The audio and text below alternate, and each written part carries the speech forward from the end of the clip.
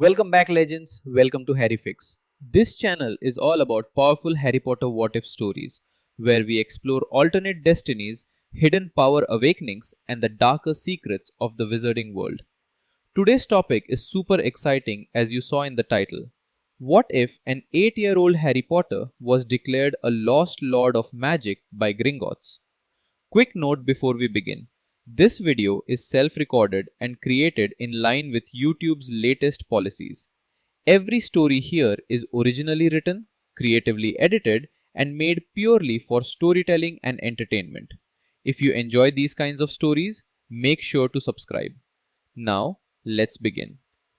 The cupboard under the stairs was a world measured in dust motes and despair. Harry Potter knew its dimensions better than he knew his own face, which was mostly a stranger glimpsed in the dark glass of a clean frying pan. The rough wool blanket scraped his chin.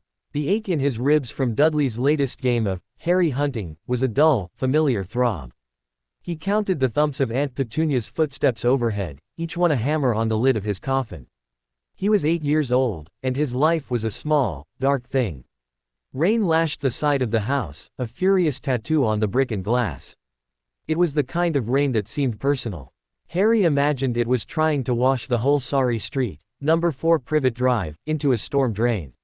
He squeezed his eyes shut, wishing fiercely, as he did most nights, for a different life. Not for magic, he didn't know the word for the strange things that happened around him, but for a place that was quiet. A place where he was not a burden. A place where someone might smile to see him. The wish was a hot coal in his chest. Upstairs, the doorbell rang. Harry went still. No one visited this late. The Dursleys' world operated on a strict schedule of normality, and unannounced evening callers were akin to a meteor strike. Heavy footsteps, Uncle Vernon's, marched to the door. The murmur of voices, low and suspicious, seeped through the floorboards. Then, a voice that didn't belong. It was crisp, dry, and sliced through the domestic murmur like a blade through felt. "We are here for Harry James Potter." Harry's heart stuttered. They knew his name. Not the boy, but his full name. He curled tighter, as if he could vanish into the wall. "You have no business here." Uncle Vernon's voice swelled, a purple rage barely contained. "I won't have your kind at my door.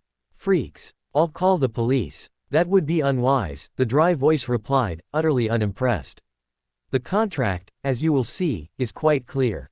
And it is enforced by older, sharper laws than those of your constabulary." A contract. Harry's mind, sharpened by years of survival, scrambled. He had nothing. Nothing to contract. Then Aunt Petunia's voice, a shrill whisper of panic. "Vernon, the letter. The one my sister, it mentioned goblins." Oh, God. Goblins. The word meant nothing to Harry. It sounded like something from one of Dudley's cartoonish storybooks, tales of dragons and silly creatures he was never allowed to watch. "You will bring the boy. Now." The command in the voice was absolute. It brooked no argument. Minutes later, the cupboard door was wrenched open. Light from the hall stabbed Harry's eyes. Uncle Vernon loomed, his mustache bristling, his face a grotesque mask of fury and fear. "Out. Now. And you will not speak. You will not make a sound. You will do exactly as they say and then you will come straight back. Do you understand?" Harry scrambled out, his 2 large clothes hanging from his bony frame. He was propelled into the hallway. 2 figures stood in the pristine space, utterly alien to the floral wallpaper and polished console table. They were short, barely reaching Uncle Vernon's waist, but they wore impeccably tailored suits of charcoal gray. Their skin had a polished, nut-brown sheen. Their faces were sharp, intelligent, with dark, glittering eyes that held centuries of cunning. Long, delicate fingers tapped against leather briefcases. They were not cartoon goblins. They were ancient, powerful, and they looked upon the Dursleys with the detached interest one might give to mildly irritating insects. The taller of the 2 inclined his head a fraction. "Harry Potter. I am Ragnok, son of Barak, manager of the ancient vault of the most noble and most ancient house of Potter.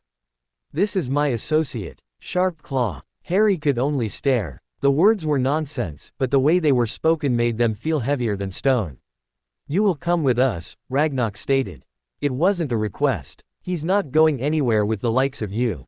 Vernon spat, but he didn't move to stop them. Petunia clutched at her throat, her face bone white. Ragnok's gaze swept over them. Your guardianship, as defined in the Potter Family Trust, is contingent upon providing a place of safety and minimal magical suppression. Gringotts has received anomalous readings. The contract is void. You are entitled to nothing. Attempt to interfere, and the financial settlements made to you will be recalled, with interest. You will be left with the memory of gold and the reality of debt. Vernon deflated like a pricked balloon. The fight left him, replaced by a cold, calculating greed Harry knew well. Money. It was always about money. Sharp Claw stepped forward and offered a small, three-fingered hand to Harry. His touch was cool and firm. Come, Heir Potter. Your world awaits. Harry looked back at the Dursleys. Petunia wouldn't meet his eyes. Vernon's gaze was fixed on a distant point, already computing losses. Dudley peered from the living room door, his piggy eyes wide with confused malice. There was nothing for him here. Not a single goodbye. He took Sharpclaw's hand. They walked out into the torrential night. The rain should have soaked him in seconds, but as they stepped off the garden path, the air around them shimmered. The rain curved away, pattering against an invisible dome. Ragnok drew a long, slender rod of silver from his coat and gave it a precise flick. The world twisted. It was not like turning. It was as if a giant hand had grabbed Harry's navel and yanked him through a roaring, rushing tunnel of color and wind. He gasped, his feet slamming onto solid ground. The sensation left him dizzy, his stomach churning. They stood on a wide, cobbled street lit by flickering gas lamps that burned with a warm, steady flame despite the downpour. The buildings were crooked, leaning over the lane as if sharing secrets. Shop windows glowed with bizarre displays, cauldrons stacked to the ceiling, broomsticks hovering in midair, a window full of glittering crystals that pulsed with inner light. The air smelled of ozone, damp wood, and something sweet and strange, like toffee and thunderstorms. This was not little whinging. Diagon Alley, Ragnok said, his voice softening a fraction as he observed Harry's wonder. The heart of British wizardry. And there is Gringotts. Harry followed his gaze. At the end of the street, towering over the other buildings, was a pristine, snow-white marble edifice. It looked like a Greek temple had been fused with a fortress. Bronze doors gleamed in the lamplight. And standing before them, in uniforms of scarlet and gold, were more goblins. These carried sharp, wicked-looking spears. As they approached, the guards bowed, not to Harry, but to Ragnok. The great doors swung open without a sound. Inside was a vast hall of marble and torchlight. A high ceiling vanished into shadow. Long counters stretched the length of the room, behind which dozens of goblins labored over ledgers, weighed gems, and spoke in low, clicking tones. The sound was a symphony of clinking coins and scratching quills. Witches and wizards in odd robes moved through the space, but they seemed subdued, respectful. The true power here was not human. Ragnok led him past the main counters to a smaller, ornate door at the side. It opened into a luxurious office with deep carpets and walls lined with shelves of scrolls. A massive obsidian desk dominated the room. Sit, Heir Potter. Ragnok took a seat behind the desk. Sharp Claw stood by the door, a silent sentinel. Harry, perched on the edge of a plush velvet chair, his feet dangling. He felt like a doll in a giant's house. Ragnok opened a drawer and withdrew a thick parchment, unrolling it with a flourish. This is the last will and testament of James and Lily Potter. It was sealed upon their untimely demise. Certain clauses were activated upon the triggering of the guardianship breach. He fixed Harry with those dark eyes. Do you know what you are, boy? Harry shook his head, mute. You are the last scion of the House of Potter. A lineage dating back to the 12th century. Landowners, innovators, warriors. Your family was, respected. Feared, in some corners. And wealthy beyond the dreams of most wizards. He leaned forward. But you are more. The Potters are not merely a noble house. They are one of the few declared ancient by the Ministry. And through your mother's line, the blood of an even older house flows. Your mother was a descendant of the House of Lefay. He said the name like it was a spell. Harry didn't understand, but a shiver traced his spine. The confluence of these two ancient magics, Ragnok continued, tapping the parchment, combined with the nature of your survival that Halloween night, has created a unique magical signature. One that Gringotts' deepest ancestry spells have been tracking since your birth. The magic has declared you, Harry James Potter.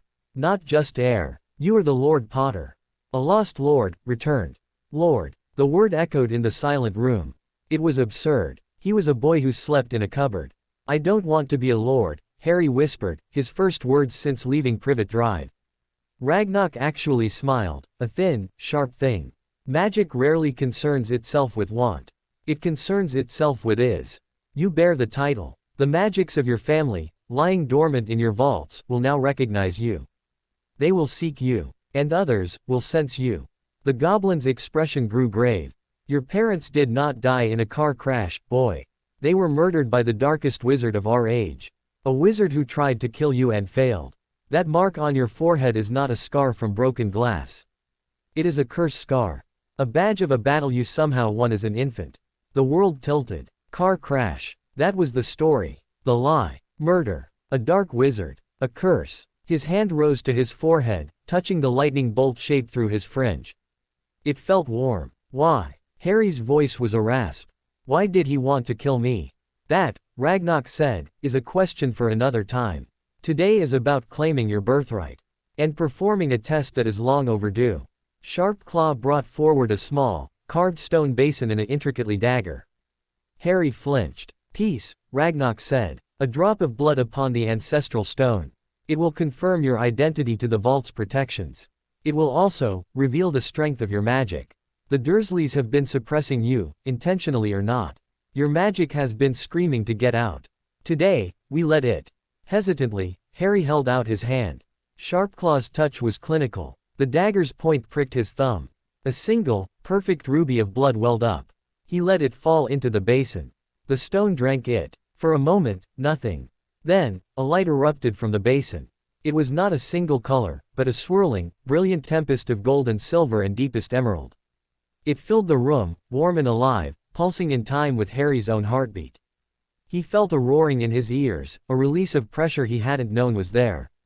The air crackled. Papers on the desk fluttered. The torches flared. Ragnok's eyes were wide with something like reverence. By the forge, he breathed. The readings were not wrong. It's not just Potter magic. It's not just LeFay. It's something else. Something new. The light slowly faded, coalescing into a shimmering sigil above the basin, a stylized stag and lily intertwined with a crescent moon. It is confirmed, Ragnok said, his voice hushed. Harry James Potter, Lord of the most ancient and noble house of Potter, scion of the LeFay line. Your magic awaits. He stood. Come, let us visit your vault. Let you see what it truly means to be a Potter. They descended in a small cart that hurtled along terrifying tracks deep into the earth, through caverns of stalactites and over subterranean chasms. Harry's knuckles were white on the bar, but a wild, fierce joy began to battle the fear in his chest. This was real. The magic was real. He was real. Finally, they stopped before a colossal door. It had no keyhole, only a place for a hand. Place your palm upon it, Lord Potter, Ragnok instructed. Harry did. The metal was shockingly cold. Then, lines of fire raced from his touch, etching the same stag and lily sigil into the door. With a deep, grinding sound that spoke of centuries unmoved, the vault door swung open. Light spilled out. Golden light. The vault was not a room. It was a cavern. Piles of gold coins, galleons, formed hills. Silver and bronze formed streams between them. Chests brimmed with jewels that glowed with their own inner fire. But it wasn't the wealth that stole Harry's breath. It was the artifacts. Tapestries moved, showing scenes of galloping stags and a laughing couple who looked hauntingly familiar. A suit of armor stood silent guard, its helm turned as if watching them enter. On a central plinth rested a simple, wooden wand box, and beside it, a signet ring of heavy gold, set with a black stone. Ragnok lifted the ring. The Lord Potter's ring. It will resize to you. It holds protections. It will announce you to any who know what to look for. It is yours. He offered it. Harry took it. It was warm. As it slid onto his thumb, the only finger it would fit, it shimmered and shrank, settling perfectly on his right ring finger. A gentle warmth spread up his arm, a feeling of belonging. And this, Ragnok said, opening the wand box. Inside, on faded velvet, lay a wand. Your father's wand. 11 inches, mahogany, pliable. It may serve you until you are old enough to be chosen by your own.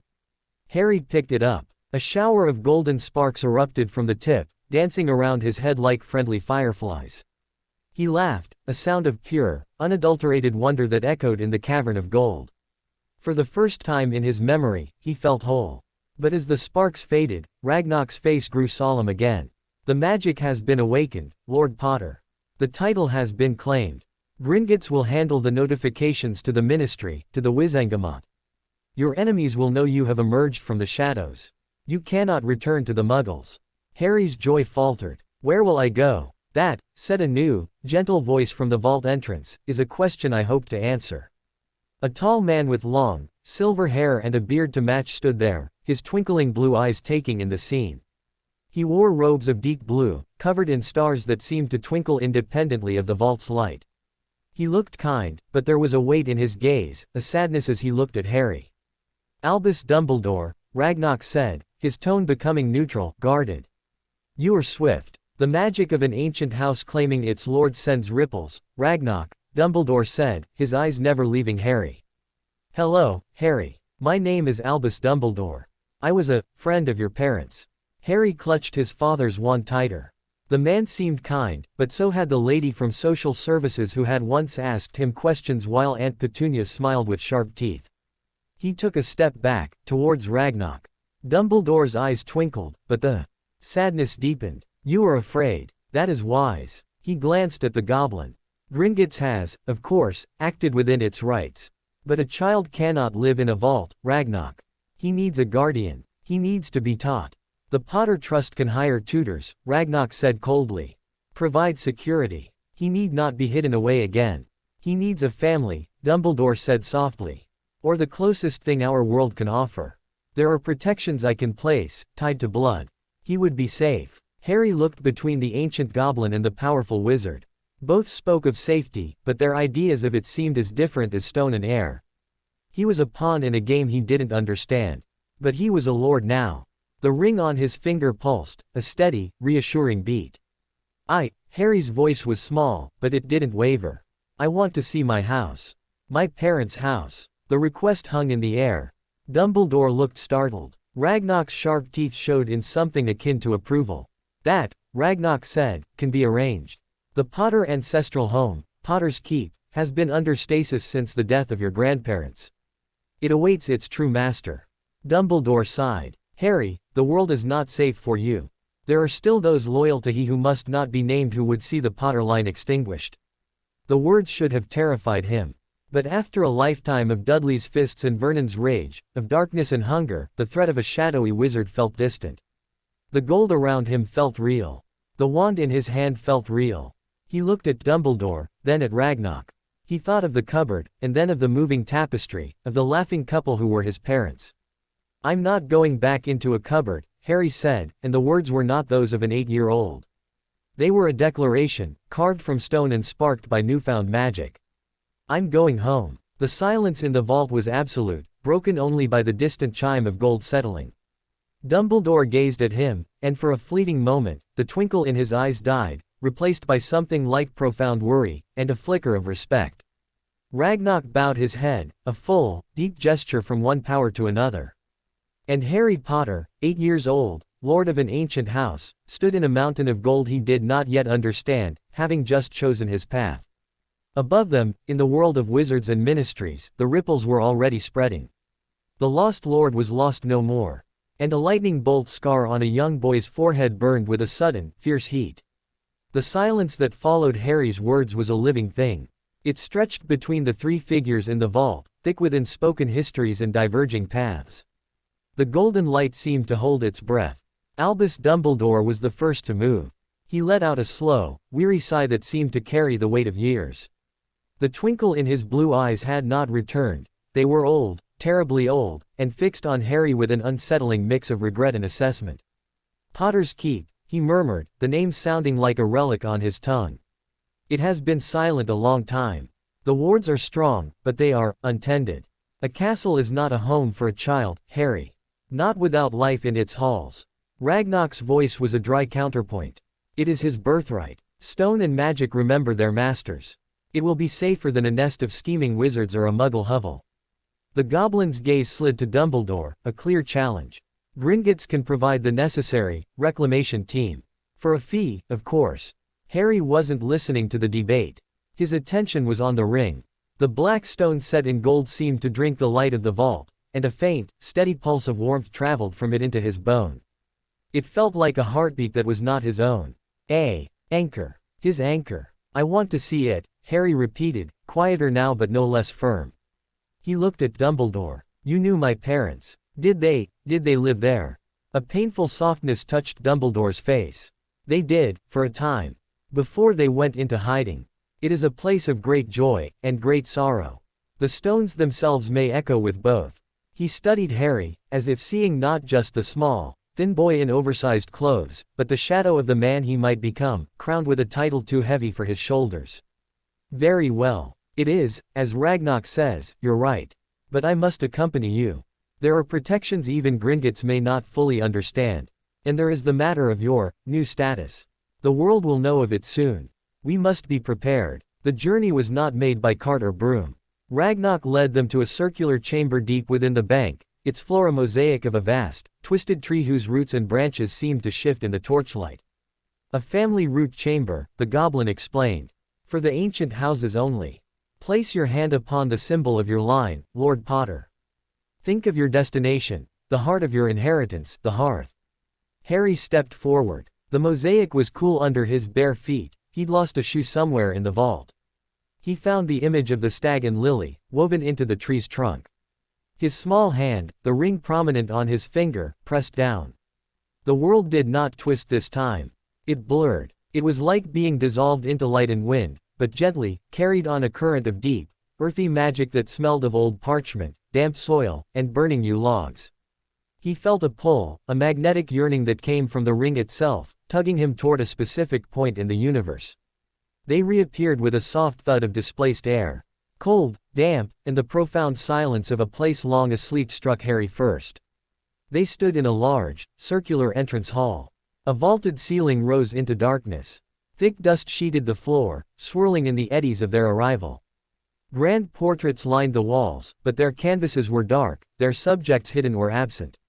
A magnificent staircase swept upwards, but its banister was shrouded in cobwebs that hung like tattered banners. It was a tomb. Harry's brave declaration shriveled inside him.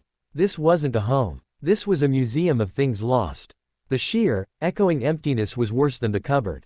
The cupboard had been full, of anger, of his own stifled breath. This was just, nothing. Dumbledore lit his wand with a whispered word, Lumos. A soft, white light pushed back the gloom, revealing details that made Harry's heart ache.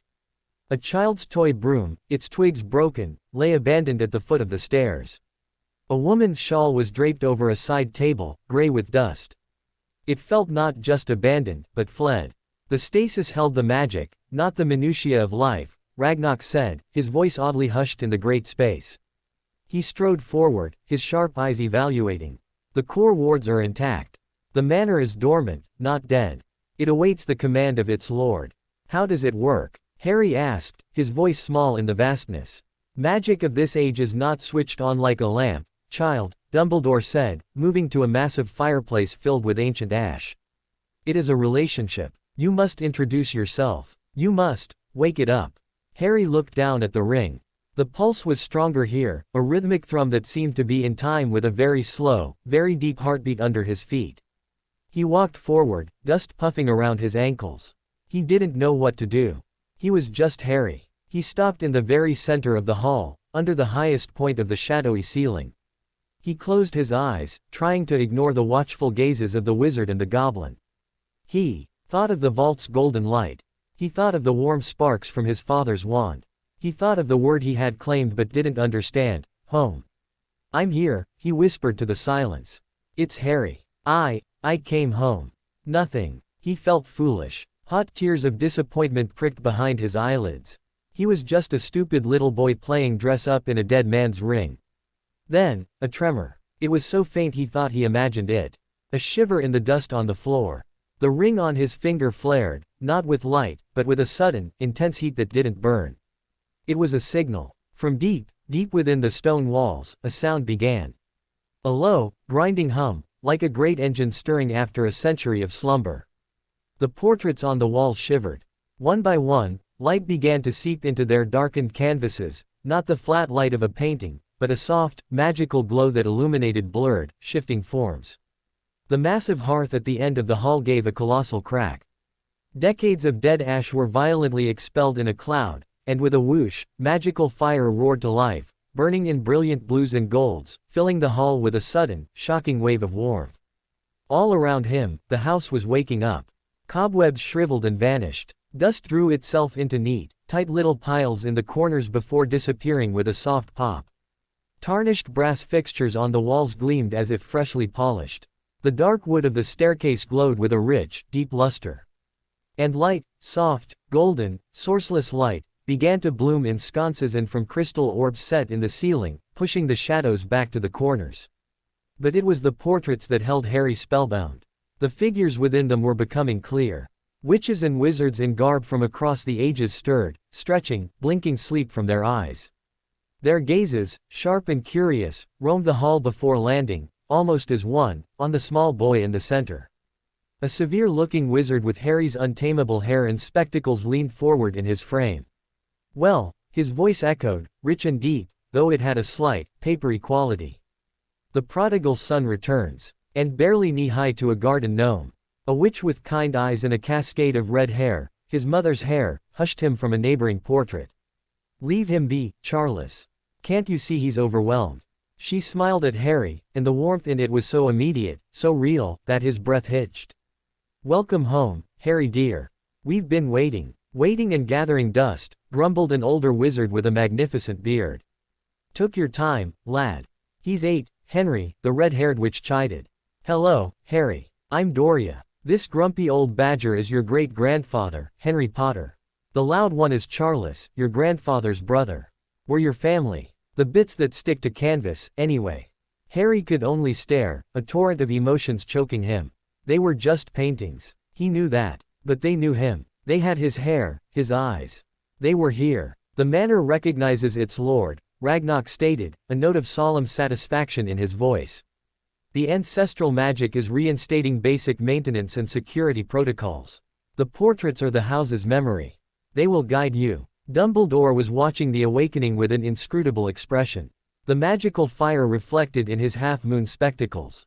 "The heart is beating again," he said quietly. "But a house is not just stone and spell, Harry. You cannot live here alone."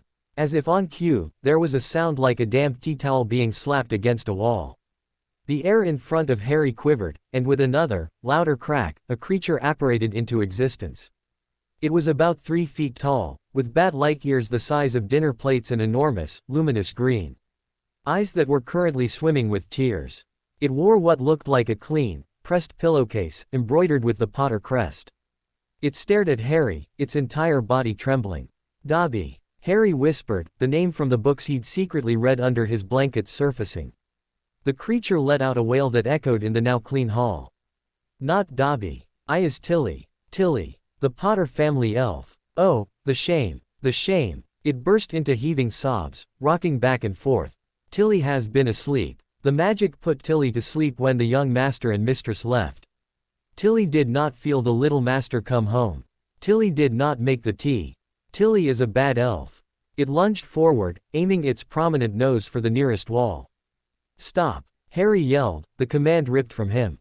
Tilly froze mid-lunge, nose an inch from the polished wood paneling. She turned her huge, watery eyes on him. "Don't hurt yourself," Harry said, softer. He didn't understand, but the sight of the small creature wanting to punish itself was viscerally wrong.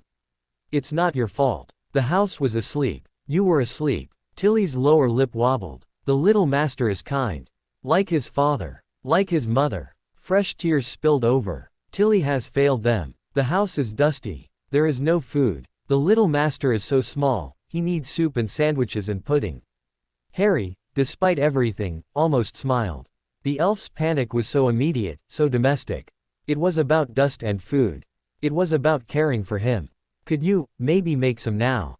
he asked tentatively. It was as if he had flipped a switch. Tilly's despair vanished, replaced by a feverish, focused energy. She snapped her long fingers. Crack. Every last speck of remaining dust vanished. The air itself smelled suddenly of lemon polish and baking bread. A vase on the side table filled with fresh, blooming lilies. Lilies. Crack. Tilly reappeared, holding a tray bearing a steaming bowl of soup, a stack of chicken sandwiches, and a large slice of treacle tart. The smell made Harry's stomach clench painfully. He hadn't eaten since a scrap of toast that morning. "For the little master," Tilly said, placing the tray reverently on a now gleaming table that had conjured itself with 2 chairs. "Tilly will prepare the master's chambers. Tilly will air the linens. Tilly will check the wards." With a final, determined crack, she vanished. Harry looked at the food, then at the portraits who were watching with fond amusement, then at the 2 powerful beings standing in his resurrected hall. "It seems," Dumbledore said quietly, "the house has provided a guardian after all. A house elf's magic is tied to the family. Her loyalty is absolute. And she can protect you here in ways I could not." Ragnok gave a curt nod. "Tilly is a recorded asset of the Potter line. Her presence satisfies the guardianship clause of the trust for domicile purposes. Gringotts will station a ward breaker and a curse breaker team at the gates for the next fortnight to ensure the reactivation is stable. For a fee." "Then," Harry said, sitting down before the soup. It was the most normal thing he could do. "I'll stay here." Dumbledore approached the table. He looked older in the warm, living light of the hall. "Harry, there is much you need to learn. About magic. About your title. About the world that will now be knocking at your door. May I visit you? To help." Harry picked up the spoon. The soup smelled of herbs and chicken. It was the most wonderful thing he'd ever seen. He thought of the Dursleys, of the cupboard, of the lie about the car crash. This wizard had known the truth and left him there. But he had also known his parents. He was offering help. "You can visit," Harry said finally, not looking up. "But Tilly stays. And Ragnok checks the fees." A ghost of the familiar twinkle returned to Dumbledore's eyes, tinged with something like rueful respect. "A sound bargain. I shall return in 2 days' time." He turned to go, then paused. "The magic you have awakened today, Harry, it is old and deep. It will attract attention. The good, and the ill. Trust the house. Trust Tilly. And for now, trust your own heart." With a swirl of his starry robes, he walked to the large front doors, which now shone with a new coat of dark green paint, and let himself out into the gathering night. Ragnok stayed a moment longer. He placed a small, heavy coin on the table beside Harry's tray. "A Gringotts emergency portkey. Squeeze it and say, Vault 713. It will bring you directly to me. Use it if the walls themselves turn against you. Unlikely, but possible." He gave one of his sharp, shallow bows. "The Goblin Nation recognizes Lord Potter. We will be in touch regarding your financial and political portfolios. Rest. Grow. The game is beginning, little lord. See that you learn the rules before you are forced to play." He turned and walked out, the doors closing softly behind him. Harry was alone. No, not alone. He ate the soup. It was perfect. He took a bite of the treacle tart, and it was so sweet and rich it made his eyes water. He was crying, he realized. Silently, tears dripping into his soup. He wasn't even sure why. "Let it out, lad," said the portrait of Charles, his voice uncharacteristically gentle. "It's been a long day for a short life. Your room is ready, little master," Tilly announced, popping back in. She saw his tears and her ears drooped. "Oh, Tilly's food is sad. Tilly will." "No," Harry said quickly, wiping his face. "It's the best food ever. I'm just tired." Tilly's ears perked up. "Then Tilly will show the master to his bed." She led him up the grand staircase, now soft underfoot with a lush carpet that hadn't been there before. The hallway upstairs was lined with doors. She stopped at the end, before a door carved with a playful, prancing stag. It swung open. It was not a child's room. It was a young lord's chamber. A large 4-poster bed hung with deep green curtains stood against one wall. A fireplace crackled merrily. Bookshelves waited, empty. A large window looked out over dark, rolling grounds. But on a chair by the fire sat a worn, stuffed toy, a lion, missing one but an eye. And on the bed, the sheets looked soft and inviting. "Your father's room," Tilly whispered. "When he was a boy. Tilly kept it." Harry walked in, drawn to the window. In the distance, he could see the outline of trees against a starry sky. Somewhere out there was the Muggle world, Privet Drive, a life that already felt like a story about someone else.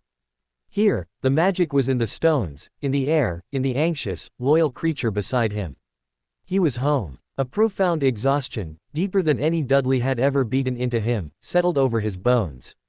He changed into soft pajamas that appeared on the bed, crawled under the covers, and was asleep almost before his head hit the pillow.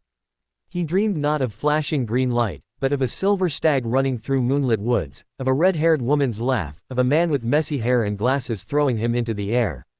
They were not memories. They were gifts. Downstairs, in the entrance hall, the portraits conversed in low tones. "Dumbledore is worried," Doria said, frowning. "He feels the shift in the balance." "Let him worry," Charles grunted. The boys got spine. Woke the whole place up with a whisper and a feeling. "That's Potter magic. That's LeFay magic. It's not about brute force. It's about calling, and being answered." "And the other?" Henry Potter asked, his painted face grim. "The one who gave him that scar. He will feel this awakening too. A new power in an old house. He will not ignore it." In his deep, dreamless sleep, Harry Potter turned over. His hand, resting on the pillow, curled into a fist.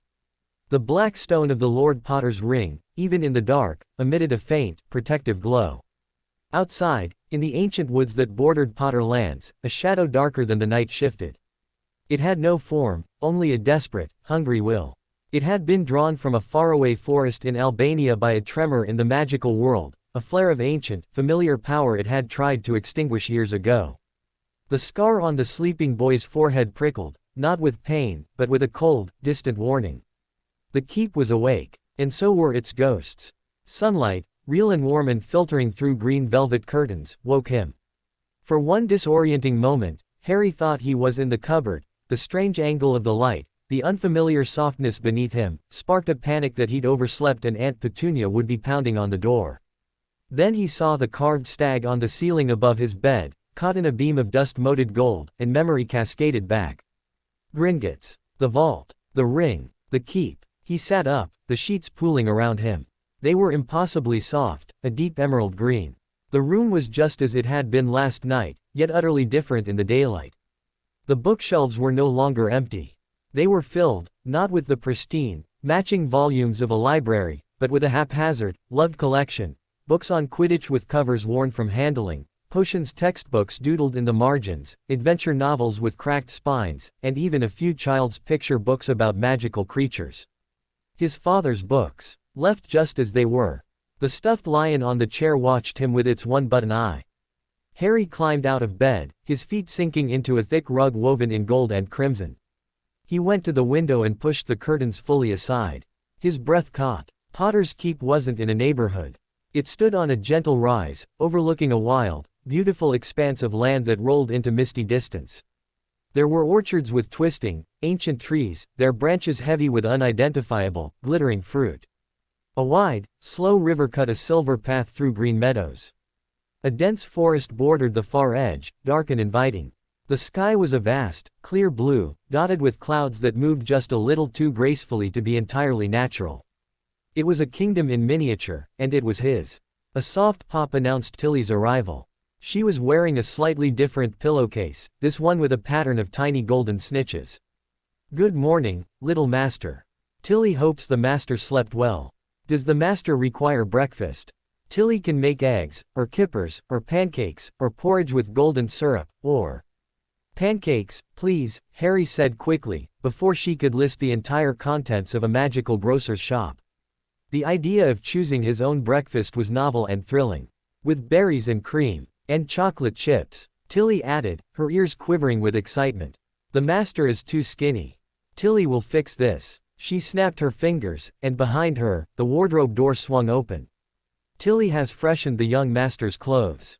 And found others. The manor provides." Harry looked inside. His dreadful, oversized hand-me-downs from Dudley hung neatly, but they looked ashamed next to a new collection of simple, well-made trousers, soft shirts, and warm jumpers in greens, browns, and deep reds. There was even a child's set of robes, dark green and practical-looking, hanging at the end. "The manor provides?" Harry asked, putting on a pair of the new trousers and a soft gray shirt. "They fit perfectly. Old magic, little master," Tilly said, bustling around to make the bed with a snap of her fingers. "The keep knows its family. It will see to your needs. Clothes. Food from the gardens and orchards. It wants you to be happy." She said it with such simple conviction. After a breakfast of the most incredible, fluffy pancakes he'd ever tasted, eaten at the long kitchen table in a sun-drenched room overlooking the herb garden, Harry felt a restless energy. The awe of last night had settled into a buzzing curiosity. This was his. He wanted to see all of it. "Can I explore?" he asked Tilly, who was humming as she magically scrubbed a pan. "Of course, master. But Tilly must come. The woods are old and have their own magic. And the wards are strong, but Tilly must be careful." She attached herself to his side like a small, anxious shadow. They started with the house. It was immense, a labyrinth of cozy, sunlit rooms and mysterious, closed doors. There was a library 2 stories high, smelling of leather and old paper, with ladders that rolled along rails. A potions lab in the basement, gleaming with copper instruments and dormant, cobweb-free cauldrons. A room full of moving photographs and trophies, a young James Potter zooming on a broomstick, holding a Quidditch cup aloft, laughing with his arm around a beautiful, red-haired girl who waved shyly at Harry from the frame. His parents. Not just names. People who laughed and flew and won cups. He stopped in front of a large, formal portrait in the main drawing room. It showed a dignified, older couple. The man had Harry's messy hair, though streaked with silver, and kind eyes behind spectacles. The woman had a graceful air and a gentle smile. "Your grandparents, little master," Tilly whispered. "Fleemont and Euphemia Potter. They built this new wing. Very clever, your grandfather. Made the sleek-easy potion. Very rich." She said it with a house elf's pragmatic respect for the provider of the home. The portrait figures, who had been quietly reading, looked up. Fleemont Potter's eyes widened slightly behind his painted spectacles. "Well, hello there. We heard the commotion last night. You must be Harry." "Hello," Harry said, feeling shy. "You've got your father's look," Euphemia said, her voice soft. But Lily's eyes. "Absolutely. Welcome home, dear child. It has been too quiet. Are you stuck in there?" Harry asked hesitantly. Fleemont chuckled. "Oh no, no. We passed on quite peacefully, years ago. This is just a reflection. A chatty memory, if you will. We can offer advice, tell stories, complain about the drafts. But we're not alive, Harry. Don't grieve for us. We had our time. Now it's yours." The simple, honest words lifted a weight Harry hadn't known he was carrying. They weren't ghosts. They were echoes. And they were happy to see him. The tour continued out into the grounds. The late morning sun was warm. The air smelled of grass, damp earth, and the sweet scent from the orchards. They walked past greenhouses bursting with strange plants, past a sparkling pond where silver fish darted, toward the peaceful-looking forest. "The Whispering Wood," Tilly said, her voice dropping. "Part of the Potter lands for 1,000 years. It is friendly, but deep. Best not to go too far in yet, little master." At the edge of the wood, nestled between 2 great gnarled oaks, was a small, beautiful stone house. It looked like something from a fairy tale, with a mossy roof and a chimney puffing sweet-smelling smoke. A neat sign hung by the door, written in curling script, "Humble Behaven." "What's that?" Harry asked. "The keeper of the wood," Tilly said, and for the first time, she sounded unsure. "She was here when the Potters came. An old agreement. She tends the woods, and the woods protect the keep. She is not like us." As if summoned, the door of the cottage opened. The woman who emerged was tall and willow-thin, with hair the color of polished birch bark, long and streaked with gray, woven with living vines and tiny white flowers. Her eyes were the green of deep forest pools, ancient and knowing. She wore robes of muted greens and browns that seemed to shift with the dappled light. She wasn't old, but she wasn't young either. She felt as timeless as the trees. She looked at Harry, and a slow smile touched her lips. "The sapling of the line has returned to the grove," she said. Her voice was like the rustle of leaves. "I am Anya, the Dryad's daughter, keeper of this wood, and you are Harry Potter," who woke the stone heart with a whisper. She stepped closer, and Harry saw that the flowers in her hair were actually growing there. "Your magic smells of sunlight and lightning and deep, old earth." "Interesting." Harry didn't know what to say. "Hello," he managed. Is this your house?" "It is my root place, for now," Anya said. "The wood is my home. Your family has always been good stewards. They understood the pact. Take only what you need, give thanks, and the wild magic will guard your walls." Her sharp green eyes studied him.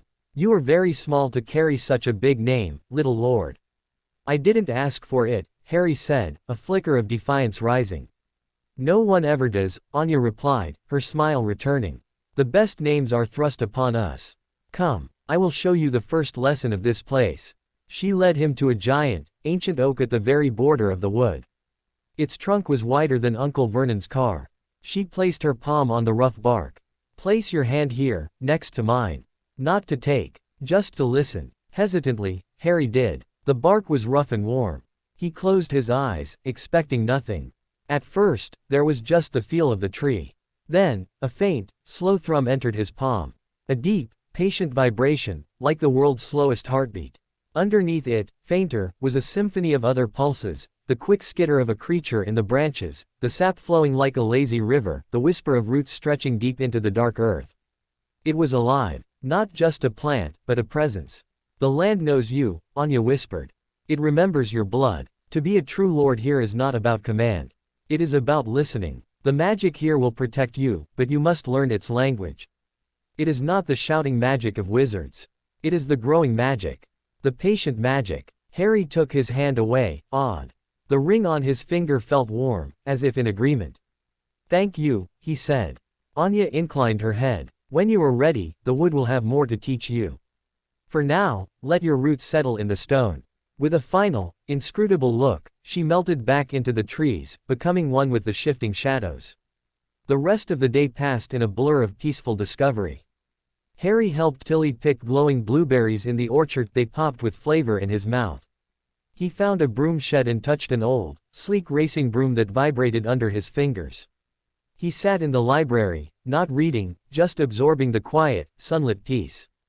As dusk began to paint the sky in hues of orange and purple, he returned to the entrance hall. The portraits were all awake and chatting amiably. Met the Dryad, did you? Charles called from his frame. Odd sort, but powerful. Her magic is in the soil. Good ally to have. Doria's portrait smiled. Did you have a good day, dear? Harry nodded, a contented tiredness seeping into his bones. It had been the best day of his life. No shouting, no fear. Just exploration and quiet wonder. He was about to ask Tilly for dinner when the air in the hall changed. The warm, golden light from the sconces flickered, not like a dying flame, but like something passing in front of it. A deep, resonant gong sounded, once, shaking the very floor.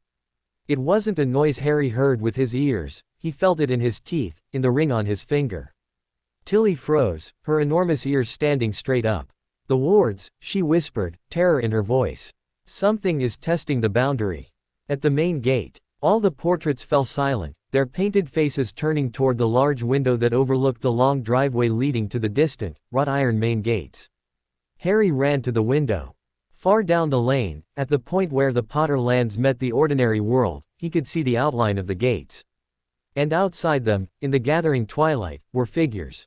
3 of them. They stood unnaturally still, clad in dark robes that seemed to drink the fading light. Even from this distance, they felt wrong. A pressure, cold and malicious, began to seep toward the house, like the first tendril of a poisonous fog. The wards held, the air shimmered faintly over the stone wall, but the very grass near the gate seemed to wilt and turn gray where the figures stood.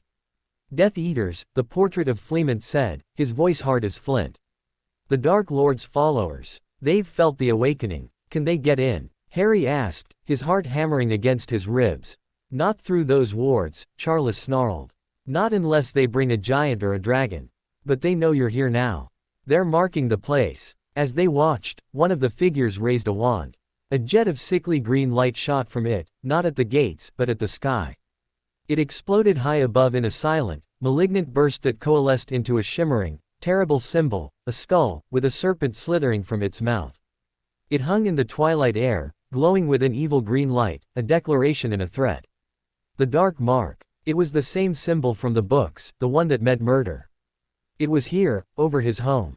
The cold pressure intensified. Harry's scar gave a sudden, sharp twinge, not the dull ache from before, but a needle of ice lancing into his forehead.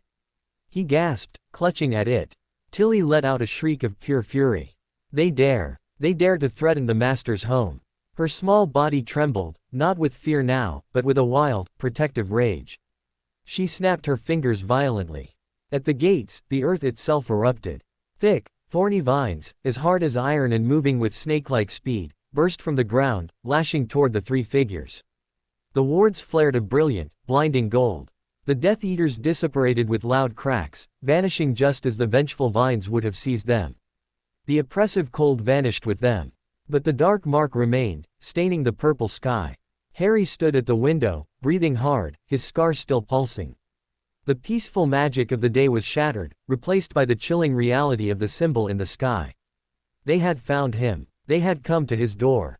Tilly appeared at his side, her small hand finding his. They are gone, little master. The wards are strong. The land fought them. But they'll be back, Harry said, his voice surprisingly steady. He wasn't asking. He knew. Yes, said the portrait of Henry Potter, his face grim. This was a probe. A test. Now they know the defenses are active. Next time, they will come prepared. Harry stared at the fading green skull. The fear was there, a cold knot in his stomach. But beneath it, something else was stirring. A hot, defiant anger. They had taken his parents. They had given him to the Dursleys. And now they wanted to take this, too. This place that had just started to feel like home. No, he wasn't the boy in the cupboard anymore. He was Lord Potter. The ring felt heavy on his finger, its warmth now a focused heat, as if in response to his anger. Tilly, he said, not taking his eyes off the mark. Yes, master. Dumbledore is coming tomorrow. We need to learn, not just about listening to trees. He finally looked away from the window, meeting the worried eyes of his ancestral portraits. His own eyes, in that moment, looked much older than 8. We need to learn how to fight. The dark mark hung in the sky for an hour, a poisonous green smear against the twilight, before it finally dissolved into wisps of malevolent smoke. An hour in which Harry did not move from the window. The initial shock had crystallized into a cold, hard lump in his chest. He watched the symbol fade, but the imprint of it stayed behind his eyes, seared into his new reality.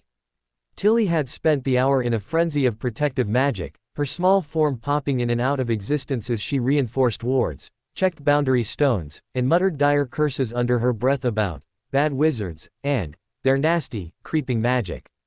The portraits spoke in low, urgent tones, debating old enemies and forgotten defensive spells. Finally, when the last trace of green was gone and the first stars pricked the deep blue sky, Harry turned away. His legs were stiff. His scar had settled into a faint, persistent thrum, a reminder he now carried with him always. He will come tomorrow, Harry said into the quiet hall. He wasn't sure who he was talking to, the portraits, Tilly, himself. Dumbledore. I told him he could visit. Albus is a powerful wizard, Doria said from her frame, her painted face concerned. But his solutions are often grand and complicated. He sees the whole chessboard, sometimes at the expense of the individual pieces. We need a teacher, Harry said, the idea forming as he spoke. Not just him visiting. Someone who can be here. To teach me what the magic here can do. To teach me how to stop them. He nodded toward the window. Fleemont Potter leaned forward in his portrait. A sensible thought, my boy. But tutors for a lord of an ancient house, they are not hired from a registry. They must be bound by oath, vetted by Gringotts, acceptable to the Wizengamot's Oversight Committee for Underage Nobility. I don't care about committees, Harry interrupted, a spark of the defiance from the cupboard flaring. It felt different now, backed by stone and magic instead of just desperation. I need to not be helpless. Next time, they might get through. Tilly popped in front of him, her eyes huge. Tilly will protect the master. Tilly will bite their ankles. Tilly will drop pots on their heads. A ghost of a smile touched Harry's lips. I know you will, Tilly. But I need to help. He looked at his hands, one bare, one circled by the heavy gold ring. The magic listened to me. It woke up the house. What else can it do? The answer came not from the portraits, nor the elf, but from the house itself. A soft, chime-like sound echoed through the hall, originating from the direction of the library. It was a gentle, inviting sound. The manor suggests, Charles said, one painted eyebrow raised. Harry walked to the library, Tilly scampering behind him. The vast room was now lit by a single, steady flame in the hearth and the soft glow of the moon through the tall windows. In the center of the largest reading table, a book lay open. It had not been there earlier. It was a large, slender volume bound in what looked like supple, dark gray leather. On the cover, embossed in silver that caught the firelight, was the Potter crest.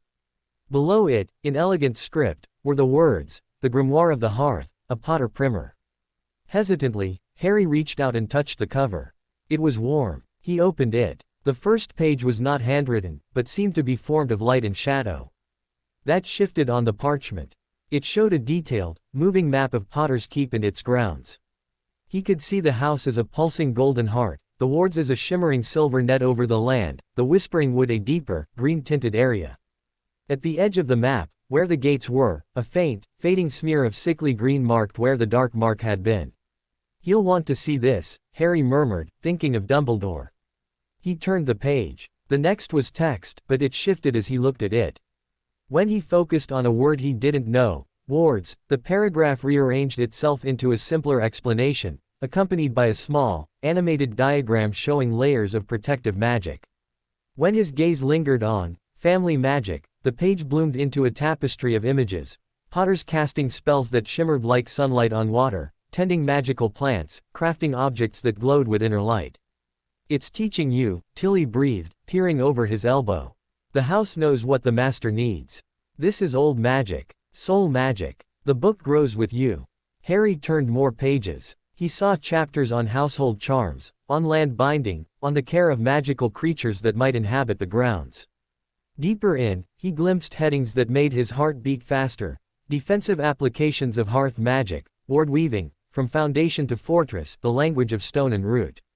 This was it. This was his start. He sat there until the moon was high, barely reading, just absorbing the promise of it. The fear was still there, a cold companion, but now it had a counterweight, purpose. Albus Dumbledore arrived precisely at noon the following day. He did not apparate to the gates, nor flow into a non-existent fireplace. He walked up the long drive, his deep blue robes a splash of color against the green, giving the wards time to recognize him. Harry watched from the same window he'd stood at the night before. The headmaster looked up, saw him, and gave a small, grave wave. Tilly, after much anxious fussing, had prepared a proper tea for a wizardly guest. In the sunroom, a bright, airy space filled with thriving plants. Sandwiches, scones, cakes, and a steaming pot of tea awaited on a wrought iron table. Dumbledore entered, his eyes missing nothing: the clean, vibrant hall, the watchful portraits, the way the light seemed to fall just so to welcome a guest. "A house restored to its heart," he said warmly, nodding to the portraits of Fleamont and Euphemia. "It is good to see life here again." "Headmaster," Fleamont greeted him, polite but reserved. "Albus," Euphemia said with more warmth. "Mind the boy. He's had a fright." "So I perceive," Dumbledore said, his twinkle subdued as he turned to Harry. He studied him for a moment, and his gaze lingered on the Lord's ring. "The weight suits you, Harry. Though I wish it were a lighter one." They settled in the sunroom. Tilly poured tea with an exaggerated formality that was undercut by her nervous ear twitching. "You saw the mark," Harry said, not touching his food. "It wasn't a question. I felt the disturbance in the wards, and the signature of the magic," Dumbledore confirmed, sipping his tea. "A probe, as your grandfather no doubt told you. They know you are here, under potent protection.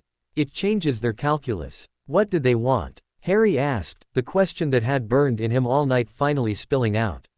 "Why did they still care? You said he was gone." Dumbledore set his cup down carefully. "He is gone. But his ideology, his hatred, his followers, they remain.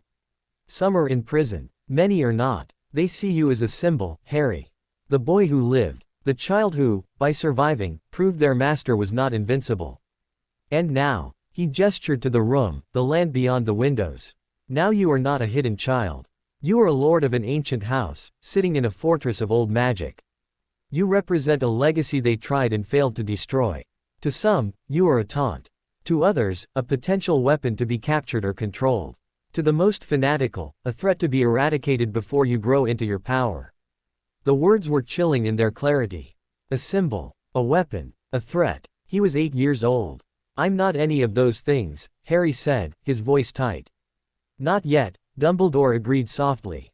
"But they will act as if you are. Therefore, we must act as well." He leaned forward. "I have spoken with Gringotts. Ragnok is impressively thorough. The financial and legal isolation of your estate is now complete. The Dursleys have been dealt with. You are, for all intents and purposes, a sovereign entity in the wizarding world. This gives you protection, but also responsibility. And it means the usual channels, Hogwarts, the Ministry's Child Welfare Office, have limited reach here. I want a tutor, Harry said, meeting Dumbledore's gaze. Someone who can teach me here. About my family's magic. About defense. Dumbledore steepled his fingers. A logical request. And a difficult one. The tutor would need to be beyond reproach, incredibly knowledgeable in both practical and theoretical magic, willing to live under the scrutiny of your portraits and goblin audits, and capable of defending this place if needed. Such individuals are rare, and rarely available. Then find one who isn't available but might be persuaded. Charles's voice came from a small, moving portrait on the sideboard, a clever bit of magic that allowed the portraits to move between frames. The boy can't wait for Hogwarts. He has enemies now. I am aware, Charles, Dumbledore said, a flicker of weariness in his eyes. I have someone in mind. But she is, retired. And her experiences with the world have left her, isolated. I cannot command her. I can only ask. Who? Harry asked. Her name is Minerva McGonagall, Dumbledore said. She is deputy headmistress at Hogwarts, and the finest transfiguration mistress of her age.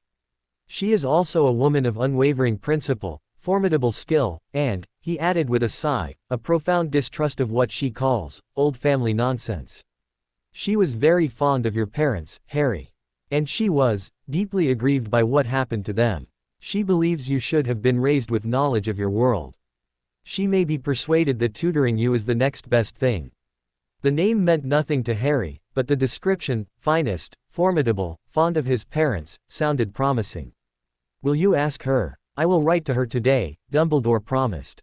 But I must warn you, she may refuse. In the meantime, there is much you can begin on your own. His eyes drifted to where the grimoire lay on a nearby chair. Harry had brought it down, hoping for an explanation. Ah, Dumbledore said, a genuine smile touching his lips. The Hearth Grimoire. I have only ever heard of such things. It is a living record, tailored to the bloodline. An excellent starting point. He looked back at Harry. Your first lesson, Harry, does not involve wands or incantations. It involves intent. Magic, especially the deep magic tied to a family and a place, is an extension of will. What did you feel when you woke the house? Harry thought back. I just wanted to be home. I told it I was here. Precisely. You stated a simple, powerful truth of your being. You claimed your place. The magic responded. Defense will work the same way. You cannot fight what you do not understand. So your first task is to understand what you are defending. He stood. Would you walk with me? They walked the grounds, Dumbledore moving at a leisurely pace. He pointed out things Harry had missed. A particular pattern of stones in a wall that formed a rune of warmth. A cluster of flowers that smelled of lemons and were used in calming drafts. A old, gnarled tree with a face-like knot that watched them pass. Your ancestors didn't just build a house, Dumbledore explained. They built a dialogue with the land. Every wall has a purpose. Every plant has a use. The wards are not a shield you raise, they are a promise the land remembers.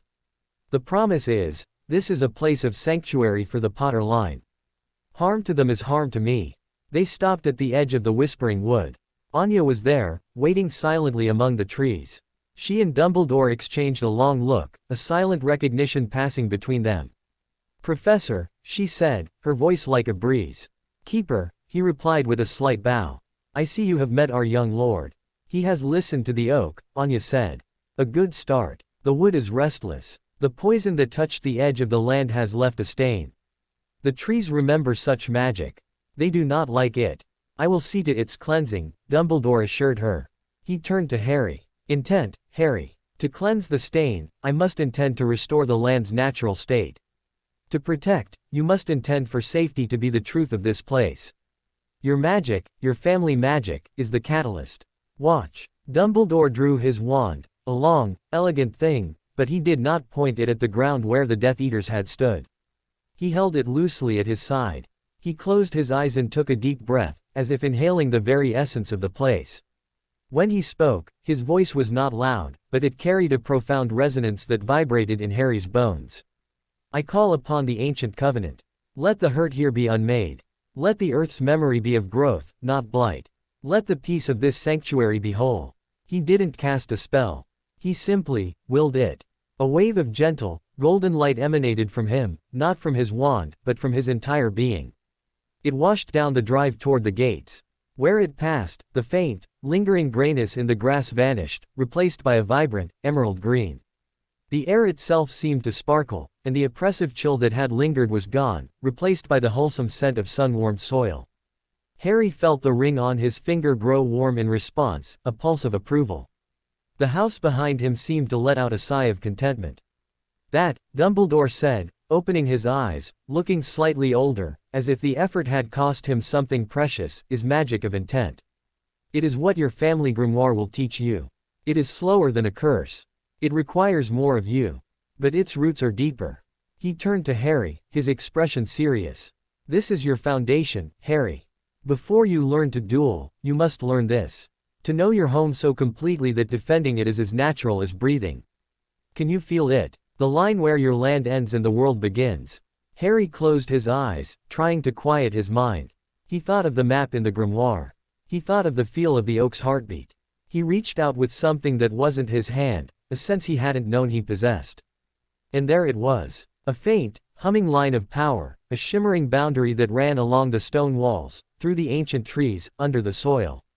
It felt like his own skin, but larger.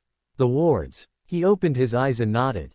Good, Dumbledore said, pleased. That is the first step. Every day, come to this boundary. Feel it. Strengthen it not with force, but with your certainty that this is your home. Pour your will into that truth. The magic will do the rest. They walked back to the house in companionable silence. The lesson was immense, simple, and overwhelming. It wasn't about power. It was about belonging. At the door, Dumbledore paused. I will contact Professor McGonagall. And I will return next week. Until then, Harry, your curriculum is clear. Know your home. Listen to your book. Listen to the portraits. And listen to the land. He placed a hand on Harry's shoulder. The path ahead is long and dark in places. But you have lit a candle here today. Tend that flame. With a final nod to the watching portraits and a bow to Tilly, who squeaked and dropped a curtsy, Dumbledore turned and walked back down the drive, disappearing from view as he passed the gates. Harry stood on the doorstep, the weight of the lesson settling on him. He wasn't just a boy living in a big house. He was the steward of a living, magical legacy. His enemies were real, and they were coming. But he had a wall to strengthen. Not with stones, but with will. He looked at Tilly. I need to go to the gates. Master. But the bad wizards. They're gone. And I need to fix where they were. With Tilly wringing her hands but following loyally, Harry walked the long path to the wrought iron gates.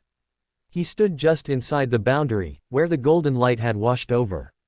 He could still feel a faint, sickly echo, like a bruise on the air. He closed his eyes, remembering Dumbledore's words. Let the peace of this sanctuary be whole. He didn't have a wand. He didn't know any spells. He just had the ring, the grimoire's knowledge in his mind, and the fierce, burning truth in his heart. This is my home. He poured that feeling, that simple, powerful fact, down into the ground.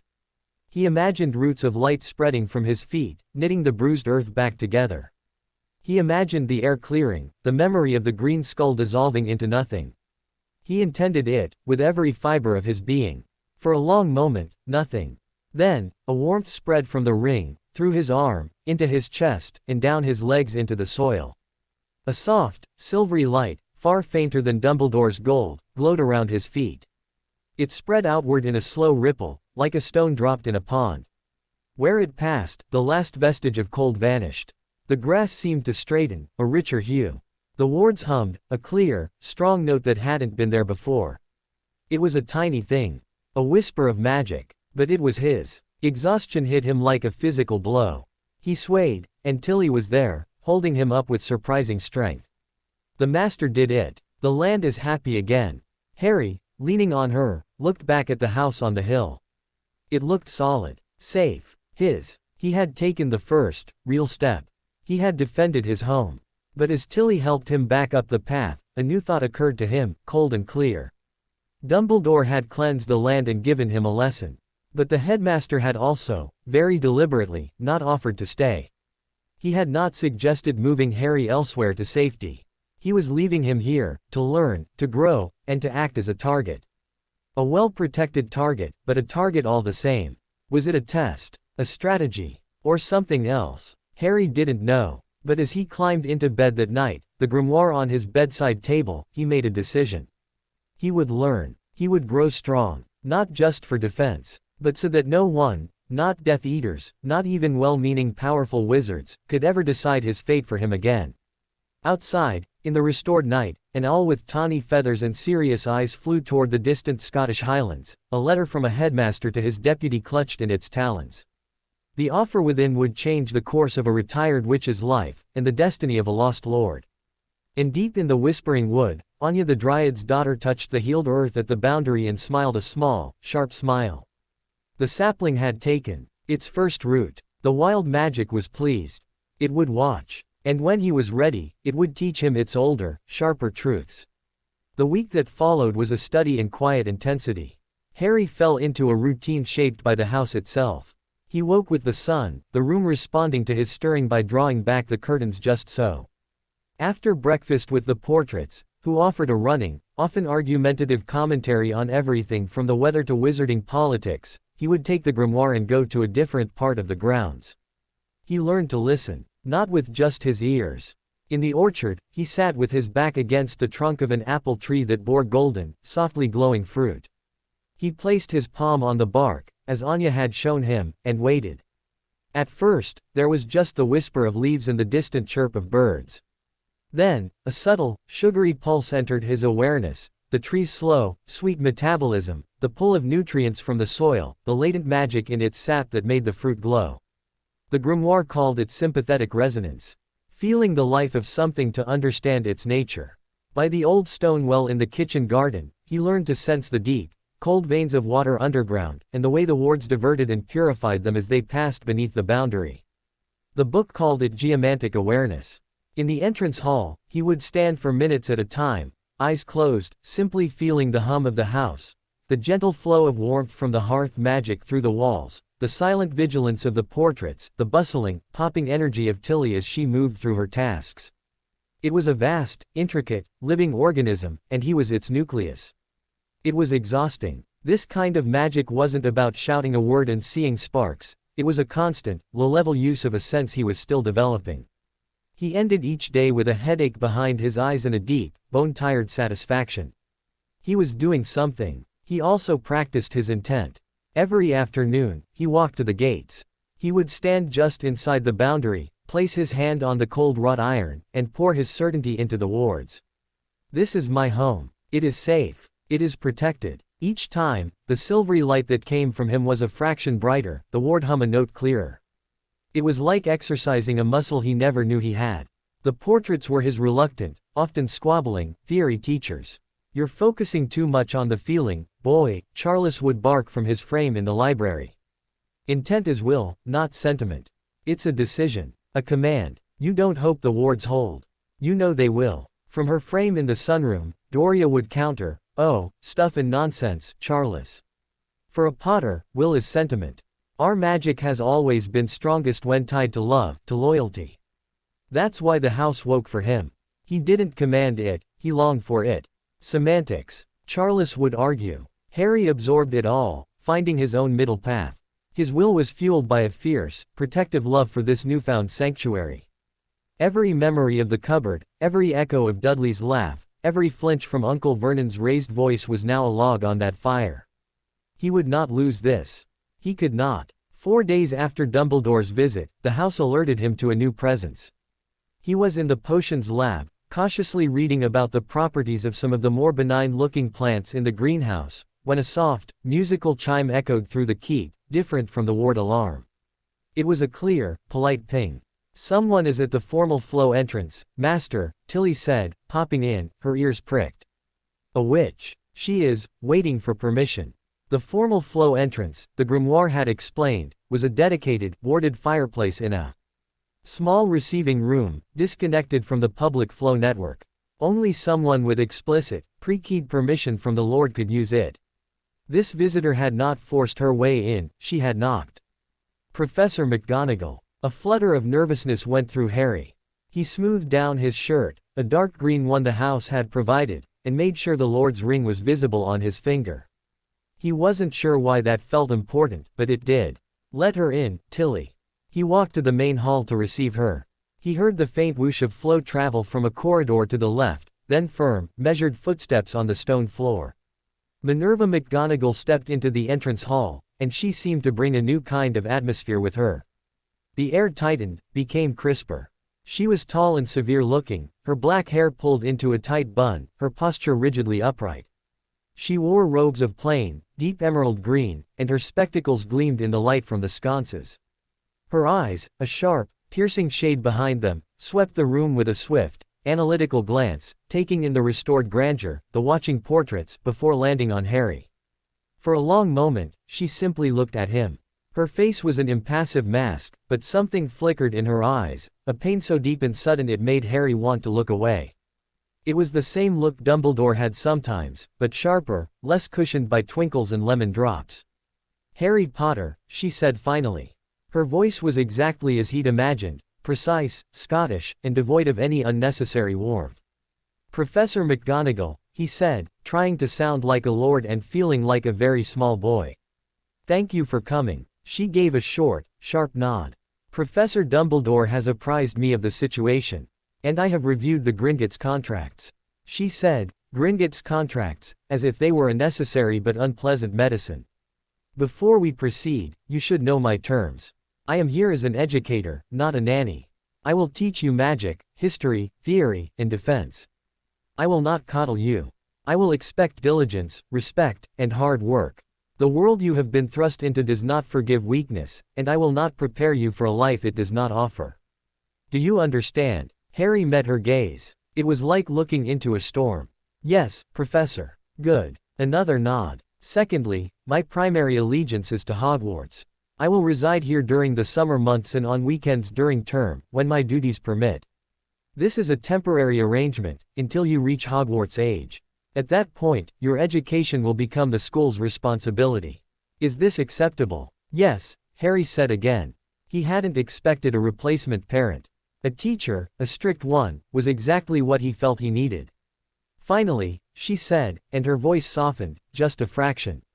"I knew your parents. They were exceptional people. I will not tolerate you dishonoring their memory by being lazy, arrogant, or foolish."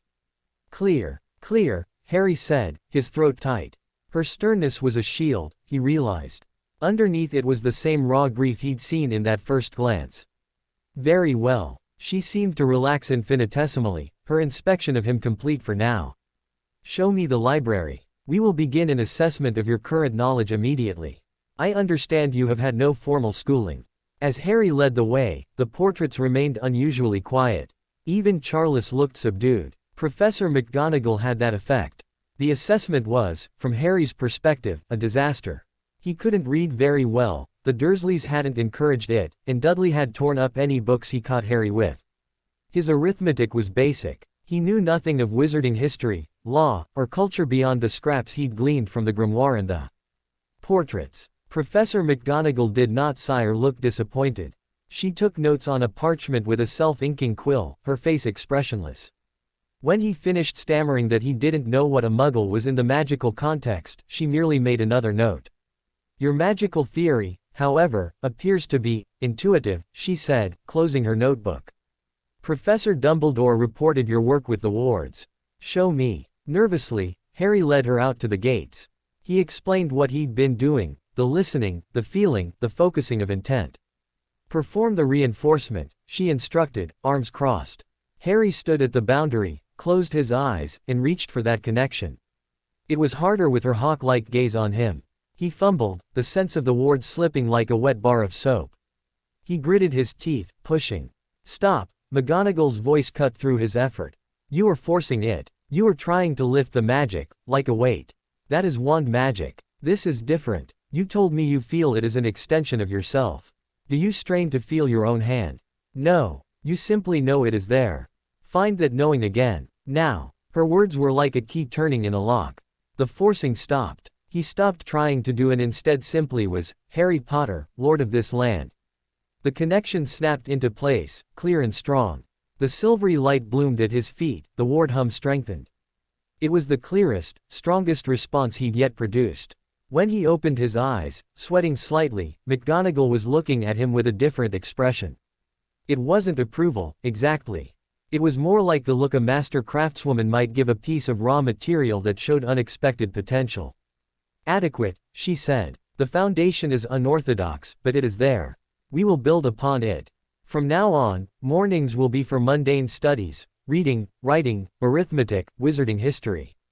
Afternoons will be for magical theory and practice, beginning with wandless focus and control. You will also have physical training. A sound mind in a sound body is not a cliché, it is a necessity for channeling magic under duress. And so, Harry's education truly began. Professor McGonagall was a merciless taskmaster. She drilled him on his letters until his hand cramped, making him rewrite sentences until they were perfectly formed. She set him mathematical problems that made his head spin. She assigned dense chapters from a primer on magical Britain, a history, and quizzed him ruthlessly. But she was also, he quickly realized, a brilliant teacher. She explained complex concepts in clear, logical steps. She never lost her patience with his ignorance, only with his lack of effort. When he finally managed to read a whole page aloud without stumbling, she gave a single, stiff nod and said, "Progress." It felt like winning a medal. The magical lessons were even more demanding, and infinitely more fascinating. She started not with spells, but with control. She had him light a candle not with a spell, but by focusing all his will on the wick and intending it to burn. It took 3 days of furious concentration, headaches, and one small, accidental smoke stain on the ceiling before a tiny, sustained flame finally flickered to life. The rush of triumph was dizzying. She taught him to levitate a feather, again through intent and focused visualization. "You are not pushing it with your mind," she corrected, watching his face contort with effort. "You are convincing the magic around the feather that, up, is a new and desirable direction. It is a negotiation, not a shove." He learned to sense the magical fields around objects, to feel the difference between the inert magic of a stone and the lively, responsive magic of a living plant. McGonagall called it magical tactility, and she was visibly impressed by his natural affinity for it, though she never praised him outright. "Your family's connection to the land gives you an advantage here," she said one afternoon as he correctly identified 3 different types of enchanted wood blindfolded. "Do not become reliant on it. True skill is transferable." She also began his physical training. Simple exercises at first, running around the grounds, climbing trees in the orchard under Tilly's horrified supervision, basic stretches to improve his flexibility and balance. He was small and undernourished, but a steady diet of Tilly's cooking and constant activity was already beginning to fill him out, putting a faint color in his cheeks. 3 weeks into her tutelage, something shifted. It was after a particularly grueling history lesson about the Goblin Wars. Harry had mixed up his dates, and McGonagall had fixed him with a gimlet stare. "You must be precise, Mr. Potter. In history, a misplaced date is a mistake. In spellwork, a misplaced syllable can be fatal." Frustrated, tired, and feeling the weight of the Mr. Potter, Harry had snapped. "I'm trying. It's all just names and dates. What does it matter what happened 300 years ago?" The hall went very quiet. Tilly, dusting a portrait frame, froze. McGonagall's lips thinned. She set her quill down with deliberate slowness. "Come with me." She didn't lead him to the library or the study. She led him out of the house, down to a quiet bend in the river on the grounds. She pointed to a large, smooth stone. "Sit." He sat, confused and still simmering. "Look at the water, Harry," she said, her voice softer than he'd ever heard it. She wasn't calling him Mr. Potter now. "Tell me what you see." "It's water. It's flowing." "Why is it flowing?" "Because the river is on a slope." "And why is the river here at all?" He shrugged, sullen. "It just is." "No." Her tone was firm but not harsh. "It is here because of the lay of the land carved by glaciers millennia ago. Because of the rain that fell last week. Because of the springs that feed it from deep underground. Its current speed is determined by the width of the banks set down a century ago by your great-great-grandfather. The insects skimming its surface are part of an ecosystem that depends on this specific water. Nothing, Harry, just is. Everything is the product of cause and effect. History. The Goblin Wars shaped our financial laws, our treaties, the very way Gringotts treats you with caution and respect. Ignore that history, and you will not understand why Ragnok's word is as binding as a wand oath. You will not understand the tensions you will face as a lord who must deal with non-human beings. You will be navigating a river without knowing its depth, its currents, or its hidden rocks. Harry stared at the water, his irritation draining away. He saw it now, not just water, but a story. A long, continuous story. My parents, he said quietly, not looking at her. They're part of history. The history everyone else seems to know but me. Yes, McGonagall said, and there was that pain in her voice again, carefully controlled. A very recent, very painful chapter. And you are the next sentence. How it is written depends on what you learn from the chapters that came before. Not to be trapped by them, but to understand the page you are starting on. She sat on the grass beside his rock, a surprisingly unstiff gesture. I was your mother's head of house. She was one of the brightest, kindest, and most fiercely determined witches I have ever known. Your father, a ghost of a smile touched her lips. He was a whirlwind. Reckless, brilliant, loyal to a fault. It took him years to mature into a man worthy of her. But he did. They both fought for this world. They died for it. And they left you, not just as a child, as a legacy. The history is not just names and dates, Harry. It is your inheritance. And it is your weapon. Learn it. Wield it. He looked at her then, really looked. The stern lines of her face were softened by the dappled light through the trees. She wasn't just his teacher. She was a link. A living, breathing connection to the parents he could only see in moving photographs and feel in the pulse of the house. I'm sorry I snapped, Professor, he said. Do not be sorry, she said, standing up and brushing off her robes, the moment of vulnerability passing as she reassembled her professional demeanor. Be better. Channel that frustration into focus. Now, we will return and you will rewrite the timeline of the Goblin Wars. Correctly. Yes, Professor. As they walked back, the relationship had subtly changed. The respect was no longer one way. He saw her now not just as a stern instructor, but as a guardian of a memory, a keeper of a flame. And she, he suspected, saw him not just as a student or a symbol, but as James and Lily's son, a boy who needed, more than anything, to be taught how to stand on his own. That night, after his lessons, Harry opened the grimoire. A new section had appeared. The heading read, Anchors of the Heart, using personal history as a magical focus. He began to read, understanding dawning. His parents' memory, his love for this new home, even his painful past with the Dursleys, they weren't just feelings. They were sources of power, lenses through which to focus his intent. He had thought he was learning magic to build walls. Now he saw he was also learning to build a foundation, stone by historical stone. He fell asleep with the grimoire on his chest, his dreams not of running stags, but of a severe, kind woman pointing to a river, her voice mingling with the whisper of turning pages and the deep, steady song of the wards. Outside, Professor McGonagall stood on a balcony, looking out over the moonlit grounds. She held a cup of tea, steam curling in the cool air. Her face was etched with tiredness, but her eyes were clear. You were right, Albus, she murmured to the night, as if the headmaster could hear her. He has her eyes. And his father's stubborn jaw. But there is something else there too. A gravity. The ring changes him. The title shapes him. She took a sip. He learns quickly. And he is brave. But he is so very young for the shadows that gather here. In the forest's edge, a pair of ancient, green eyes watched the balcony from the darkness. Anya listened to the witch's words, then melted back into the trees. The sapling was taking root well. And now, a lioness stood guard at the mouth of the den. It was good. But the storm on the horizon would test roots and claws alike.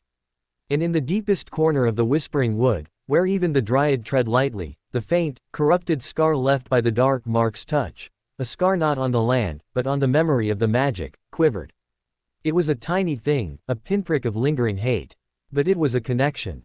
A thread, thin as a spider's silk, tasting the new, potent magic growing at the heart of the Potterlands and stretching out, across miles and through dreams, toward a suffering, fragmented soul in a dark Albanian forest. The rhythm of lessons became the backbone of Harry's new life.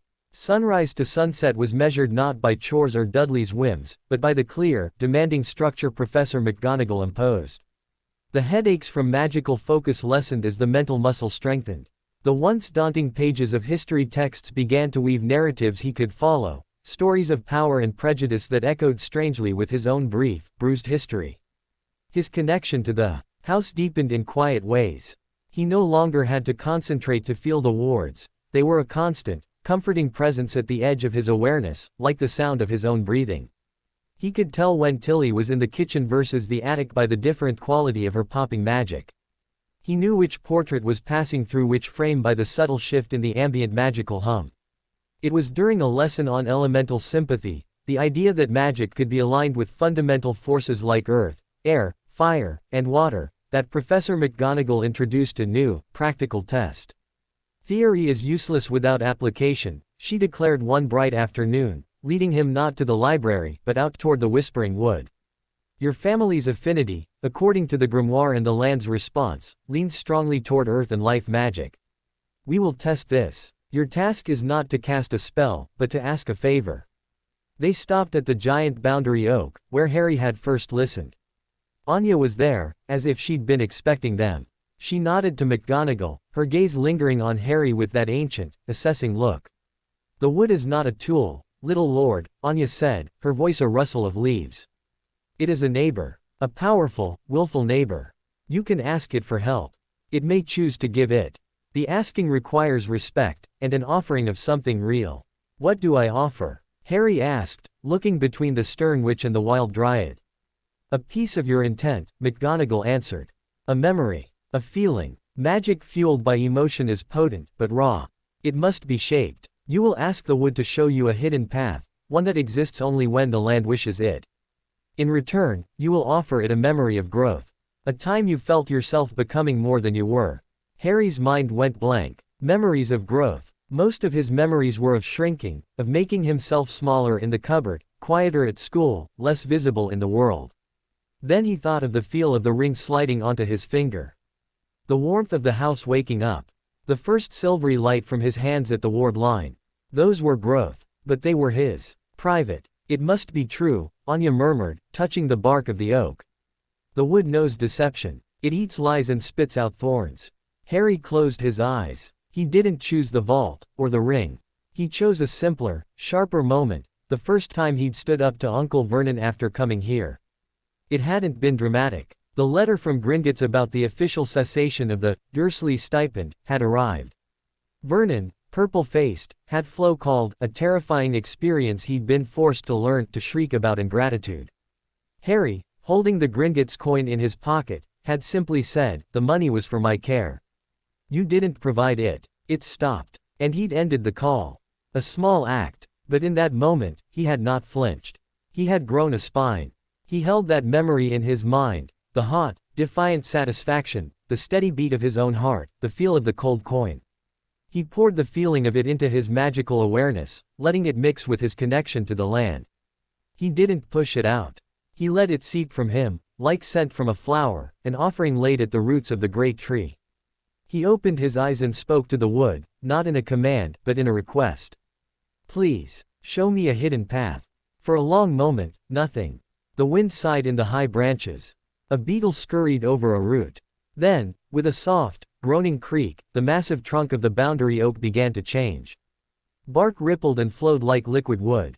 An opening appeared, not a hollow, but an archway leading into a tunnel of dappled green light that seemed to pierce deep into the heart of the forest. The air from within smelled of damp soil, blooming night flowers, and something wild and sweet. Anya's eyes gleamed. A good offering. True growth. Not just power gained, but a boundary set. The wood respects this. She gestured to the archway. The path will remain for you, and for those you guide, for as long as your intent holds. It leads to the glade of sunken stones. A place of quiet power. A good place to listen. Professor McGonagall looked at the archway, then at Harry, her expression unreadable. Well done, she said simply, and the two words held more weight than a long speech. Now, we walk it. Observe everything. The path itself is a lesson. The tunnel was not straight. It curved and twisted, walls formed of living root and ancient, packed earth. Bioluminescent fungi provided a soft, blue-green glow. The air was cool and still. Harry could feel the difference immediately. This was not the friendly, sun-dappled edge of the wood. This was the forest's deeper self. The magic here was older, denser, watchful. They walked in silence for perhaps 10 minutes before emerging into the glade of sunken stones. It was a circular clearing, carpeted in thick, emerald moss. In its center lay a ring of 7 large, smooth megaliths, half sunk into the earth as if they had grown tired and lain down to sleep centuries ago. The stones were a gray-blue color, veined with silver that caught the light filtering through the canopy high above. The air thrummed with a deep, resonant quiet, like the pause between heartbeats. "This is a place of earth memory," Anya said, her voice hushed. "The stones remember when this land was young. They remember the first potters who made pact with the wood. You can learn much here, if you listen with more than your ears." McGonagall approached one of the stones. "The principle is an extension of your ward work, Harry. But instead of pouring your intent into a boundary, you open your awareness to receive the impressions held within the earth and stone. It is a form of passive magic, a skill often overlooked in favor of flashier spells. It is also the foundation of powerful divination and protective enchantments." She placed her palm flat on a stone. "Try. Do not seek. Simply, be present. Let the stone speak, if it will." Harry chose a smaller stone at the edge of the ring. He sat before it, crossing his legs. He pushed aside his nervousness, his awareness of the 2 women watching. He remembered the lesson at the river. Nothing, just was. This stone had a history. He reached out with his magical tactility, the sense Professor McGonagall had drilled into him. At first, there was only the cool, solid, implacable feel of rock. Dense, silent. He didn't force it. He just held his awareness there, an open hand waiting for nothing in particular. Slowly, sensations began to filter in. Not images or words. Feelings. A profound, patient cold. The immense, crushing weight of time. Then, a memory of heat, volcanic fire, the stone's birth. Eons of rain and wind. Then, a sharper, more recent impression, the touch of human hands. Not just any hands. Hands that carried a familiar magical signature, a buzz of cheerful, daring magic that made him think of his father's grinning photo. The hands placed the stone here, with purpose. A sense of foundation, of anchor. The stone had been placed by a potter. It was part of a ritual, a fixing of the pact with the wood. He took a deep breath and opened his awareness wider, to the glade itself. The rush was subtler, but vast. He felt the network of roots under the moss, a sprawling, silent nervous system. He felt the sleep of small creatures in burrows, the patient watchfulness of the trees at the clearing's edge. And he felt the ring of stones not as separate objects, but as knots in a net of power, sunk deep into the bedrock, thrumming with a low, stable frequency that harmonized with the ward song of the keep. This place was an anchor. A keystone for the property's magic. A sense of profound peace settled over him. This was safety of a different kind. Not the active defiance of the wards, but the deep, unshakable stability of a mountain. He opened his eyes. The glade looked the same, but he knew it now. He knew its purpose in his bones. "You see," Anya said, a genuine smile on her face. "The land knows its lord. It shows you its secrets." Professor McGonagall gave another of her rare, approving nods. "An excellent first communion. This glade can be a sanctuary and a focusing point. In time, you may learn to draw upon its stability to reinforce your own magic, or to see through the land's eyes." She checked the delicate watch pinned to her robes. "We should return. Integration is as important as discovery. You must process this." The walk back through the root tunnel was quiet, Harry's mind buzzing with the new, expanded sense of his domain. He felt larger than his body, as if the map in the grimoire was now etched onto his soul.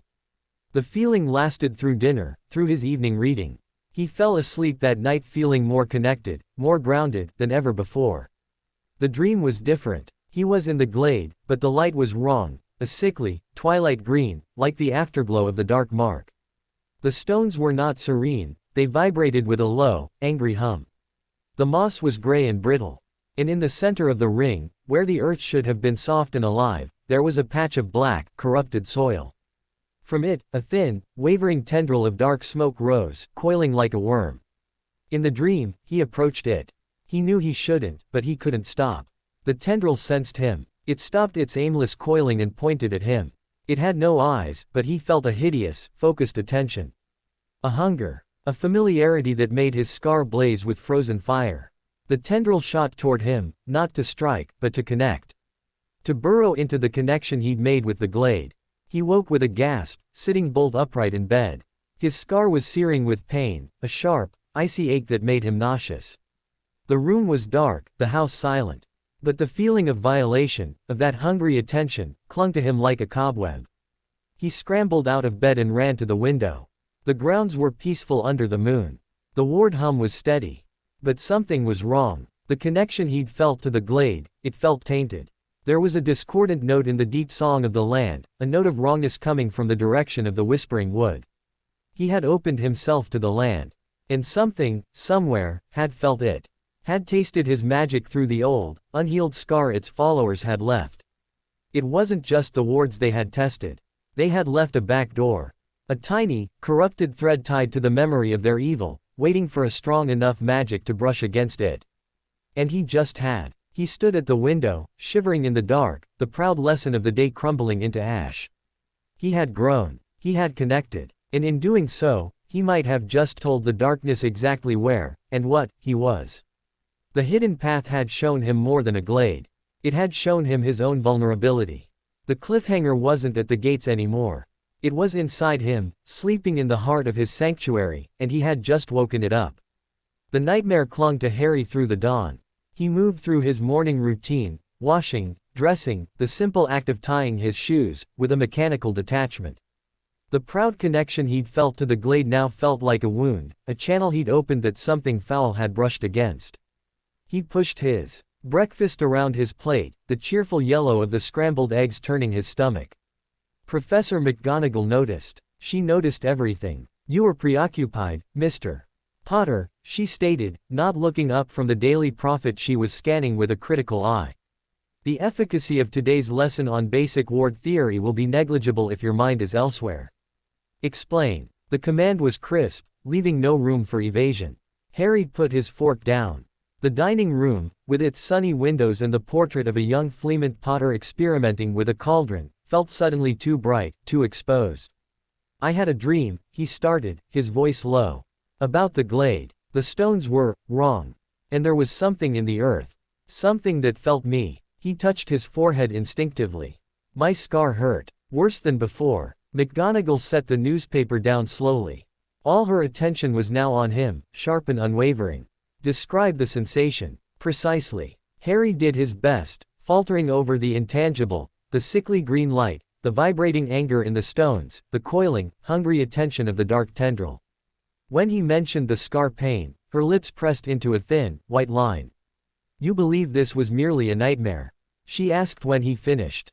"It felt real. More real than here, now." "It likely was," she said, and the bluntness of it was more frightening than any attempt to soothe him. Legilimency, the art of navigating minds, often manifests in dreams, especially in the untrained. And a connection to a place of power can become a conduit, a two-way street. She stood up, her chair scraping softly on the stone floor. "We will postpone ward theory. Come." She did not lead him to the library or the study. She led him back outside, into the crisp morning air. But they did not go toward the whispering wood. Instead, she directed him to a bare, flat expanse of ground behind the greenhouses, where the earth was soft and dark. "Sit," she instructed. Harry sat cross-legged on the cool soil. McGonagall sat opposite him, her robes pooling around her, her posture erect even on the ground. "What you experienced is a vulnerability inherent in your chosen path," she began, her tone clinical, a professor diagnosing a problem. "Deep magic, land magic, is about openness. Reception. It makes you sensitive. That sensitivity is a strength. It is also a weakness. Your mind, your magical core, is now more perceptible to forces that traffic in such sensations." She studied him. "The fragment of soul that cursed you left a mark. Not just on your skin. On your very magic. It is a link, however faint. And your recent, rapid growth in power has likely made that link resonate." A cold knot tightened in Harry's chest. "So he can find me. In my head. Not directly. Not as he once was. He is a wraith, less than a ghost, clinging to a shadow of existence.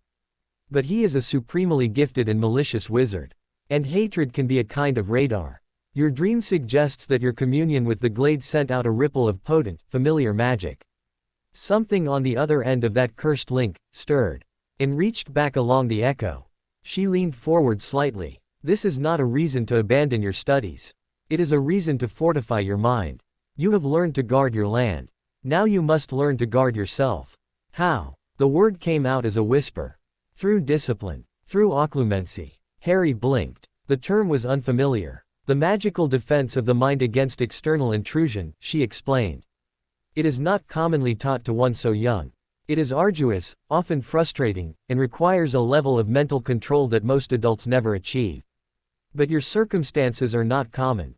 Her gaze was uncompromising. I am not a master of the art, but I know its principles. We will begin with the foundation, emotional regulation and mental focus. The first wall you must build is not around your thoughts, but around your reactions. The lesson that followed was unlike any before. It was not about expanding his awareness, but about contracting it. She had him focus on a single, smooth pebble she placed in his palm. Feel its weight, its temperature, the exact pattern of its surface. Nothing else exists. Not the wind, not the sound of the birds, not your fear, only the stone. His mind, still jangling from the nightmare, rebelled. Thoughts of the coiling tendril, of the scar's ache, of the vast, listening darkness, intruded constantly. Each time, McGonagall's voice would cut through, calm and relentless. Return to the stone. The fear is a cloud. Let it pass. The stone is real. The stone is here. It was exhausting. More exhausting than lifting a feather with his mind. It felt like trying to hold water in a sieve. After an hour, his head pounded, and he had made what felt like no progress at all. This is normal, McGonagall said, standing and brushing off her robes. You are attempting to retrain a lifetime of instinct. You have survived by being hyper-aware of threat, of mood, of danger. Now you must learn to quiet that awareness when you choose. We will practice this for 1 hour every morning, without fail. She looked toward the distant tree line of the Whispering Wood, her expression grim. And you will not attempt to reconnect with the deep places of the land until I say you are ready. Is that clear? Yes, Professor. The thought of reaching out to the glade now filled him with dread. Good. Now, we will have a practical lesson of a different sort. Her expression shifted, becoming almost anticipatory. Your father's wand. You have used it only for basic focus. Today, you will learn its primary function. She led him to a wide, open field near the broom shed. From within her robes, she drew her own wand, long, sturdy, and unadorned. With a fluid flick, she conjured a simple, wooden target post, which sank itself into the ground 20 feet away. The wand is a channel, she said, holding up her own. It focuses intent, amplifies will, and provides a structure through which magic can be directed with precision and power. Your innate, wandless magic is a broad river. A wand is a sluice gate and an irrigation system, directing the flow where you need it. She nodded to the target. You will attempt your first spell, the levitation charm. The incantation is Wingardium Leviosa. The movement is a swish and flick. She demonstrated, her wrist moving with precise grace. The emphasis is on the gar syllable. Focus your will on the target. Speak clearly. Move exactly. Harry's fingers tightened around his father's wand. It felt warm, eager. He pointed it at the target, mimicking her swish and flick. Wingardium Leviosa. Nothing happened. The target post stood, stubbornly earthbound. You are shouting the words, not shaping them with intent. And your flick was a jab. Again. Softer on the saw, more force on the gar. Let the wand move through the air, don't beat it. He tried again. And again. On the 5th attempt, the target post shuddered, rose a shaky inch, and thumped back down. Progress, McGonagall said, and he felt a spark of triumph. Now, 10 more inches. Consistency is the goal. The physicality of it, the clear cause and effect, was a relief after the formless struggle of Occlumency. His arm grew tired, his voice hoarse, but he kept at it. By the end of the hour, he could, with great concentration, lift the post 3 feet off the ground and hold it there, wobbling, for a count of 10. Adequate for a first attempt, McGonagall judged, vanishing the post with a silent flick. The wand responds well to you. That is promising. But remember, this, she gestured with her wand, is only one kind of magic. Do not neglect the other. A lord who only knows how to duel is a blunt instrument. A lord who understands his land and controls his mind is a fortress. The days fell into a new, more grueling pattern. Mornings began with the agony of Occlumency, the pebble, the endless struggle to quiet the storm of fear and memory. It felt like trying to lasso smoke. Some days, he wanted to scream with frustration. McGonagall never relented, her patience a formidable, silent wall against his struggles. Afternoons were split, theoretical studies, then wand practice. He mastered the levitation charm on progressively smaller objects, a feather, a button, a leaf. He learned the lighting charm, lumos, and its counter, nox, the simple mending charm, reparo, on a cracked teacup. The wand felt more natural in his hand each day, an extension of his will in a different, more direct way than the land magic. But the nightmare's shadow lingered. He avoided looking toward the wood. The scar would give a random, faint prickle at odd moments, during a meal, in the middle of a sentence, a constant, quiet reminder of the tainted connection. A week after the dream, he found Anya waiting for him at the edge of the orchard. She stood very still, her birch-pale hair blending with the dappled light. "The glade is troubled," she said without preamble. "The stone's sleep is fitful. The corruption you sensed, it is a stain on memory. It does not spread, but it festers. It sings a bad song to the roots." Harry's throat went dry. "Can you fix it? I am keeper of the wood, not a cleanser of human evil. That magic is alien to the trees. It must be severed at its source, or purified by the one whose domain it violates." Her green eyes held his. "The little lord woke the stone. The little lord's enemy touched it. The balance is yours to redress. But not yet. You are not strong enough. Your mind is an open door with a fragile lock." She tilted her head, as if listening to something he couldn't hear. "The stern which teaches you to build walls inside. This is good. Build them high and strong. Then you may return, and we will speak of cleansing fire." Her words were both a burden and a strange comfort. The problem was his. But the solution, one day, would be within his power. He threw himself into the Occlumency with renewed, desperate focus. Instead of fighting the intrusive thoughts, he tried to apply McGonagall's teaching: see them as clouds, let them pass. He imagined his mind as the glade of sunken stones, and the fears as that tendril of smoke. He could not let it take root. He had to be the unshakable moss, the patient stone. Slowly, infinitesimally, it began to work. The hour of practice became less of a tortuous battle and more of a strenuous exercise.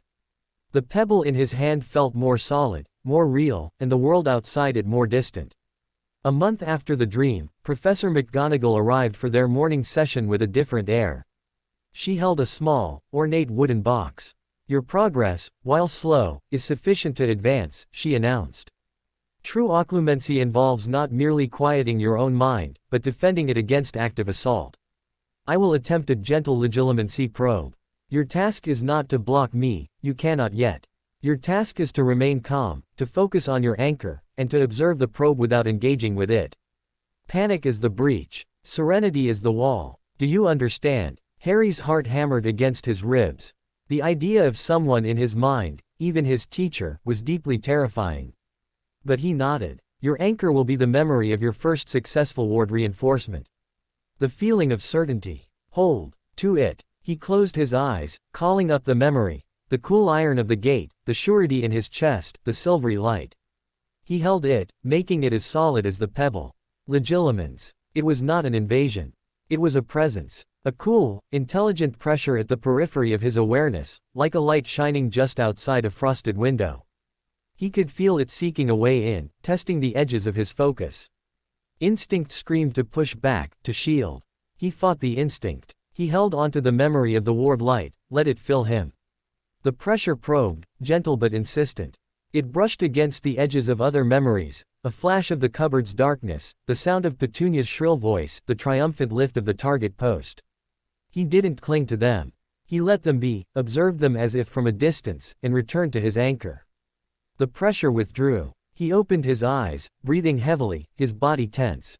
Professor McGonagall was looking at him with an expression he couldn't quite decipher. There was no praise, but a sharp, assessing respect. "Adequate," she said finally. "You did not resist. You did not panic. You maintained a core of stability. This is the foundation. Had I been a true attacker, you would have fallen in moments." But you did not fling the door open in your fear. That is the first victory. She opened the wooden box. Inside, on a bed of black velvet, lay a simple, silver pendant on a chain. It was a smooth, oblong stone, like a river pebble, with a faint, milky swirl at its center. Moonstone, she said. A naturally calming element. It will not protect you, but it can serve as a physical focus for your meditations. A tool to hold, when the mind is too slippery. She handed it to him. The stone was cool to the touch, and as he held it, a subtle sense of quiet seemed to seep into his fingers. Thank you, Professor. Do not thank me. Use it. She stood. We will continue the probes, once a week, increasing in intensity as your control improves. The day you can prevent me from perceiving a specific, chosen memory will be the day you are ready to face the corruption in your glade. Her eyes were grave. The connection is a threat, Harry. But it is also intelligence. It tells us the enemy is aware, and interested. Use that knowledge. Let it fuel your discipline, not your fear. That night, Harry lay in bed, the moonstone pendant cold against his chest. The scar was quiet. The ward song was steady. He thought of the glade, not with dread, but with a new sense of resolve. The tainted connection was a problem to be solved. A wall to be built, then a stain to be scrubbed clean. He was no longer just a boy learning magic. He was a lord preparing for a siege, and the first battle was for control of his own mind. He had held the line today, barely. It was a start. Outside, under a waxing moon, a creature that was not an animal moved through a forest far away. It was small and weak, possessed of a simple, rodent mind now flooded with a will that was not its own. Its eyes glowed with a faint, sickly red light as it scuttled north and west, driven by a single, burning impulse imprinted upon it by a whispering, hateful presence in the dark. Find the source of the light. Find the thorn in my memory. Find the boy. The connection had been faint, a whisper. But it was enough to set a direction. The hunt, in a slow, creeping, terrible way, had begun. The moonstone became a physical anchor in a world that was increasingly one of abstracts, will, intent, the shimmering, invisible architecture of the mind. Harry wore it under his shirt, its cool weight a constant reminder of the internal wall he was building. The weekly Legilimency probes from Professor McGonagall became a grueling ritual. Each one left him feeling scraped raw. Mentally exhausted, but each time, he held his ground a little longer, the core of calm a little more solid. His wandwork, by contrast, flourished. There was a direct, satisfying logic to it. Incantation, movement, intent, result. He graduated from levitating feathers to books, then to simultaneously lifting 3 different objects in a wobbly orbit around his head. He learned the Calivaria charm to change the color of a handkerchief, it turned a sickly puce before settling into a passable blue, and the fire-making charm, Incendio, which he was only allowed to practice under McGonagall's hawk-like gaze into a specially conjured stone basin. The dichotomy of his training was stark. Mornings were silent, internal battles fought in the landscape of his own skull. Afternoons were filled with the crackle of magic, the smell of ozone, and the tangible proof of his growing power. The world beyond the wards, however, did not remain silent. An owl arrived one evening, not one of the familiar school owls or the elegant Gringotts eagles, but a grim-looking bird with feathers the color of thunderclouds. It bore a scroll sealed with crimson wax imprinted with a complex emblem, a wand, a sword, and a balanced scale. The Wizengamot seal, Professor McGonagall said, her voice tight as she took the scroll. She broke the seal and read, her expression growing stonier with each line. What is it? Harry asked, a prickle of foreboding running down his spine. A summons, she replied crisply. Or rather, a request for clarification before the Council of Magical Law. It seems your official status change has sparked debate. Several ancient families have petitioned the Wizengamot, questioning the validity of a minor being declared a sitting lord, and the consequent withdrawal of your person from ministry oversight. She looked up, her eyes sharp behind her spectacles. They are couching it in terms of concern for the child's welfare, and precedent in magical guardianship law. It is politics, thinly veiled. Harry's stomach churned. He had only just begun to understand this new home. The idea of a council of powerful strangers debating his life was terrifying. What did they want? To see you. To assess you. To determine if you are a genuine lord or a goblin-manipulated puppet. To see if you can be brought under a more convenient form of control. She rolled the scroll shut with a definitive snap. It is not a request you can ignore. As a lord, you have obligations to the governing body, even as a minor. To refuse would be to declare yourself an outlaw. When Harry's voice was small, 1 week's time, they will expect you in the Wizengamot chambers. She studied him. You will not go alone. I will accompany you as your educational supervisor. And I have no doubt Gringotts will insist on sending a representative. Ragnok will relish the chance to cite contractual law at a room full of wizards. The following days were consumed with a new kind of preparation. History lessons were set aside for crash courses in Wizengamot procedure, the major political factions, the so-called traditionalist bloc, the progressive alliance, and the unaffiliated neutrals, and the art of formal address. You will be Lord Potter, McGonagall drilled him. You will speak only when questioned directly. You will be polite, precise, and give no unnecessary information. You are a child, but you are also a title. Use both. Let them see your youth, but also your composure. Do not be cowed. Do not be baited. Harry practiced in the drawing room, standing before the assembled portraits who played the roles of various Wizengamot members. "And what say you, Lord Potter?" bellowed Charles, playing a particularly obstreperous traditionalist, "to the charge that you have been unduly influenced by non-human entities in your governance. The Goblins of Gringotts are the appointed financial managers of the Potter estate, as per the contract signed by my ancestor, Hardwin Potter, in 1322, Harry recited, his back straight, hoping his voice didn't shake. Their actions have been in accordance with that contract. I am grateful for their thoroughness. Doria, as a simpering progressive, fluttered a painted fan. But dear child, are you not lonely in that big old house? Wouldn't you prefer to be with a nice wizarding family, with other children to play with? Potter's Keep is my home, Harry said, the truth of it steadying him. It provides for my needs.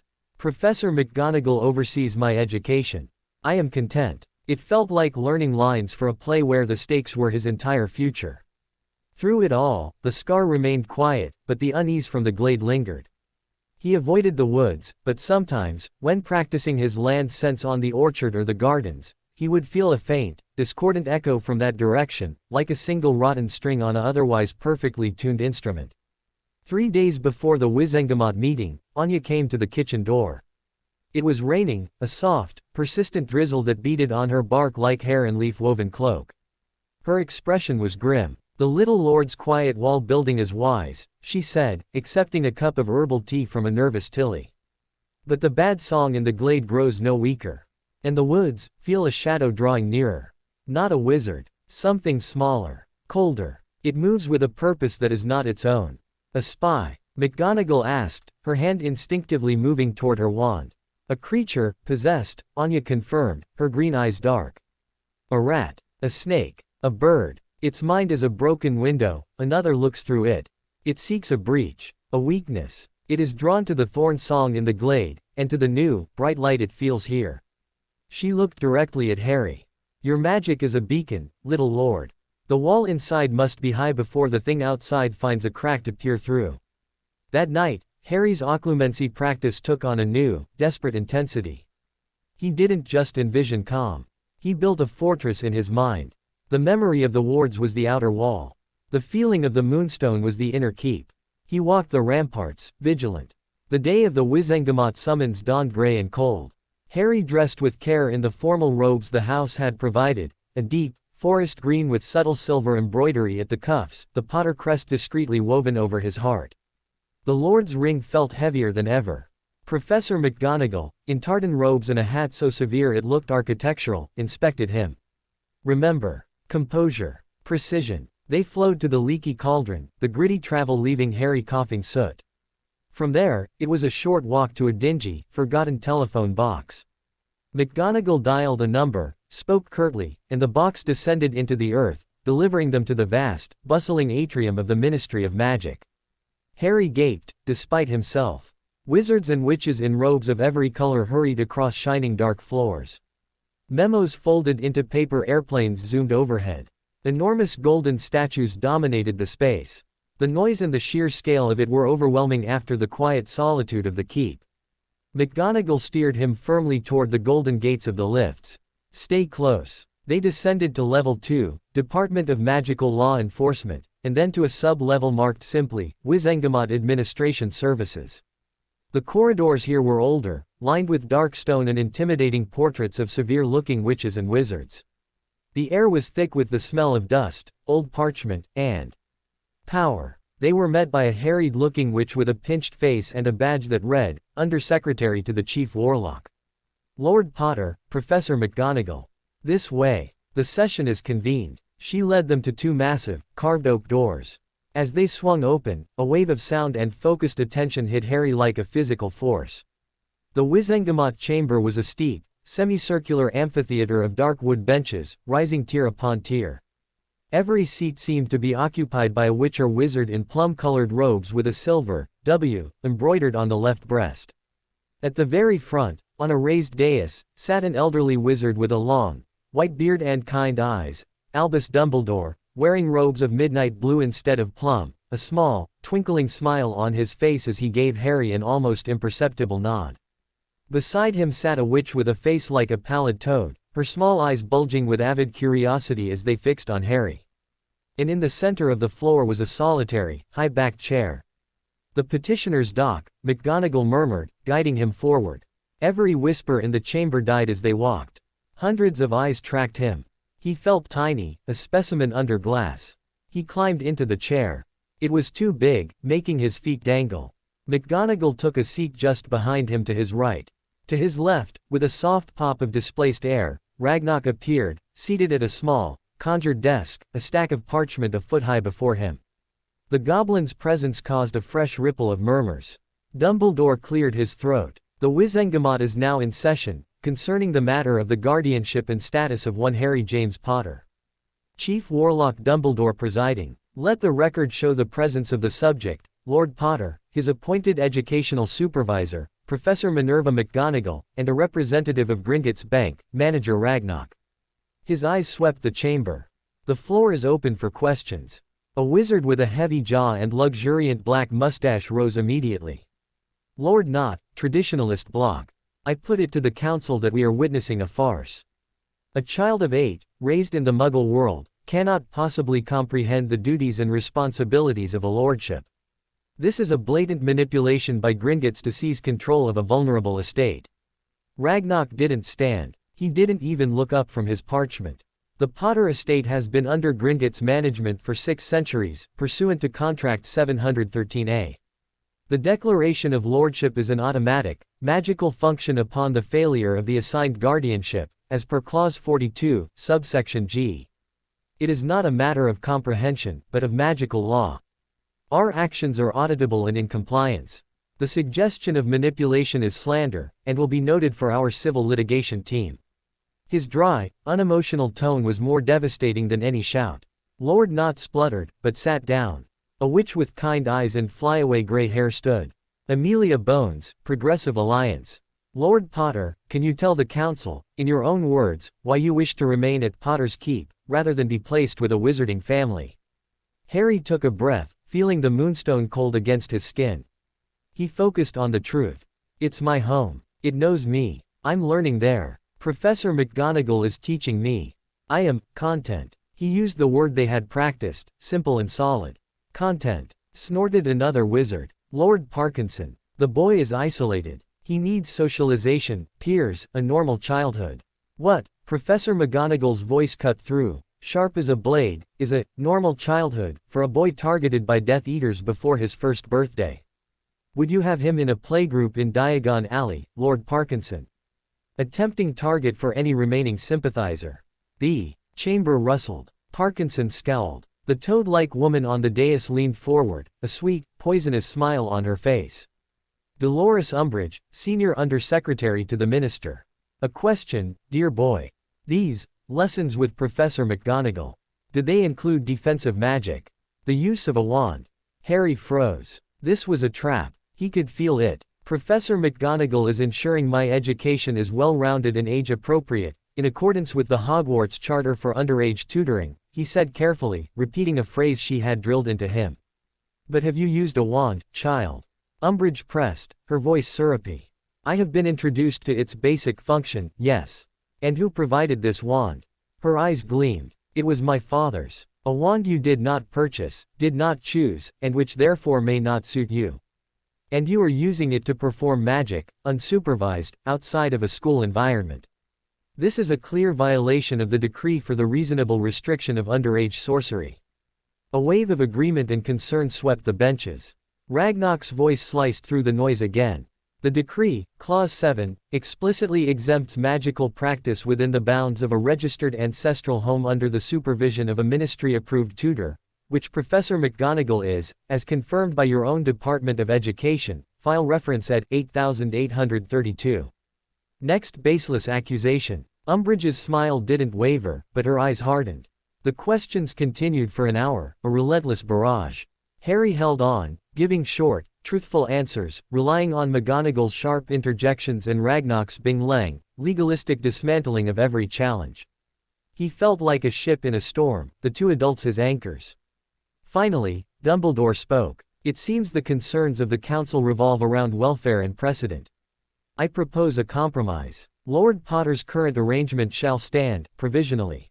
He will remain at Potter's Keep under Professor McGonagall's tutelage. However, to ensure his integration, and the council's ongoing assurance of his well-being, he will submit to a quarterly review before this body. Furthermore, a ministry-appointed liaison may pay occasional, announced visits to the estate to verify conditions. He looked around. All in favor. There was a grudging chorus of ayes. The motion passed. Harry's life was not to be overturned today. But he had won a stay of execution, not a pardon. He was now on a leash, however long, held by the ministry. As the session adjourned and the crowds began to disperse, Harry felt a wave of exhausted relief. He had survived. Dumbledore approached, his eyes gentle. You did well, Harry. You stood your ground with dignity. He lowered his voice. But be wary. You have made yourself visible. And you have enemies here, not just in the shadows. As they turned to leave, a man detached himself from the shadows near the door and moved toward them.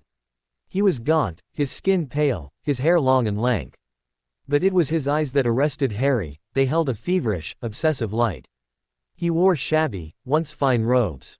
Lord Potter, the man said, his voice a trembling whisper. He bowed deeply, jerkily. I must beg your forgiveness. I failed them. I failed you. McGonagall stepped slightly in front of Harry, her posture defensive. Stand aside, Mr. Travers. But the man, Travers, was focused solely on Harry. I was there. The night, I was under the Imperius, but I was there. I saw the Dark Lord fall. I saw you. The light, he reached a shaking hand toward Harry's scar. Ragnok was suddenly there, a small, silver dagger appearing in his hand, pointed not at Travers but held as a clear warning. You will not touch the client. Travers flinched back as if burned. The obsessive light in his eyes twisted into something like terror. The connection, he feels it too, you know. The stirring. Your power calls to the remnant of his. He hungers for it. His gaze darted around wildly before locking back on Harry. Beware the familiar. The small. The creature that serves a broken master. It comes. It seeks the crack in your light. Aurors were suddenly there, seizing Travers by the arms. Sorry about this, Professor, Lord Potter, one said. He's not been right since his trial. Escaped his minder. Travers was dragged away, still whispering urgently over his shoulder, his words swallowed by the noise of the chamber. The rat, always the rat, chews through the walls. The ride home was silent. The triumph of holding his own in the Wizengamot was utterly extinguished by Travers's warning. It wasn't the vague threat of Death Eaters. It was specific, chilling. Beware the familiar. The small. The creature that serves a broken master. It seeks the crack in your light. That night, back in the safety of his room, Harry couldn't sleep. The moonstone felt useless. He stared into the darkness, Travers's feverish eyes burned into his memory. The man was mad, broken. But madness sometimes spoke truth. He thought of the tainted glade. Of Anya's warning about a possessed creature drawing near. A rat. A snake. A bird. It comes. He had defended his title before the might of the wizarding world. But a new, more insidious threat was creeping through the grass, drawn by the beacon of his magic and the rotten song in his land. The political walls were up. But the real danger was smaller, darker, and already at the gates. And somewhere, in a forest across the sea, a fragment of a shattered soul, coiled in the darkness of a rat's feeble mind, felt the echo of its own curse, of a power that had defeated it, and turned its desperate, hungry will toward England. The hunt was no longer a vague direction. It had a scent. The storm wasn't just on the horizon anymore. The first cold drops had begun to fall. The silence of Potter's Keep in the days following the Wizengamot hearing was not peaceful. It was the silence of a held breath. Travers's ravings echoed in Harry's mind, twisting through his sleep and staining his waking hours. Beware the familiar. The small. The words became a sinister nursery rhyme, a counterpoint to the steady, patient lessons of Professor McGonagall. Her response to the incident had been typically pragmatic. A broken mind, spitting fragments of truth and terror.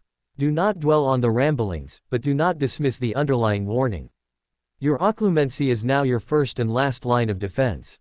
Not just against legilimency, but against atmospheric fear. Terror is a weapon. You must learn to be immune. The training intensified. The pebble was replaced by a candle flame. His task was not just to observe it, but to hold its image, its exact flicker, in his mind while McGonagall verbally assailed him, listing his fears, describing the Death Eaters at the gate, repeating Travers's words in her own, calm, cutting tone. The goal was to make the fear a background noise, meaningless, while the flame remained the central, unwavering reality. It was torture. He would emerge from these sessions drenched in cold sweat, his jaw aching from being clenched, the phantom taste of panic like copper on his tongue. But he could now hold the flame for 10 minutes under pressure. Then 15. His wandwork, meanwhile, took a sharp turn toward the practical. The cheerful color-changing charms were set aside. Protega is the shield charm, McGonagall announced, standing across from him in the training field. Her wand was out. It is your most vital defensive spell. It will not hold against a powerful, malicious curse, but it can deflect minor hexes, jinxes, and physical projectiles. The incantation is Protega. The movement is a sharp, upward flick, envisioning a pane of glass springing from your wand tip. Like so, she demonstrated. Her wand moved, and a faint, shimmering, translucent disc the size of a dinner plate appeared in the air before her, glowing briefly before fading. Your turn. On my count. 1, 2, now. Harry flicked. Protega. A weak, sputtering shimmer, more like heat haze than glass, wavered into existence for a second before popping like a soap bubble. Again. Your intent is not to create a pretty light. It is to create a wall. A definitive, no. Your will must be in the flick. Again. They spent hours on it. Harry's arm grew leaden. His voice grew hoarse. Failure after failure. McGonagall was relentless, her critiques precise and unforgiving. You are anticipating the spell's failure before you even begin. That doubt is in your magic. You must know the shield will form. There is no try. There is only do. Again. Finally, as the afternoon sun slanted low, painting the field in long shadows, something clicked. Frustration and fatigue boiled over, not into anger, but into a cold, clear determination. He was not going to be helpless. Not to Death Eaters, not to a creeping thing in the dark, not to his own doubt. He didn't think. He simply willed the space between him and the world to harden. His flick was not a flick, but a sharp, decisive slash. Protega. A solid, silvery disc, 3 feet across, snapped into being with a sound like ringing crystal. It held, shimmering, for a full 5 seconds before dissipating. It wasn't as large or bright as McGonagall's, but it was real. Substantial. A muscle in McGonagall's cheek twitched. Finally. That is the foundation. Now, we work on speed and size. Again. From a neutral stance. The victory was small, hard-won, and it steadied him. He had a shield. A real one. But the land, his other teacher, was not as easily satisfied. When he walked the boundary now, pouring his certainty into the wards, he felt a new tension in them. They weren't weak, but they were attentive. Like a great beast that has heard a twig snap in the distance and has raised its head, ears pricked. The hum was higher, sharper. Anya confirmed it. He found her not at the edge of the wood, but in the orchard, her hand resting on the trunk of a gnarled apple tree. Her face was turned toward the forest, her expression bleak. The shadow is closer, she said without looking at him. It moves at night. It is careful. It skirts the edges of the wood's awareness, a pebble in a shoe. It smells of dead things and borrowed will. What is it? Harry asked, his throat tight. The rat, she said simply. A common brown rat. But its mind is a screaming room where another voice shouts. It is a shell, a vehicle. It seeks the flaw. The thorn in the glade is a beacon. Your new, shining magic is a brighter one. It is drawn to both. Can the wards keep it out? The wards are a wall against magic and ill intent. This is a creature of flesh, however small. Its intent is not its own, but its body is real. If it finds a physical gap, a drain, a crack in the foundation stone, a rabbit hole that passes under the boundary, it may enter. The wards would sense the hostile magic within it, but by then, it would be inside. She finally looked at him, her green eyes grave.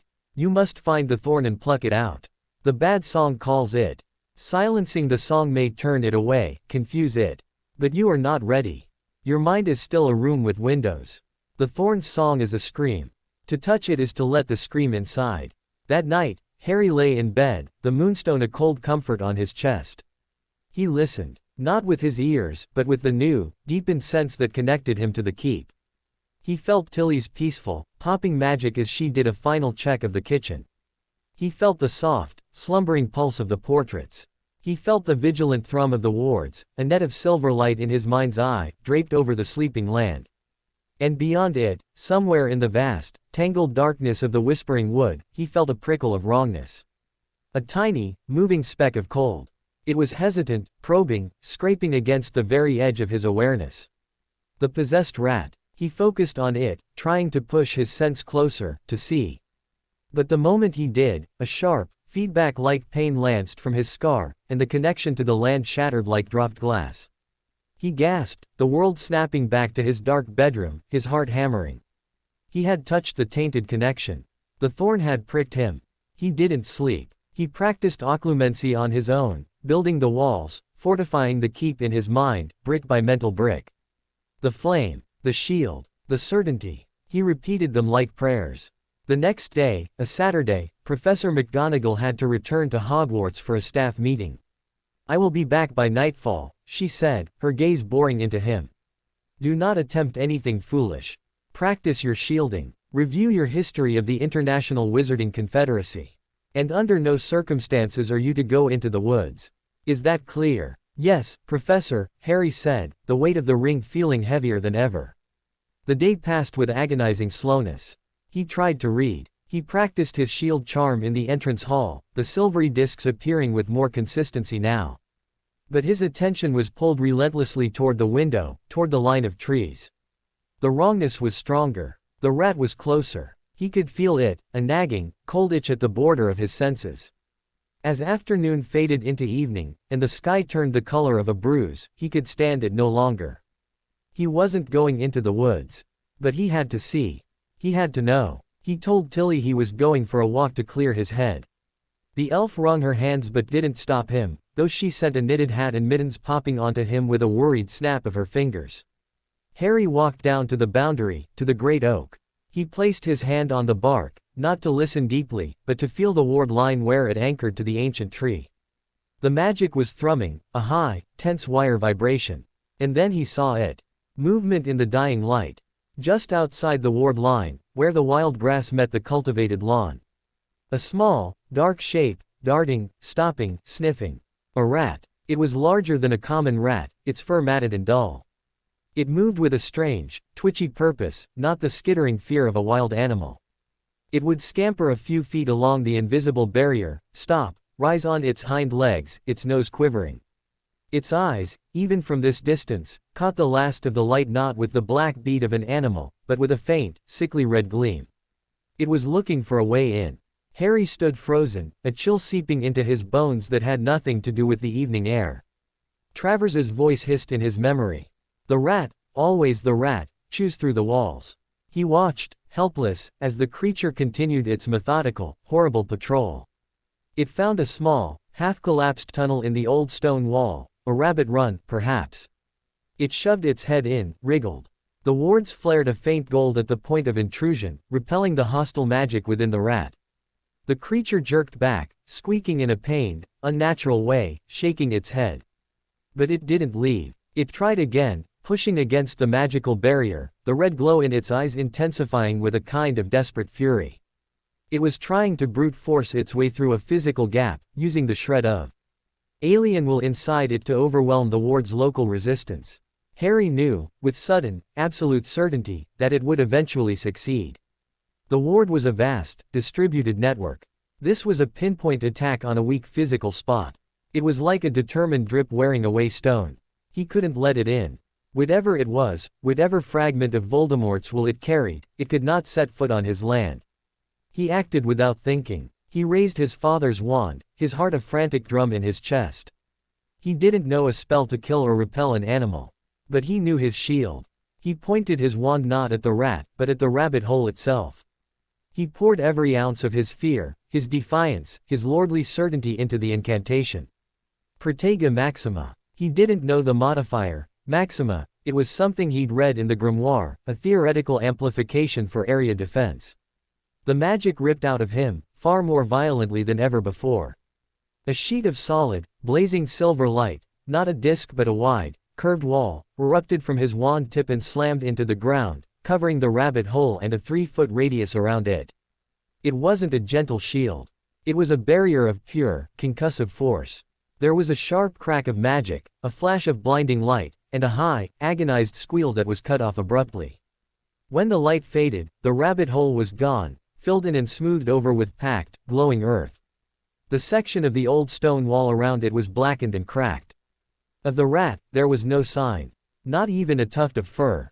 Harry stood there, panting, his wand arm trembling violently. The backlash of his own magic buzzed in his teeth. The land around him recoiled, the ward's song screeching in dissonance before settling into a shocked, quivering hum. He had used combat magic. He had probably killed. A wave of nausea and dizzying weakness hit him. He stumbled back, collapsing against the trunk of the oak. The world spun. From the direction of the woods, a sound reached him, not a physical sound, but a psychic one, carried on the tainted connection.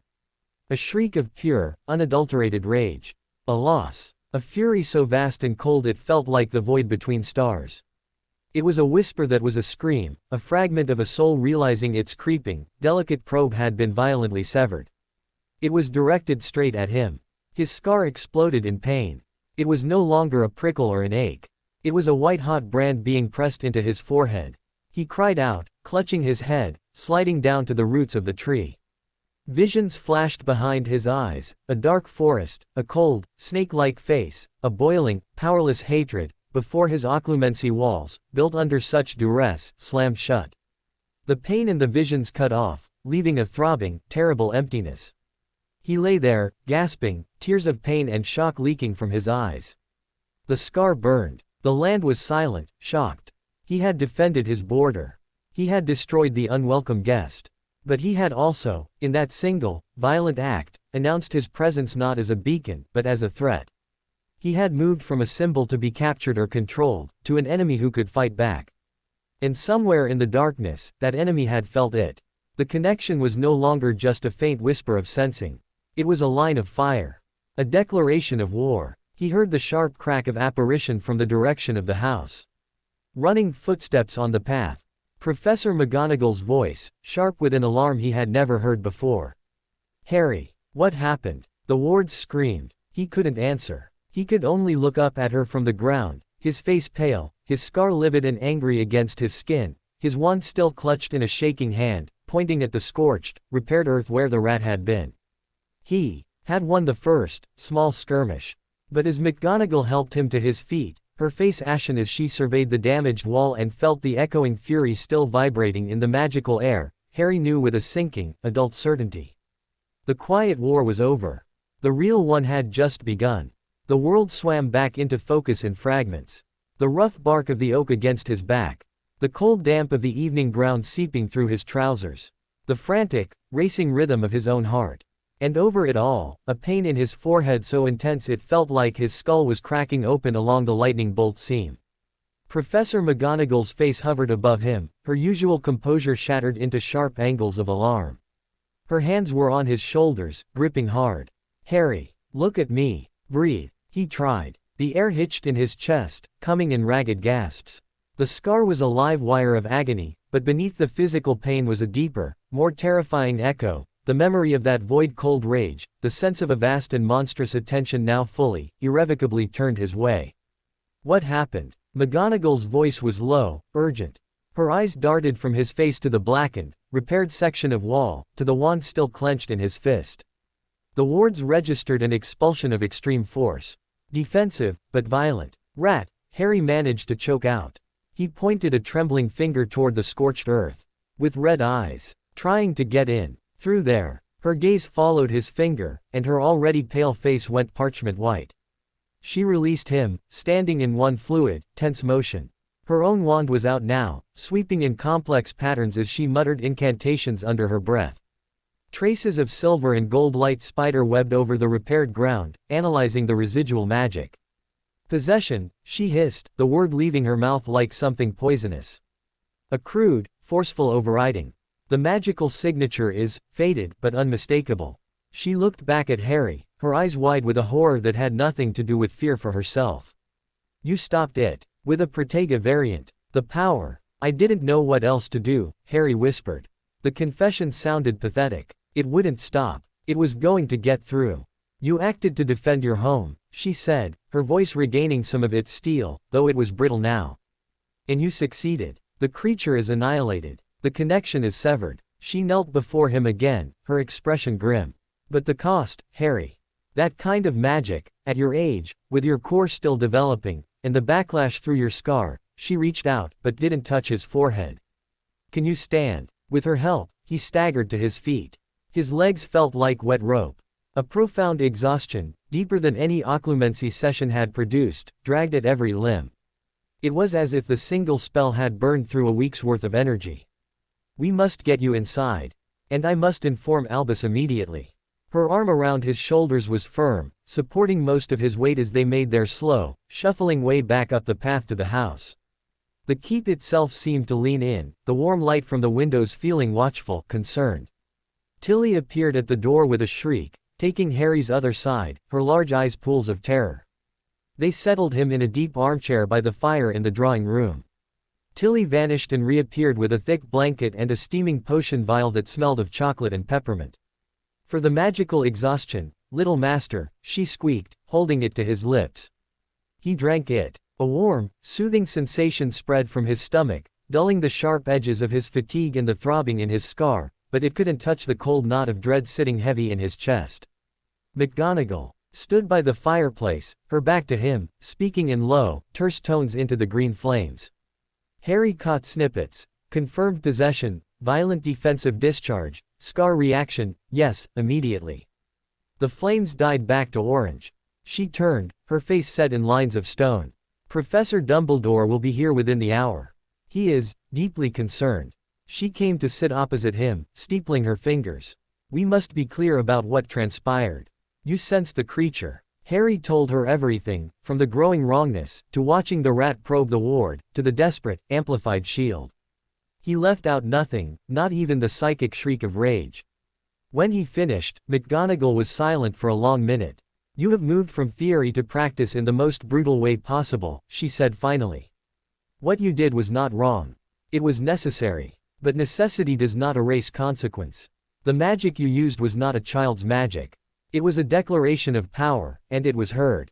She leaned forward. The occlumency that blocked the vision at the end, that is what saved you from worse. Hold on to that discipline. You will need it more than ever now. Dumbledore arrived not by flow, but with a silent pop of apparition directly into the hall, a breach of etiquette that spoke volumes about his level of concern. He swept into the drawing room, his starry robe seeming to bring the chill of the night with him. His eyes went first to Harry, taking in his pale face, the blanket, the lingering tension in his small frame. Then to McGonagall, Minerva, Albus. The site is just outside the eastern wall, by the great oak. The residual signature is clear. I will examine it momentarily. Dumbledore moved to Harry's chair, lowering himself slowly into a crouch so they were eye to eye. His usual twinkle was absent, replaced by a depth of gravity that made Harry feel even smaller. Harry, may I see? Harry nodded, pushing his fringe back. Dumbledore's gaze upon his scar was not a glance, but a study. He did not touch it, but his long, thin fingers hovered near Harry's temple. Harry felt a gentle, probing warmth, not invasive like McGonagall's legilimency, but diagnostic. The connection is active, Dumbledore murmured, more to himself than anyone. Not a conduit he can fully use, but a live wire. A source of pain and awareness for both ends. Your magical outburst sent a surge back down the line. He felt you, as you felt him. More clearly than ever before. He sat back on his heels, his face aged by worry. You have drawn a line in the earth, Harry. And he has seen it. What does he want? Harry's voice was barely audible. For now, to understand, to assess the threat. You are no longer just the baby who survived. You are the child who wields ancient magic, who commands a fortified place, and who has now destroyed one of his few means of perception. You have become interesting. And to a mind like his, interesting things are to be possessed, corrupted, or broken. Dumbledore stood, his knees cracking softly.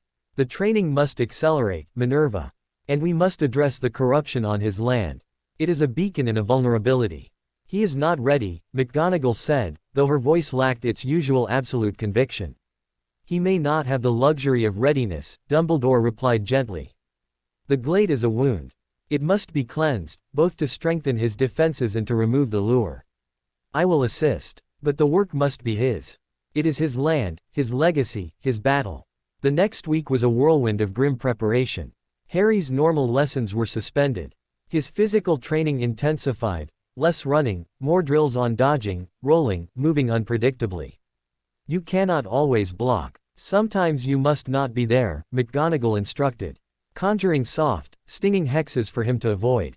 His magical training focused entirely on control and precision. No more amplified, wild blasts of power. He practiced the Protega charm until he could cast it in his sleep, varying its size and shape on command. A small, dense disc to deflect a single jinx, a wider, curved barrier to cover a retreat. He learned the imperturbable charm, a more subtle shield to render an object immune to physical and minor magical tampering, practicing on doorknobs and windows. And always, the Occlumency. It was no longer an exercise. It was a fortress under construction day and night. McGonagall's probes became fiercer, simulating panic, pain, sudden loud noises. He learned to compartmentalize, to create a quiet, white room in his mind where nothing could reach him. The moonstone was always in his hand, its cool serenity his baseline. Dumbledore visited daily. He did not teach Harry spells. Instead, he taught him about magic itself, the nature of corruption, the principle of purification. Dark magic, especially magic of hatred and possession, is a stain, Dumbledore explained as they walked the grounds. It does not create, it twists what is already there. It turns growth to rot, peace to fear, memory to nightmare. To cleanse it, you must not oppose it with equal force, that often simply creates a different kind of scar. You must remind the affected magic of what it truly is. You must show it the pattern of health, of wholeness, and lend it your will to return. He had Harry practice on small things. A flower he willfully blighted with a whispered curse, a lesson that made Harry feel sick. Then, Harry had to heal it, not with a charm, but by pouring his intent, his memory of the flower's natural scent, color, and life, back into it, using his connection to the earth to encourage it to remember itself. It was painstaking, delicate work. The first few flowers simply died. Then one shuddered, its gray petals regaining a faint flush of pink before collapsing. It took days before he could fully restore a blighted dandelion to its sunny, stubborn glory. The glade is a much larger, older wound, Dumbledore said, watching the healed dandelion sway. The magic there is strong, and the stain is deep. It will fight the cleansing. It will show you terrible things. You must be the anchor. You must be more sure of what is right than the corruption is of what is wrong. The day of the cleansing was overcast, the sky a solid sheet of low, gray cloud. The air was utterly still, as if the world was holding its breath. Harry stood with Dumbledore and McGonagall at the entrance to the root tunnel leading to the glade of sunken stones. Anya was there too, a silent, solemn presence. Professor McGonagall and I will be with you, Dumbledore said, his hand resting on Harry's shoulder. But we cannot enter the ritual space. This is a conversation between the Lord and his land. Our presence would be an intrusion, a dilution of your authority. We will guard the perimeter, ensure you are not physically disturbed. The wood will keep other things away, Anya added, her voice soft. But it cannot help with the sickness within the stones. That is for you. Harry nodded, his throat too tight for words. He was dressed in simple, sturdy clothes. His father's wand was in his pocket, but he knew he would not use it. The moonstone pendant was cool against his skin. He carried the memory of the healed dandelion in his mind like a tiny, glowing coal. He stepped into the tunnel. The journey felt longer this time. The bioluminescent fungi seemed dimmer, the air thicker. The sense of watchfulness from the forest was intense, a pressure against his skin. He could feel the wrongness ahead, a pulsing, sickly rhythm that grew stronger with every step. He emerged into the glade. It was worse than in his dream. The moss was not just gray, it was black and slimy in a perfect circle around the central stones. The ancient megaliths themselves wept a dark, viscous fluid that smelled of ozone and decay. The air thrummed with a silent, malevolent frequency that made his teeth ache and his scar pulse in dull sympathy. In the very center, the patch of corrupted soil was larger now, a festering wound from which the same coiling, smoke-like tendril of darkness rose, thicker and more substantial, lazily weaving patterns in the air. As Harry stepped onto the dead moss, the tendril stopped. It oriented toward him. He felt the attention, the same hunger, but now mixed with a vicious, knowing glee. "You came." He didn't speak. He walked to the edge of the corrupted circle and sat down, crossing his legs. He closed his eyes, ignoring the crawling sensation on his skin, the foul smell, the psychic pressure that whispered of despair and ruin. He found his Occlumency center. The white room. The quiet. He built the walls, stone by mental stone. The pressure increased, battering at his defenses. Images flashed, the cupboard's darkness, the green flash of the killing curse he'd never seen but somehow knew, Uncle Vernon's sneering face melting into a skull-like visage. He let them wash against the walls and recede. He was not those things. He was here. When his mind was still, he reached out, not with panic or force, but with the gentle, firm tactility Professor McGonagall had taught him. He touched the magic of the glade, beneath the corruption. He found the deep, stable hum of the stones, the patient song of the roots. But it was muffled, distorted, like a beautiful melody played on a broken instrument. The corruption was a spider's web of hateful energy, wrapped tightly around the heart of the place. "This is my home," he thought, pouring the feeling into the land. "This is a place of peace." The corruption recoiled, then pushed back. A wave of psychic nausea hit him, memories that weren't his. The joy of causing pain. The cold pleasure of domination. The desperate, clinging fear of death. It was the emotional residue of the dark mark, of the Death Eater's presence, amplified by the lingering echo of Voldemort's will. Harry's breath hitched. The white room in his mind wavered. The darkness pressed in, whispering that this was the true nature of power. That safety was an illusion. That he was alone, always had been, always would be. No. He clutched the moonstone. He thought of the warm weight of the ring on his finger. He thought of Tilly's anxious care, of McGonagall's stern, unwavering presence, of Dumbledore's sad, kind eyes. He thought of the moving photograph of his parents laughing. He thought of the feel of the sun on the orchard grass, the taste of the glowing blueberries, the steady, sure song of the wards he had reinforced with his own will. He was not alone. He was part of a story. A legacy. This land was his, and he was its. He took all those feelings, the love, the loyalty, the belonging, the defiant, fierce protectiveness, and he wove them into a single, brilliant thread of intent. Not an attack, a reminder. He sent that thread into the heart of the corruption, toward the muffled song of the stones. He showed the glade itself what it was meant to be. A place of stability. A sanctuary. An anchor. The reaction was violent. The black tendril shrieked, a soundless, psychic blast of fury. The corrupted soil boiled. The dark webs tightened, trying to strangle the healthy magic. Pain lanced through Harry's scar, bright and sharp. The foul memories redoubled, now mixed with a new, specific hatred, for him, for his light, for his defiance. He held on. He was the anchor. He poured more of himself into that thread of remembrance, feeding it with every good thing he had ever known or felt. It was exhausting. He felt himself draining, his physical body trembling with the strain. The corruption fought like a living thing. It showed him visions of Potter's Keep in ruins, of the portraits screaming, of McGonagall lying still, of Dumbledore turning away. It promised him power if he would just embrace the cold, if he would let the hate in. He refused. Slowly, agonizingly slowly, the thread of light began to spread. It didn't destroy the dark webs, it unwove them. Where his intent touched, the oily blackness didn't vanish, but it remembered. It remembered being clean earth. It remembered being part of the peaceful, humming network of the land. The weeping black fluid from the stones turned clear, then stopped. The slimy moss dried, cracked, and from underneath, a faint, brave green fuzz appeared. The coiling tendril of darkness thrashed, growing thinner, more insubstantial. But the core of it, in the center of the soil, held firm. It was the original stain, the imprint of the dark mark's touch. It was small, but it was potent, a knot of pure, concentrated malice. Harry gathered every last shred of his will. He was dizzy, nauseous, his scar a blazing brand of pain. He shaped his final intent, not as a soldier, but as a healer. As a lord, you do not belong here. This ground is Potter ground. It is sanctified by growth and memory. Be unmade. He focused not on destroying the knot, but on the concept of its absence. On the wholeness that would exist if it were gone. He pushed. For a moment, nothing. Then, with a sound like a sigh, the knot of darkness unraveled. It didn't explode or vanish in a flash.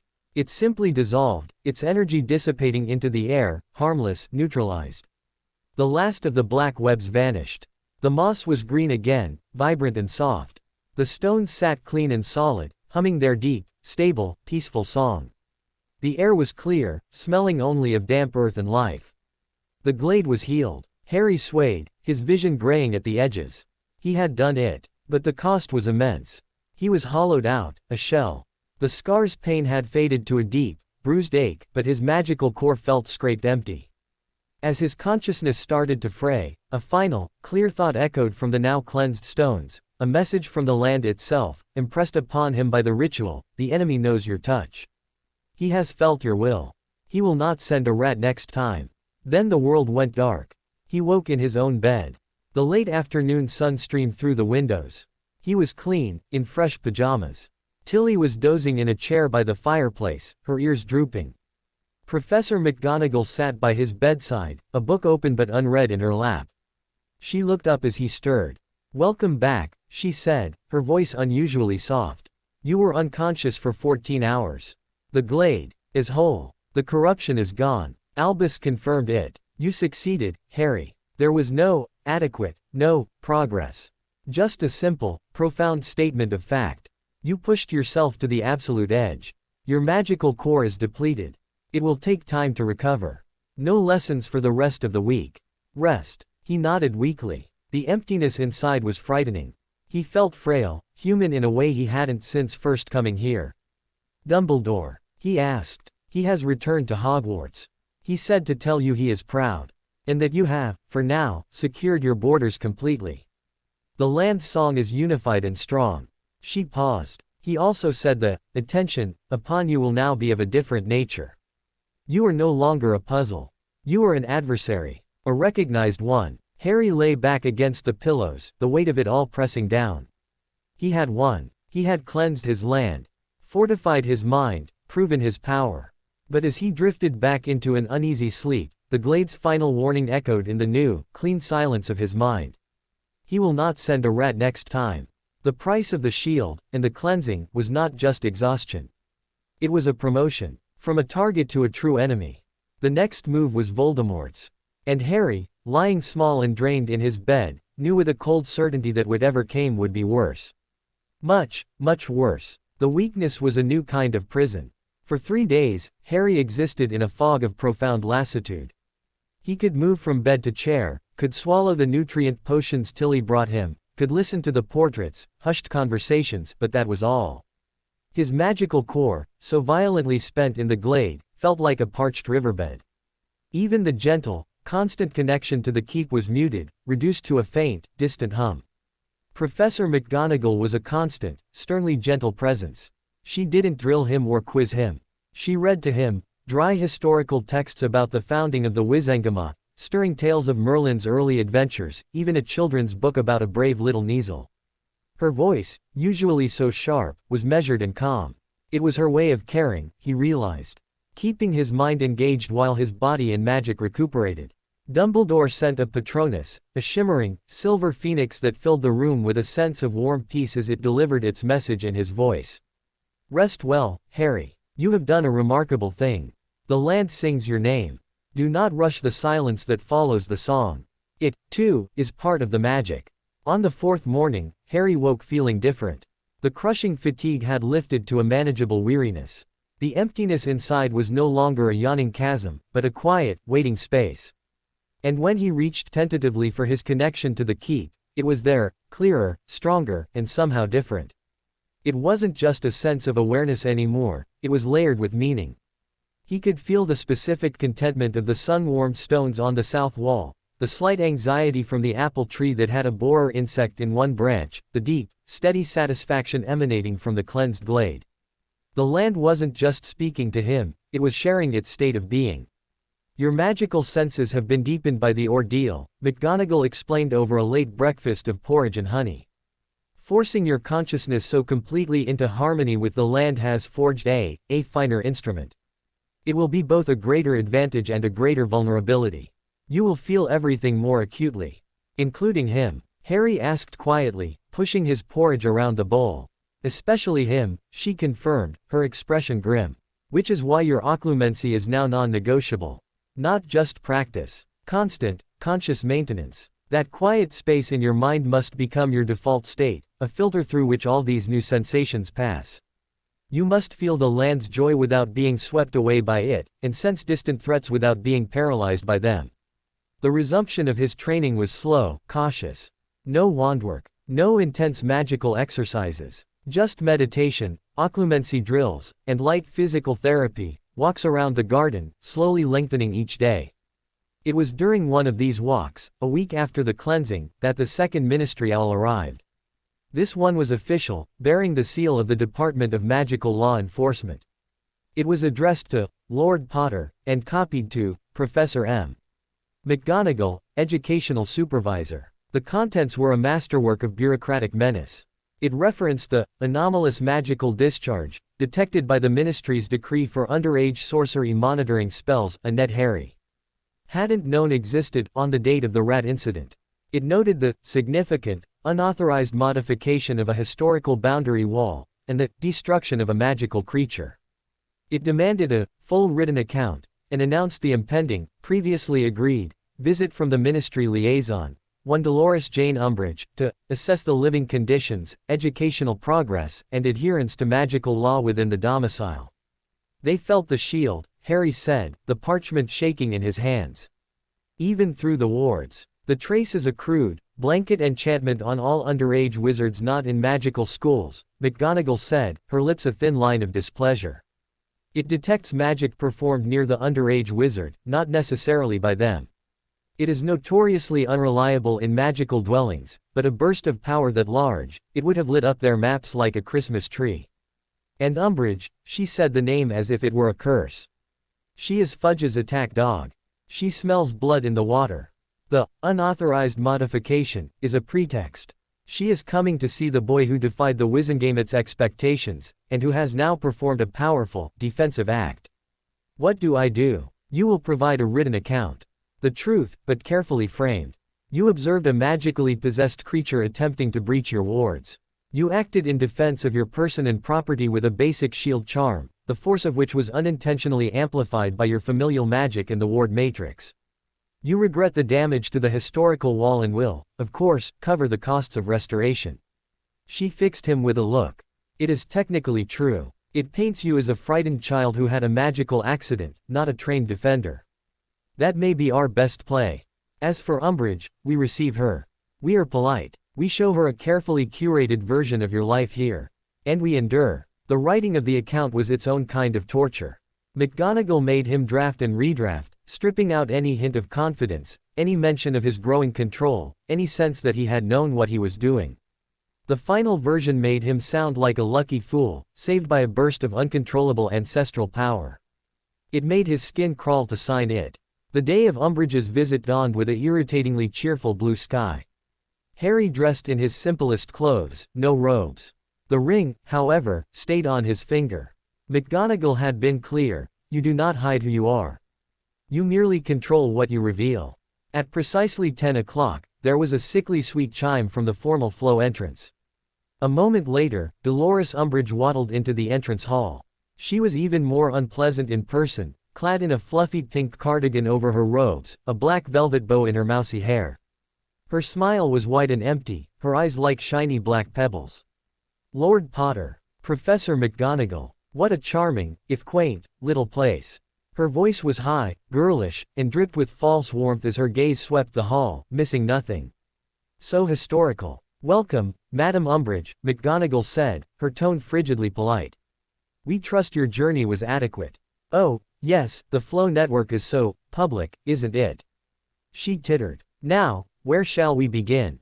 The ministry is so keen to ensure your adjustment is proceeding smoothly, dear boy. The tour was an exercise in subtle aggression. Umbridge's questions were needles wrapped in cotton wool.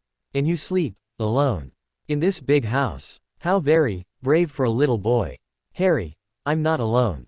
Tilly is here, and the portraits. These portraits, do they bother you? Give you opinions? Harry, they're family. They give advice. And your lessons with Professor McGonagall. So focused on defense, I hear. At your age, shouldn't you be learning your letters and sums? McGonagall, cutting in, his curriculum is comprehensive and age-appropriate, as approved by the Hogwarts board. His literacy and numeracy are ahead of schedule. She insisted on seeing his room. She noted the books, the toy broom, the overall, lived-in, feel with a disappointed air, as if she'd hoped for a dungeon. She asked to see the site of the unfortunate incident. At the repaired section of wall, now expertly restored by a team of goblin stonemasons, Ragnok had sent them with a bill and a smirk. Umbridge became visibly excited. She took out a notepad and a lurid, pink quill. And you say it was a simple shield charm, dear. My, what a powerful accident. She looked at Harry, her head tilted. You must have been terribly frightened. Perhaps, overstimulated. Living here, with all this old magic, with only portraits and creatures for company, it might be confusing for a developing mind. The ministry does so believe in the benefits of a normalized environment. Harry felt a hot spark of anger. He kept his face carefully neutral, his occlumency walls firmly in place. I was defending my home. The magic happened. I'm sorry about the wall. Of course you are, dear, she simpered, scribbling with her quill. Harry saw, with a chill, that the words she was writing were not black, but a deep, blood red, and they seemed to sink into the parchment with a slight sizzle. And this, elf, it is your primary caretaker. Tilly is the Potter family elf, McGonagall interjected, her voice like cracking ice. She is bonded to the house and the line. Her care is exemplary. How traditional, Umbridge murmured, her smile not reaching her eyes. And rather primitive, don't you think? The ministry has such progressive guidelines on the treatment of magical beings now. But then, ancient houses do so love their antiquated customs. The visit lasted 2 excruciating hours. By the end, Harry's jaw ached from the strain of maintaining his placid expression. As Umbridge made her sugary farewells, promising to file a thorough report, he felt a profound sense of contamination, as if the very air she'd breathed in his home was now tainted. The moment the flow flame swallowed her, McGonagall let out a breath like a sword leaving its scabbard. A vile, dangerous woman. Her report will be a poison pen letter. She is laying the groundwork to have you declared magically unstable, or your environment deemed unsuitable. The normalized environment is code for a ministry-controlled fostering. Before Harry could process this new fear, a sharp crack announced Ragnok's arrival. The goblin looked even more severe than usual, a leather-bound ledger under his arm. The Umbridge woman's financials have been audited, he stated without preamble, his dark eyes gleaming. A routine Gringotts review, following her interference in a high-value client's affairs. Interesting discrepancies have been found. Unexplained deposits. Links to certain, traditionalist, family coffers that voted against your status. Her report will be damaging, but it will be delivered by a woman who is suddenly, financially vulnerable, and aware that her secrets are known to the bank that holds them. He gave a thin, toothy smile. Politics is a multi-front war, Lord Potter. You fight on the magical, the political, and the economic plane. Gringotts handles the latter. It was a brutal, cynical lesson, but Harry felt a surge of fierce gratitude. Thank you, Ragnok. Do not thank me. You are a client. Your stability is our interest. Her report will now be milder. Annoying, but not catastrophic. However, the larger threat remains.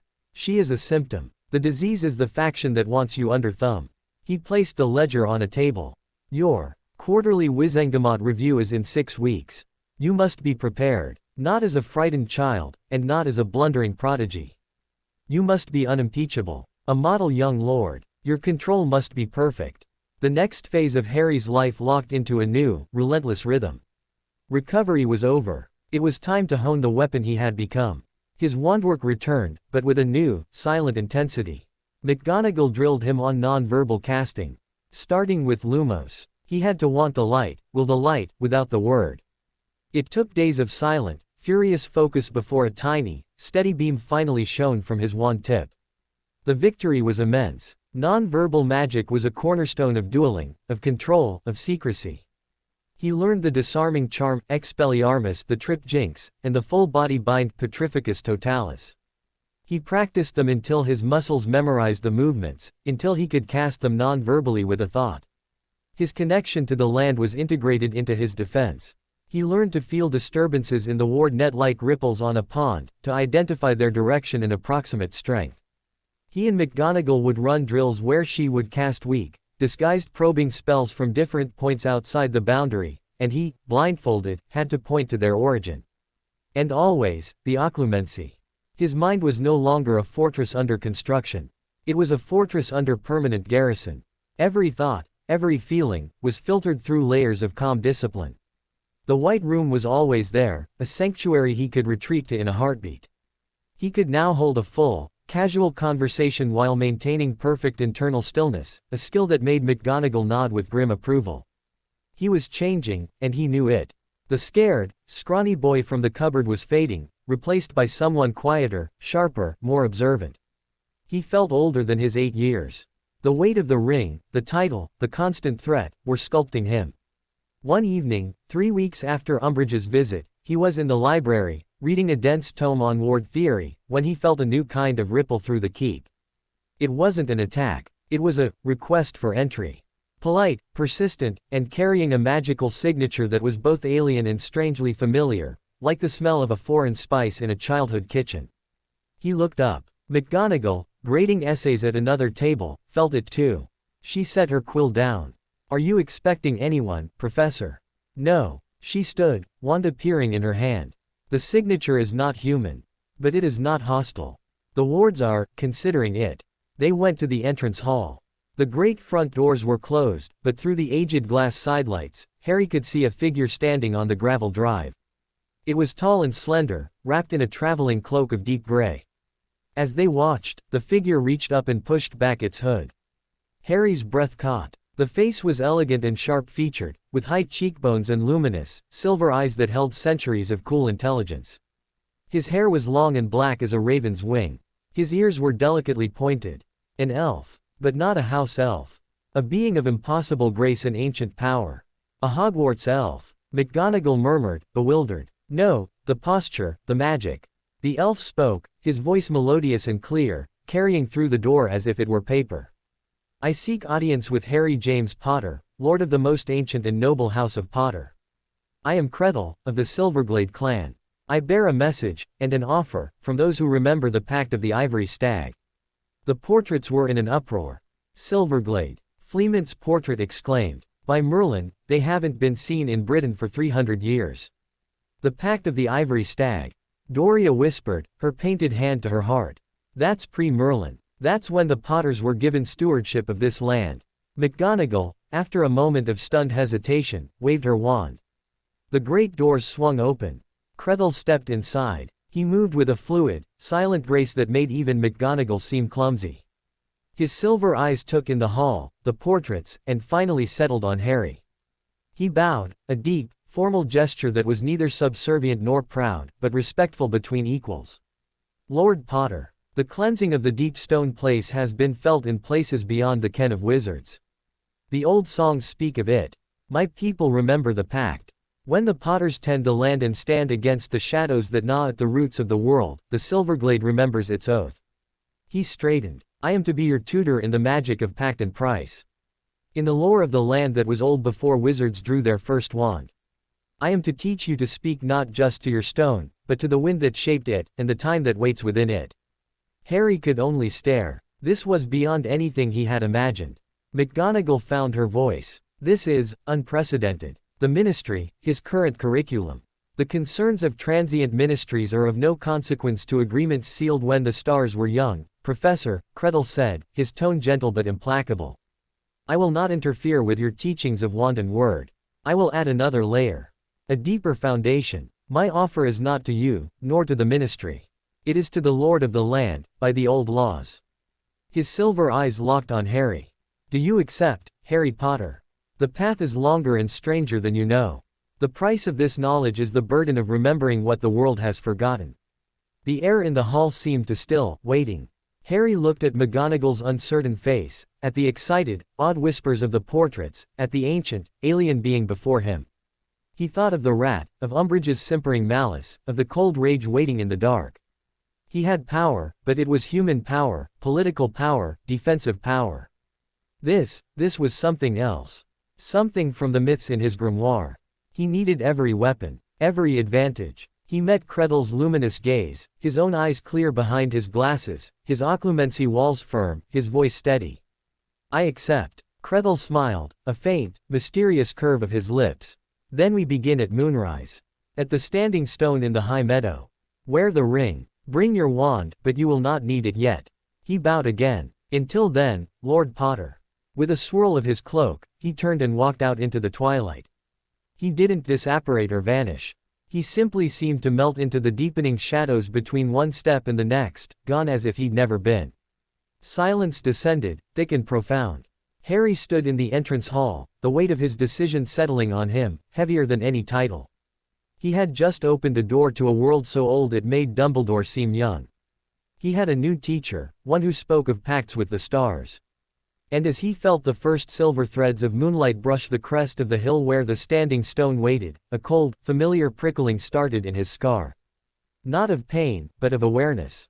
As if something, in its distant, dark prison, had felt the shift in the tapestry of magic, the stirring of an ancient, forgotten power aligning itself with the boy it hated. The game had just changed its board, its pieces, and its rules. And the next move, Harry knew, as he turned to prepare for his lesson under the moon, would be unimaginable. The moon was a sharp, silver sickle hanging in a velvet black sky when Harry climbed the hill to the high meadow. He wore simple, dark clothes, the Lord's ring a heavy, warm presence on his finger, his father's wand tucked securely in his belt. The air was cool and still, carrying the distant scent of night-blooming flowers from the greenhouses and the deeper, older smell of damp stone. The standing stone awaited him. It was a solitary sentinel he'd seen from his window but never visited, a rough-hewn slab of granite twice his height, pitted by centuries of wind and rain. In the moonlight, it glowed with a faint, phosphorescent lichen. And standing beside it, a silhouette more graceful than the stone, was Kreddle. The elf did not turn as Harry approached. His silver eyes were fixed on the star-strewn sky. Time, he said, his voice a melody in the quiet. Wizards measure it in minutes, in years, in centuries. They see it as a river flowing in one direction. They are wrong. Harry stopped a few feet away, unsure of what to say or do.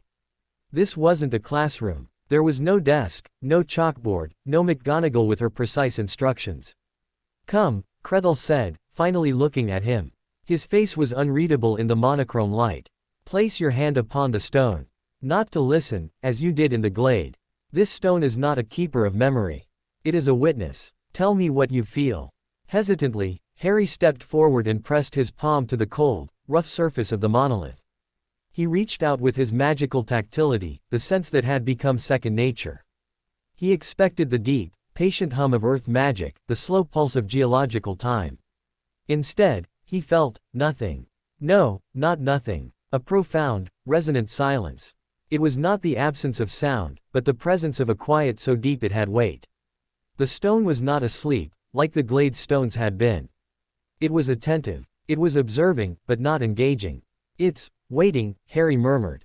Yes, Kreddle's voice came from just behind him, making him jump slightly. It has been waiting for 10,000 turns of the seasons. It was placed here by hands that knew the shape of the land before the first Potter drew breath, before wizards named this island, Britain. It does not care for your family's pact, or your enemy's hatred. It watches the moon trace her path. It feels the roots of the mountain deep below. It remembers when ice covered this hill. That is its purpose. To be a fixed point for a turning world.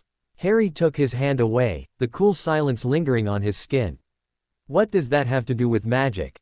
Everything. Kretel moved to stand between Harry and the stone, his silver eyes capturing the moonlight.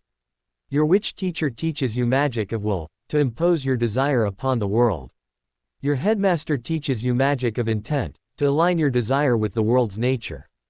Both are true. Both are limited. He gestured to the stone. This is magic of being. Of participation. You do not command the stone. You do not request its aid. You acknowledge your place within the same tapestry of time it witnesses. You are a thread, Lord Potter. A bright, new, fragile thread. But the tapestry is vast. To understand your true power as a lord of land, you must feel the weave around your thread. He beckoned Harry to sit on the dewy grass, facing the stone. Close your eyes. Breathe. Build your quiet mind, as you have been taught. But then, let the walls become permeable. Not to let fear in. To let scale in. It was a terrifying instruction. His Occlumency walls were his only defense against the scar, against the nightmares, against the overwhelming sensations of the land. To make them permeable felt like opening the gates to a siege. Trust the stone, Kretel's voice was a gentle pressure. It is older than fear. Let its silence be your anchor. Not a wall against the world, but a foundation within it. Harry took a deep, shuddering breath. He closed his eyes. He built the white room, the serene, empty space. He felt its familiar boundaries, strong and sure. Then, imagining the silent, watching presence of the monolith, he willed the walls to become like mist. The effect was instantaneous and overwhelming. The world rushed in, not as fear or memory, but as presence. He felt the vast, slow exhale of the land itself, the grinding tectonic plates miles below, the secret rivers carving their paths through limestone, the sleeping consciousness of the whispering wood, the vibrant, tiny lives of insects in the grass. He felt the moon's gentle, tidal pull on the magic in the soil, on the water in his own body. He felt the ancient, fading echo of the glaciers that had once scored this valley, and the older, warmer song of the primordial forest that had preceded them. It was too much. His mind, his sense of self, began to fragment, to dissolve into the immense, timeless chorus. He was a leaf in a hurricane, a grain of sand on a continent. An anchor. The thought was his own, a desperate spark. He wasn't the stone. He was Harry. He was the thread. He focused on that thread, the specific, tiny point of awareness that was him. The feel of the grass under his legs. The cool metal of the ring. The steady beat of his own heart. He held onto it, a single, bright needle in the overwhelming tapestry. The dissolution stopped. He didn't retreat behind his walls. He remained within the vastness, but distinct. He was a small, conscious point in a conscious universe. A profound sense of peace, deeper than any he had ever known, settled over him. It was the peace of knowing your true size. He was insignificant, and yet, he belonged. Completely. Good. Kretel's voice was a whisper that did not disturb the silence. You have found the first truth, perspective. Now, feel for the thread of your enemy. The peace shattered. Alarm jolted through him. To reach for that connection here, in this open state. The connection is a part of the tapestry, whether you wish it or not, Kretel said, his tone unchanging. To ignore it is to leave a thread you cannot see. Find it, not with fear, with clarity. See its place in the weave. Trembling, Harry directed his expanded awareness inward, toward the ever-present prickling in his scar. In his normal state, it was a localized pain, a wrongness. From this new, vast perspective, it was something else entirely. It was a flaw, a tear, a thin, black, necrotic thread, originating from a point of such profound emptiness and cold rage it felt like a hole in the world, stitched crudely into the bright, complex pattern of his own magic. It wasn't just a link, it was a parasite. A bit of rotten yarn woven into a vibrant rug, slowly leaching color and life from the threads around it. Seeing it so clearly, as a thing with shape and placement rather than a vague sensation of dread, was horrifying. But it was also manageable. He could see its limits. He could see where his own magic, healthy and strong, pushed against its edges. The connection was not all-powerful. It was a wound, yes, but a defined one. Do not pull at it, Kretel cautioned, as if reading his thoughts. You are not strong enough to sever it without tearing your own pattern. But you can insulate it. Weave a buffer of your own awareness around it. So its poison cannot seep. Guided by the elf's calm instructions, Harry began, with immense care, to do just that. Using the limitless, peaceful awareness of the land as a source of stability, he spun threads of his own intent, not of hatred or fear, but of simple, clean separation, around the black filament in his magic. He didn't attack the darkness. He declared that it was not part of the healthy whole. He quarantined it. The effect was immediate and profound. The constant, low-level ache in his scar vanished. Not dulled. Gone. The sense of being watched, of a distant, cold attention, receded to the very farthest edge of his perception. It was still there, the tear in the tapestry, but it was now encased in a capsule of his own will, muffled, isolated. He opened his eyes, gasping. The world snapped back to normal scale, the hill, the stone, the elf, the moon. But he was changed. The silence in his head was absolute. The scar was just a mark on his skin. "What did you do?" he whispered, touching his forehead. It felt smooth, cool, normal. "I taught you to see," Kreddle said. "And in seeing, to choose what you acknowledge. The connection remains. The prophecy, if such a thing exists, remains. But his ability to sense you through it, to influence your magic or your mind with its resonance, is now diminished by 97%. A significant tactical advantage." Harry stared at him, awe and a flicker of fear warring within him. "You know about the prophecy." Kreddle's smile was enigmatic. "Elves have longer ears than wizards, in all meanings of the phrase. We hear the whispers of fate, though we rarely heed them. Fate is a story told by those who do not understand the tapestry. They see a pattern and call it destiny. We see the weaver, and know that threads can be retied, patterns changed." He gazed up at the stars. "Your lesson is done for tonight. You have taken the first step on a longer road than you can imagine. Practice this state of open awareness daily, with the stone as your anchor. It will strengthen your magic at its source, and it will keep the wound sealed. But remember, this perspective is a tool, not a home. You are a thread, but you are also the weaver of your own small section. Do not lose yourself in the sky, forgetting the earth beneath your feet." With a final, graceful bow, Kreddle seemed to step into the shadow of the standing stone and was gone, leaving Harry alone on the moonlit hill. The walk back to the keep was surreal. The world seemed both sharper and softer.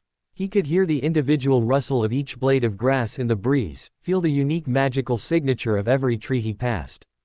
And inside, the glorious, quiet emptiness where the scar's pain had lived for as long as he could remember. He found Professor McGonagall waiting in the entrance hall, her face drawn with concern. "You were gone for 3 hours, she said, her voice tight. "What transpired?" "He showed me how to see," Harry said, still trying to put it into words.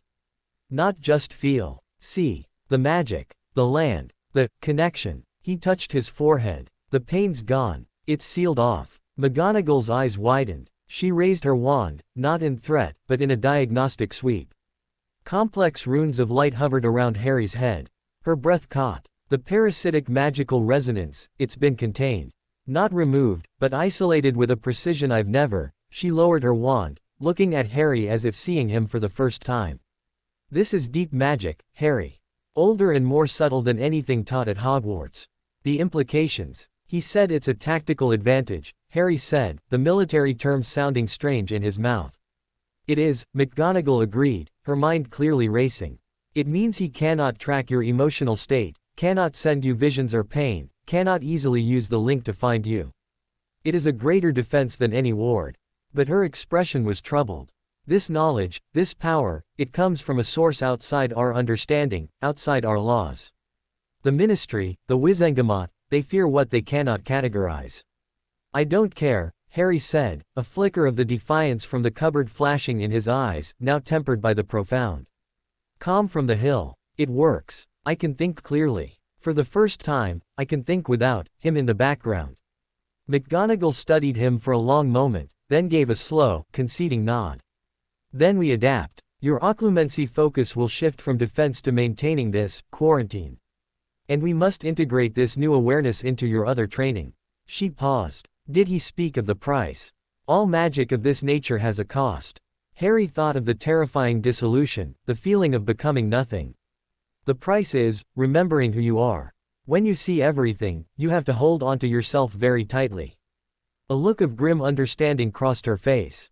A price indeed. Very well. To bed. We begin integrating this tomorrow. The following days were a fusion of the old and the unimaginably new. Harry's mornings still involved books and quills with McGonagall, but now history felt different. Reading about the Goblin Wars, he could almost feel the echo of the collective rage and betrayal in the magical strata of the land. It was no longer just words on a page. His wandwork was transformed. Casting a Protega from a place of vast, anchored awareness was different. The shield didn't just spring from his will, it seemed to coalesce from the very air, thicker, more resilient, tinged with a hint of silvery moonlight. His non-verbal casting became effortless, his will was so clear and focused that the words were superfluous. He practiced with Kretel every third night at the Standing Stone. The lessons were never the same. One night, it was learning to hear the specific song of different types of moonlight, blue moon, harvest moon, black moon, and how each influenced different magics. Another, it was tracing the ley lines that crossed beneath the Potter lands, understanding them as currents of raw magical power that could be tapped or avoided. Kretel was an exacting, mysterious teacher. He offered no praise, only correction. He spoke of magic as a living, breathing entity with moods and preferences, of the stars as distant, cold intelligences whose light carried ancient messages, of the earth's deep dreamings that sometimes bubbled to the surface as magical places or creatures. It was overwhelming, awe-inspiring, and deeply isolating. Harry couldn't share the scale of what he was learning with anyone but McGonagall, and even she could only comprehend the technical effects, not the experience. The portraits were fascinated but wary. Doria called it old, wild magic, and warned him not to get lost in the sky. He didn't get lost. The lesson of the first night held. He was the thread, the weaver. He held onto the anchor of his name, his ring, his duty. 2 weeks after Kretel's arrival, the expected backlash began. It started with an owl from the Department of Mysteries, a stiff, formal inquiry about unusual chronothaumatic resonances detected in the vicinity of Potter's Keep. Then a mention in the Daily Prophet's gossip column, the secretive Lord Potter, what ancient arts are practiced behind those wards. The political wolves were circling, sniffing at the edges of this new, unclassifiable magic. And then, one afternoon as Harry was practicing silent shield charms in the orchard, a new ripple passed through the ward net. Not a probe, not an attack, a delivery. A small, plain, wooden box sat just inside the main gates. It bore no markings, no note. But the magic on it was a familiar, horrible signature, the same oily, possessive magic that had been in the rat, but weaker, diffuse. When McGonagall brought it inside, using tongs and half a dozen protective charms, and opened it cautiously, they found its contents. Inside, resting on a bed of gray velvet, was a single, dead rose. Its stem was black and brittle. Its petals, once likely red, were a desiccated, bloody brown. And coiled around the stem was a thin, shed snakeskin, pale and translucent. A message. A statement. The rose, a symbol of magical purity and heritage, corrupted and dead. The snakeskin, the symbol of Slytherin, of the Parselmouth, of him. It was not a threat of violence. It was a promise of corruption. A declaration that the enemy knew not just where he was, but what he was beginning to become. And that he intended to twist it, to blight the growing rose, to claim the serpent's legacy for his own. Harry looked at the dead flower, feeling no fear through his new, calm awareness. Only a cold, clear recognition. The game had entered a new phase. The shadows weren't just testing his walls anymore. They were sending invitations to the darkness within. And as night fell, for the first time since his lesson on the hill, the quarantined wound in his magic twitched. Not with pain. With a cold, sly, answering interest. The dead rose lay on the obsidian desk in Ragnok's Gringotts office, the snakeskin coiled around it like a malevolent lover. The air, usually crisp with the scent of ink and stone dust, now carried a faint, sweet odor of decay. Ragnok did not touch it. His long, clever fingers steepled as he examined it from a distance, his dark eyes missing nothing. A message, he stated, the word final. And a poor one. Theatrical. Inefficient. It was delivered inside the wards, Professor McGonagall said, her voice tight. Not at the boundary. Inside. The box was, Ragnok corrected. The enchantment on it was a simple timed translocation key to the ward's signature, a one-use, crude device. The magic is spent. It tells us they have a sample of the ward's energy, likely taken during the first probe or from the residue of the rat's destruction. It does not mean they can breach at will. Yet, he finally leaned forward, peering at the rose. The symbolism is aimed at the boy. The corruption of legacy. The claim of the serpent. They seek to undermine his confidence, to make him fear his own growth. Harry, standing between McGonagall and the desk, didn't feel fear. The vast, anchored calm from his lessons with Kreddle held firm. Looking at the rose, he felt only a cold, analytical disgust. It's a distraction, he heard himself say. Both adults looked at him. They want me looking at this. Worrying about what it means. While they do something else. Ragnok's lips twitched in something akin to a smile. Perceptive. The political attacks increase. The mysterious magic at the keep is now a topic of whispered concern in the Wizengamot ante-rooms. This, he flicked a disdainful finger toward the box, is a piece of psychological theater, aimed to make you reactive, emotional. To make you stumble publicly at your next review. Then we ignore it, McGonagall said, though her posture showed how much she wanted to incinerate the thing. We do not ignore it, Ragnok countered. We use it. Gringotts will issue a formal complaint to the Department of Magical Law Enforcement. A threat, containing dark magical residue, delivered to a minor under our financial protection. We will demand an investigation. It will force their hand, either they pursue the source, exposing their own lax security, or they dismiss it, revealing their bias. It creates noise, obscuring the real signal. He looked at Harry. Your task, Lord Potter, is to provide no reaction. You are a stone. Let their whispers break against you. Back at the keep, Harry tried to be a stone. He threw himself into his lessons with a focused intensity. But the dead rose had changed the atmosphere. The portraits spoke in hushed tones when they thought he couldn't hear, debating old dark symbols and blood feuds. Tilly cleaned with a ferocious vigor, as if she could scrub the very idea of the threat from the air.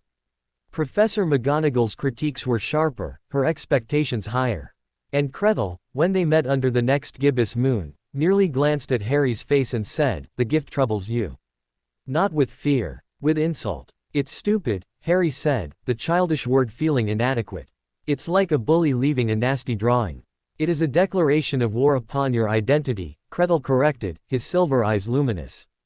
"They say, your heritage is rot, and your future belongs to the serpent. To ignore it is not strength. To answer it is not reaction. You must redefine it." He gestured to the land around them, silvered by moonlight. "You are lord of this land. Not in name only. In truth. You have listened to its stones. You have felt its scale. Now, you must learn to speak for it. To make its truth louder than their lies." The lesson that night was not about perception, but about manifestation. Kreddle led him not to the standing stone, but to the heart of the orchard. He had Harry place his hands on the earth between the roots of two ancient apple trees. "The land has a voice," Kreddle whispered, his form seeming to blend with the dappled shadow. "It speaks in growth, in decay, in the turn of seasons. You have heard its song. Now, you must learn to shape a single note. A command that is also a request. A truth made tangible." He instructed Harry to think of a single, simple concept he wished the land to express. Not a shield, not a weapon. A statement. Harry thought of the dead rose. Of the implied blight. He thought of the vibrant, glowing fruit above him, of the rich, dark soil under his palms. His intent formed, clear and sharp. Life.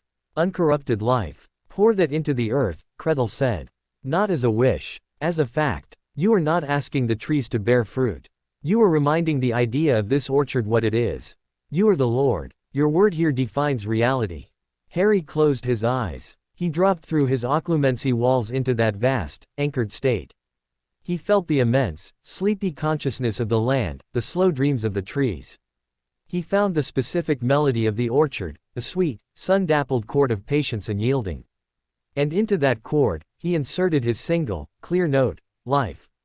Pure, resilient. He didn't push. He simply let the note resonate from him, a tuning fork struck against the bedrock of his own certainty. The magic that answered was subtle, profound. It was not a flash of light. It was a deepening. The air grew richer, sweeter with the scent of blossom and ripe fruit. The faint, ever-present hum of the trees seemed to sharpen, to harmonize. Above him, a shower of glowing apple blossoms, out of season, drifted down like snow, each petal perfect and whole. Where they touched the ground, tiny, impossible shoots of emerald grass sprang up, glowing with a soft, internal light. He had not made flowers bloom. He had reminded the orchard of its own perfect, essential nature, and the land had joyfully affirmed it. He opened his eyes, awestruck. The grass around his knees was luminescent. The very bark of the trees seemed to shimmer with health. Kretel gave a slow nod. Adequate. You have issued your first decree. A small one, but a true one. This is the heart of lordship. Not taking, not defending, defining. The enemy speaks of blight. You answer with undeniable vitality. Let this be your reply to their poisoned gift. Word of the orchard's unseasonal bloom did not stay secret. Magical places have their own gossip. The portraits told visiting portraits from other houses. The elves of Hogwarts, kitchens, who traded news with Tilly, whispered of it. Within days, it was another curious snippet in the Prophet. Potter estate shows signs of powerful ambient magic. The political pressure twisted in response. The next owl from the Wizengamot wasn't a summons, but an invitation to a celebration of magical heritage, hosted by the most ancient and noble House of Black. It was a social event, a testing ground of a different kind. The Blacks are the pinnacle of the traditionalist faction, McGonagall explained, her mouth a grim line. Arcturus Black is a political viper. His wife, Melania, is a social strategist. This is a trap dressed as an honor. They want to see you in a controlled setting, surrounded by their allies. They will measure your manners, your knowledge, your contamination by Muggle upbringing. They will also be intensely curious about the magic around you. Do I have to go? Harry asked, the thought of a room full of staring, judging wizards making his skin crawl. As a reigning lord of an ancient house, receiving a direct invitation from an equal. To refuse would be a stunning insult, a declaration of hostility. You must go. And you must be impeccable. The preparation was hellish. It wasn't about spells anymore. It was about etiquette, heraldry, the labyrinthine connections of wizarding bloodlines. Harry learned how to bow, how to address lords and ladies of various ranks, which fork to use for which magical creature hors d'oeuvre, a lesson he hoped was theoretical. He memorized the Black family tree, their alliances, their enmities. You will be a curiosity, McGonagall drilled him. Some will be openly hostile.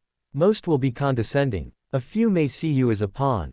Your task is to be polite, unflappable, and reveal nothing. You are a child, but you are also Lord Potter. Let them see the title, not the boy. Your occlumency must be perfect. The night of the celebration, Harry dressed in formal robes of deep Potter green, the crest picked out in silver thread over his heart. The ring felt like a piece of armor. Professor McGonagall, as his chaperone, wore severe but elegant tartan robes. They flowed to the designated public hearth in Diagon Alley and took a hired carriage to Grimmauld Place. The house revealed by the unfolding magic was a tall, grim, terraced building that scowled at the street. Inside, it was a cave of dark wood, tarnished silver, and oppressive grandeur. The air smelled of dust, old magic, and arrogance.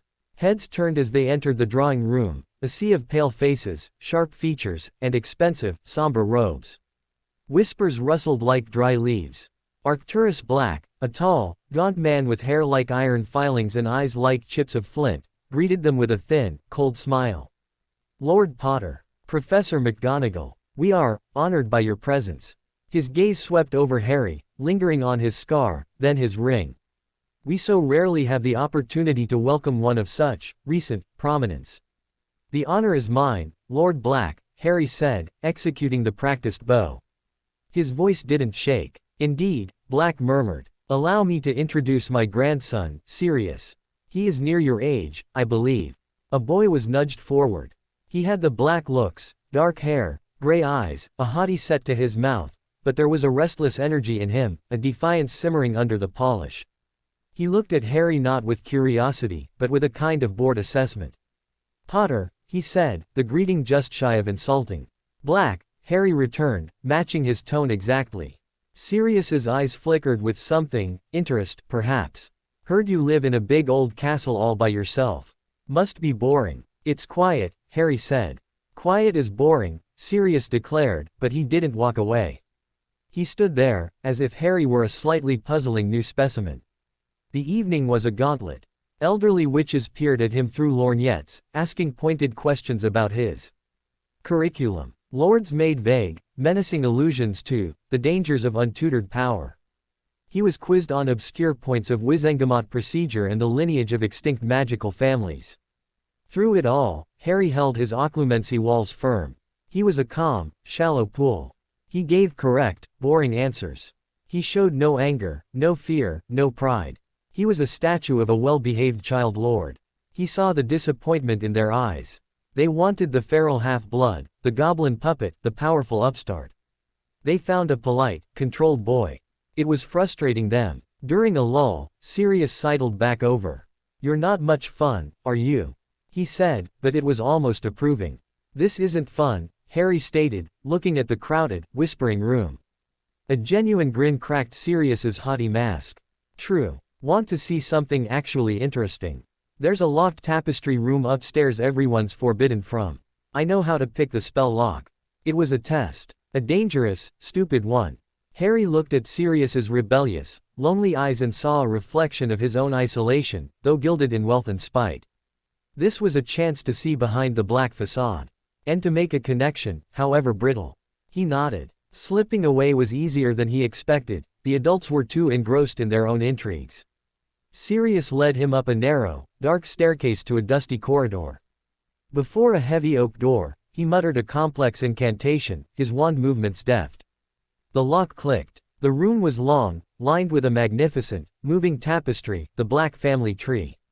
It was vast, glittering with gold and silver threads. But it was also horrifying.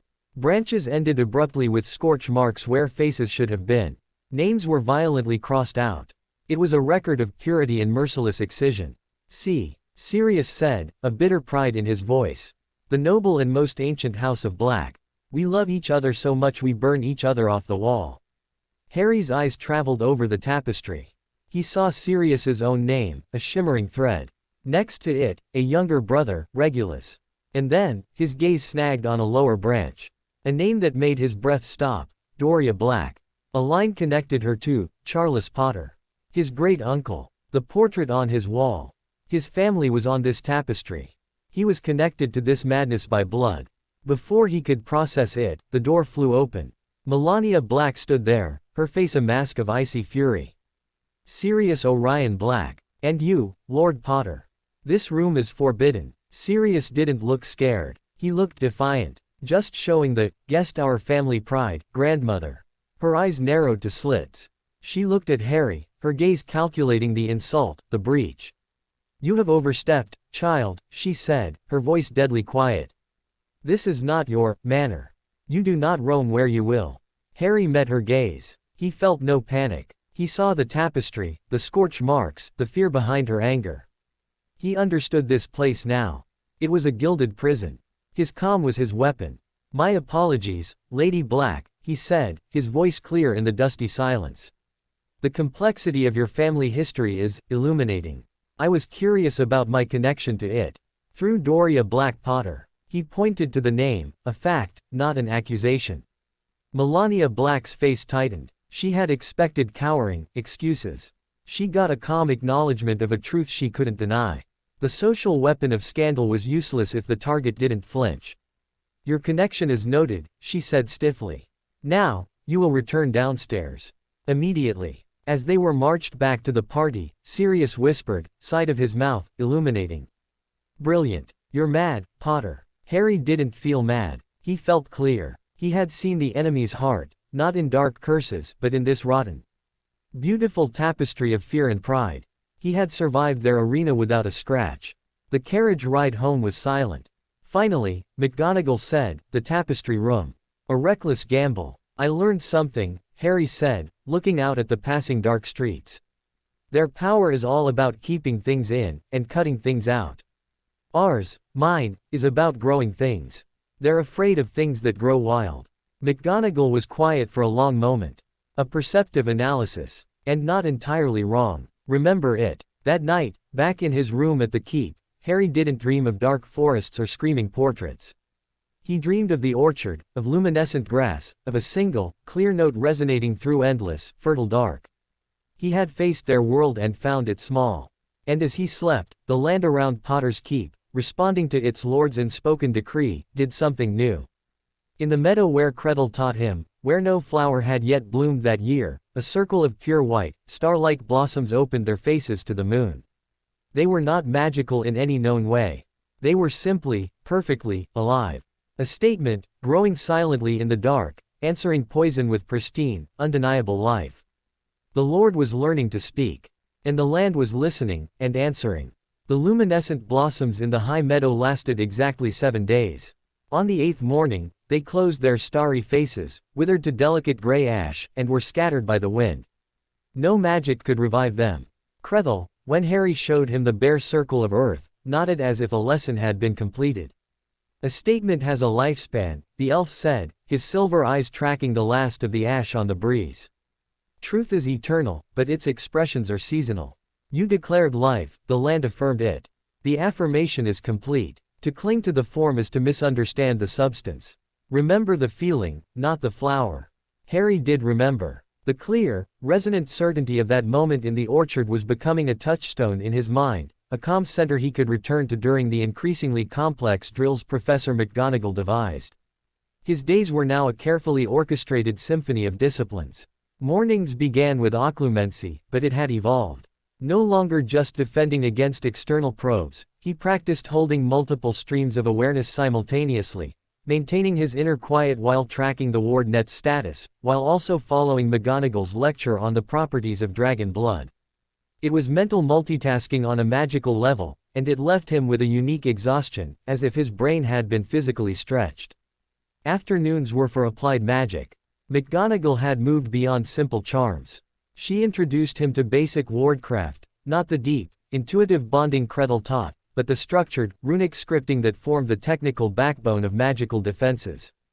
They would inscribe simple containment circles on parchment, then on stone slabs in the garden, charging them with specific intentions: repel, contain, alert.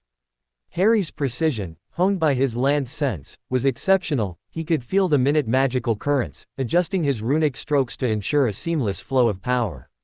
His wandwork grew quieter, deadlier. He learned the silencing charm, silencio, and practiced it until he could extinguish all sound in a 10-foot radius with a thought. He mastered the stunning spell, stupefy, the red bolt of light striking practice dummies with satisfying force. McGonagall taught him to chain spells, a silent trip jinx followed instantly by a full-body bind. Efficiency, she would say, her own wand of blur. A duel is not about power alone. It is about economy of motion, of magic, of thought. Your enemy will not wait for you to finish incanting. Through it all, the political world kept knocking. The investigation into the dead rose, spurred by Gringotts' complaint, had gone exactly as Ragnok predicted, nowhere. The ministry declared it a non-verifiable prank of unknown origin, but the file remained open, a persistent itch.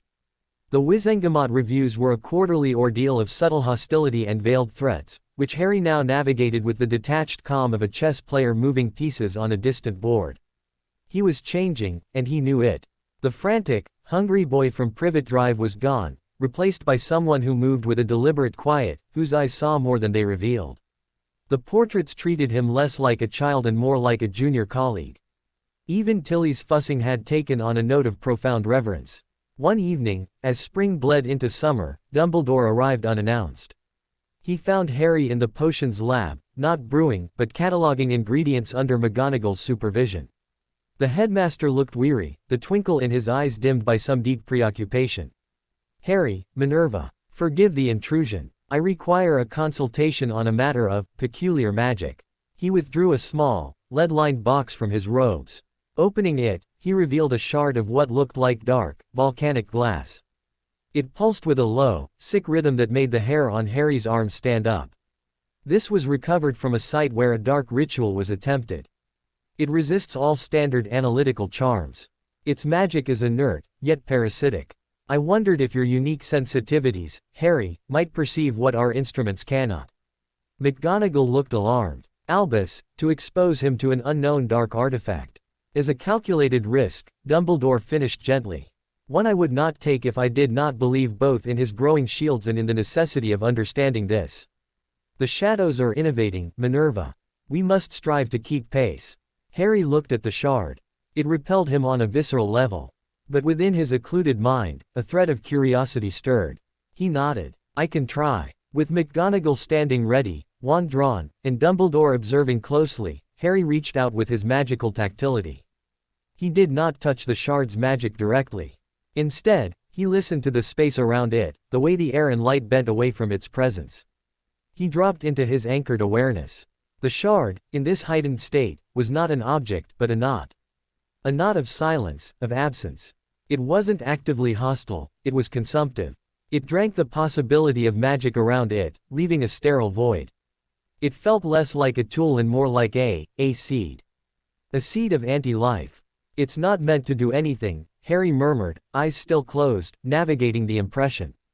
It's meant to be placed somewhere. Somewhere magical. And just exist. To leech. To create a dead spot. A place where protective magic would fail, where growth would wither. He opened his eyes, meeting Dumbledore's grave gaze. It's a key. For making a hole in a wall. Dumbledore's face went very still. A ward breaker. Of a kind we have not seen before. Passive. Insidious. He closed the box, the oppressive feeling vanishing. Thank you, Harry. Your insight is invaluable. It confirms a troubling pattern.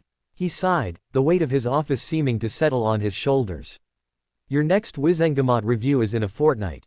I must warn you, the traditionalist bloc, led by Lord Black, is preparing a new motion, the Magical Guardianship Assessment. It would mandate a team of neutral experts to perform an invasive audit of your magical core and your bond with this land. They couch it in terms of ensuring stability and preventing magical contagion.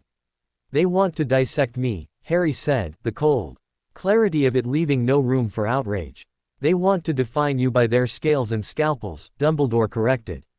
To reduce a symphony to a list of notes. You must not allow it. The review will be your battleground. You must demonstrate such impeccable control, such harmonious stability, that the very idea of an assessment seems absurd. You must show them a lord in full accord with his domain, not an unstable child. After Dumbledore left, the directive hung in the air like a challenge. Demonstrate harmony. But how? Politeness and perfect shields might not be enough. It was Kretel, during their next moonlit session, who provided the answer. Harry told him of the shard, of the impending political attack. They fear what they cannot measure, Kretel said, standing by the silent standing stone. So give them something immeasurable. Not a display of power. A display of unity. You and the land are not two things, the Lord and his property. You are a single chord. You have learned to listen to the land, to speak for it in small ways. Now, you must perform a duet. Publicly. A duet. The land has a voice. You have a will. Weave them. Not for defense. For creation. An act of magic that is impossible for either alone. That is the proof of true lordship. It is also, he added, a rare flicker of emotion in his silver eyes, a declaration of a different kind. It says, I am not a wizard who owns a place. I am the voice of this place. They cannot assess that with their runic calipers. They can only witness it, or deny the evidence of their own senses. The idea was terrifying. It was one thing to make flowers bloom in his own orchard. It was another to perform a magical feat before the entire Wizengamot. He discussed it with McGonagall. To his surprise, she did not immediately dismiss it. Her brow furrowed in thought.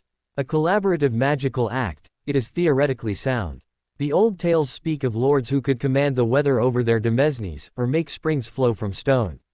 But it is high magic, Harry. Unforgiving. If your will and the lands are not perfectly aligned, the backlash could be severe. We have a fortnight to practice, Harry said, a determined set to his jaw. They chose the amphitheater. It was a natural, bowl-shaped depression on the grounds, near the Whispering Wood, where the acoustics were strange and magical sounds carried with unnatural clarity. Their goal was not grand, not weather or earthquakes. It was simple, and beautiful, to cause the amphitheater's ring of ancient, dormant glow moss to illuminate in a synchronized, rhythmic pattern, like a heartbeat of light, controlled by Harry's will. The first attempts were disastrous.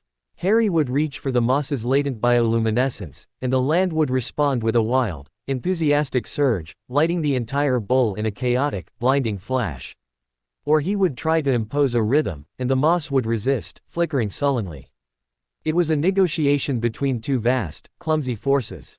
Kretel oversaw these practices. You are conducting an orchestra where you are also one of the instruments, he instructed.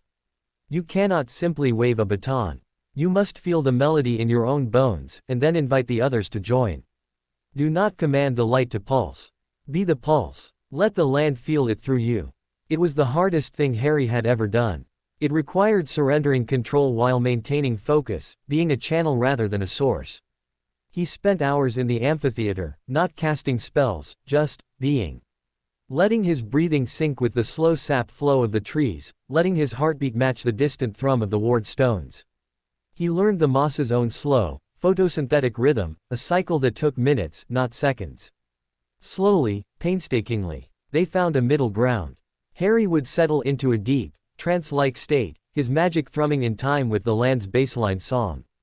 Then, with the gentlest nudge of intent, a thought no louder than a whisper, he would suggest a new rhythm, a slightly faster pulse of light. And the moss, feeling the suggestion as a natural extension of the Lord's shared presence, would agree. A soft, green-gold light would bloom in the bowl, pulsing slow, then fast, then in a complex pattern Harry dictated, a silent, luminous dance.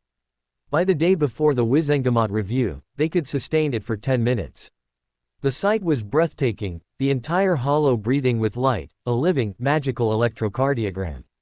It is enough, McGonagall said, her voice hushed as she watched from the rim. It is undeniable. The Wizengamot chamber felt different this time. The air was thick with anticipation and a new, sharp hunger. Lord Black and his cohorts sat with the poised stillness of predators. The motion for the magical guardianship assessment was the first item on the docket. Arcturus Black stood, his voice like dry ice. The council has before it grave concerns. The subject, Harry James Potter, resides in a locus of increasingly unstable and unclassified magical phenomena. For his own safety, and for the security of the magical community, we must insist on a full assessment. We cannot allow a minor, however titled, to become a nexus of uncontrolled power. Dumbledore, as chief warlock, listened impassively.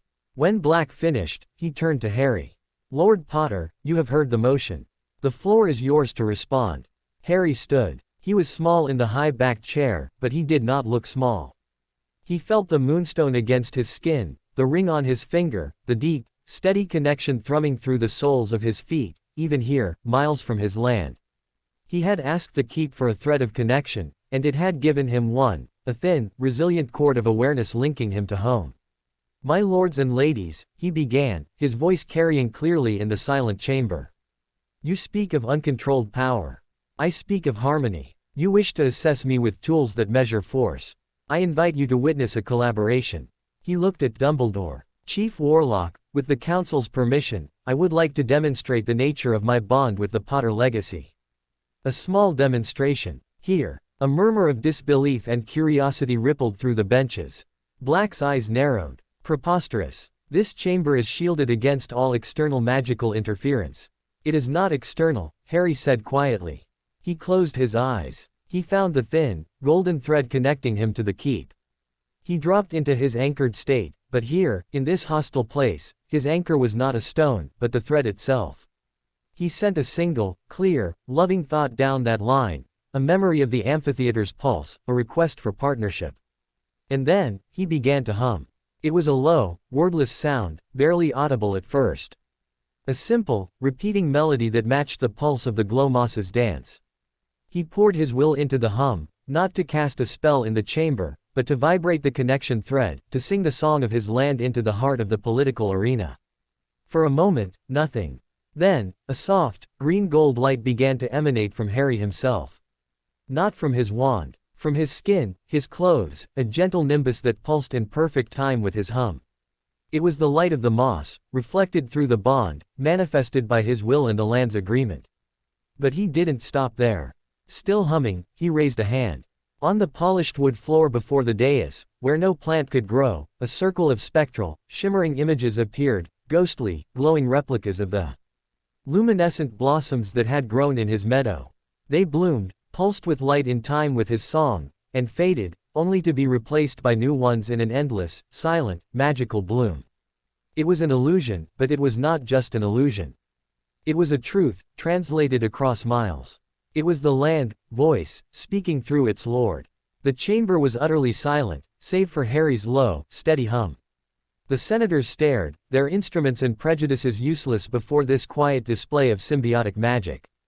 It was not powerful in a destructive sense. It was powerful in its completeness, its serenity. It was the antithesis of instability. Harry held it for a full minute, the light pulsing around him, the ghost flowers blooming and dying on the sterile floor. Then, gently, he let the hum fade. The light dimmed and vanished. The spectral blossoms dissipated like mist. He opened his eyes. The connection thread withdrew, a satisfied warmth settling in his chest. The silence stretched. Lord Black's face was a mask of frustrated fury. He had no frame of reference for this. How do you demand an assessment of a sunset? How do you regulate a harmony? Dumbledore broke the silence, his voice warm with what sounded like genuine awe. The Council has witnessed a demonstration of ancestral bond magic, long thought theoretical. Lord Potter has not exhibited instability, but a profound and controlled synergy. Does the motion for an invasive assessment still stand in light of this? The vote, when called, was a rout. The motion failed spectacularly. Even some traditionalists, shaken by the beauty and strangeness of what they'd seen, voted against it. Harry had won, not by fighting, but by conducting a silent, luminous duet. That night, back at the keep, exhausted but triumphant, he stood on the ramparts. The land hummed its contentment around him. He had proven himself to his enemies, not as a weapon, but as a lord. But as he looked out over his sleeping domain, the thin, quarantine thread in his magic, the connection to Voldemort, twitched again. This time, it did not radiate rage or hunger. It pulsed with a cold, focused, and terrifyingly interested curiosity. The harmony had been heard. And the deepest darkness, it seemed, appreciated a new and interesting melody. One it might wish to corrupt, or claim, for its own symphony of ruin. Victory, Harry discovered, tasted like dust and lemons. The triumph in the Wizengamot chamber had been real, a silencing of his most vocal political enemies with a display they couldn't comprehend, let alone legislate against. But the Ministry's response was not surrender. It was a tactical redeployment. The notice arrived by a Ministry eagle owl with an officious clatter of its beak. It informed Lord Potter that, in light of the unprecedented magical displays and ongoing concerns for welfare, the post of Ministry liaison was being made permanent and full-time. The liaison would take up residence in a designated suite within Potter's keep to provide continuous oversight and supportive guidance. The appointed liaison, effective immediately, Dolores Jane Umbridge. She arrived at sunset 2 days later, not by flow, but in a Ministry-owned, plum-colored carriage pulled by 2 weary-looking thestrals. Her luggage was considerable, several large, pink floral trunks, a cage containing a sleeping, ugly cat, and a wrapped rectangular object that hummed with a sticky, bureaucratic magic. Professor McGonagall stood with Harry on the steps, her expression that of a general watching the enemy breach the outer wall through a legal loophole. "Remember," she murmured as the carriage door opened and Umbridge emerged, swaddled in a tweed coat over her usual pink, "she has authority to observe, not to command. This is your home. The suite is the old gardener's flat above the greenhouses. It has been prepared. It is not part of the main house. The wards recognize her as a guest with conditions." "A prisoner," Harry said flatly. "A wasp in the jar," McGonagall corrected. "Do not rattle it, but never forget it can sting." Umbridge smiled her wide, toothy smile as she bustled up the steps. "Lord Potter. Professor. How wonderful to make this more permanent. The Ministry is so committed to your successful integration." Her eyes, like shiny currents, darted past them into the hall, already assessing, cataloging. "And this must be the family elf." Tilly had appeared, ringing her ears, a look of profound distaste on her small face. "You will take my bags to my rooms. Carefully. And I'll require a cup of tea. Not too strong. 2 sugars. And a biscuit. A plain one." Tilly's eyes flashed with mutiny. Harry gave a tiny, almost imperceptible shake of his head. "Not yet." The elf vanished the luggage with a resentful crack and popped away to the kitchen. "I'll show you to your quarters, Madam Umbridge," McGonagall said, her voice taut. "Oh, there'll be time for that, I'm sure," Umbridge chirped, already wandering into the entrance hall. She stopped before the portrait of Charles Potter, who was glowering down at her with undisguised loathing. A portrait. How quaint. Did they all have such strong opinions? We're known for it, Charles snarled. Umbridge's smile didn't flicker. I see. Well, I shall look forward to many stimulating conversations. She turned to Harry. Now, Lord Potter. My remit is to ensure a balanced routine. We shall begin with a tour of the entire premises tomorrow. All rooms. All outbuildings. I must understand the environment. And then, we shall establish a new schedule. One that includes appropriate ministry-approved educational materials and, her gaze lingered on him, periodic evaluations of your magical development, for your own safety, of course. Harry felt a cold stone settle in his stomach. Evaluations. They couldn't force an invasive assessment through the Wizengamot, so they'd sent an assessor to live in his walls. Professor McGonagall oversees my education, he said, keeping his voice neutral. And I'm sure she does a marvelous job, Umbridge simpered. But the ministry must have its own, objective perspective. We are, after all, responsible for you. In lieu of, proper parents. The calculated cruelty of the remark was like a needle slipped between his ribs. Harry's Occlumency walls absorbed the sting, transmuting the hurt into cold clarity. This is her weapon. Small cuts. Provocations. My parents are dead, he said, meeting her gaze directly, his eyes older than his years. The ministry's responsibility, as defined by Gringotts' contract, is to respect the guardianship arrangements they put in place. Which you are now, supplementing. He saw a flicker in her eyes, surprised that he didn't crumple, annoyance at the legal reference. Quite. Well, we shall all learn to adjust. She finally allowed McGonagall to lead her away to her distant flat, her heels clicking a staccato rhythm of invasion on the stone floors. Her presence was a poison in the house's blood. Harry could feel it that night as he tried to sleep.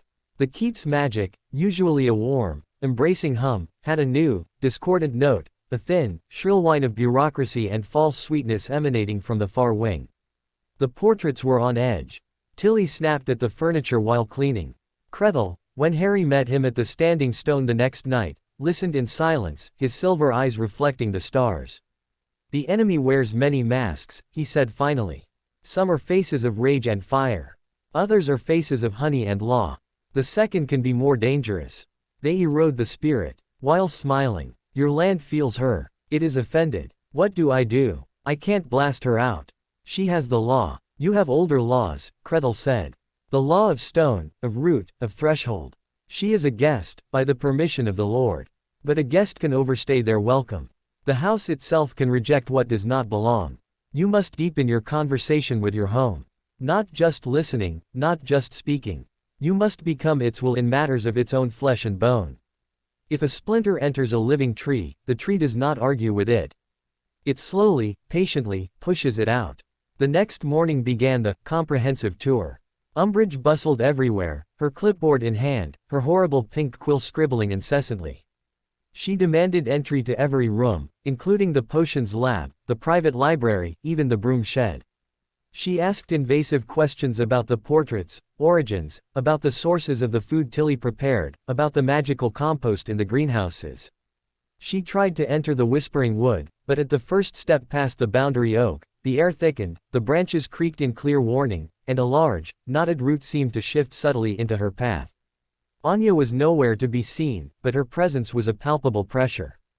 Umbridge, flustered, made a note about uncontrolled, possibly hostile flora. The worst was her evaluation. She had Harry perform basic charms, Lumos, Wingardium Leviosa, while she used a complicated, brass device that whirred and spat out ticker tape readings. She clucked over the results. Your magical output is highly irregular for your age, Lord Potter. Peaks and valleys. Very concerning. It suggests a lack of foundational control. What the device couldn't measure, of course, was the reason. Harry's magic wasn't separate from the land, it ebbed and flowed with its energies.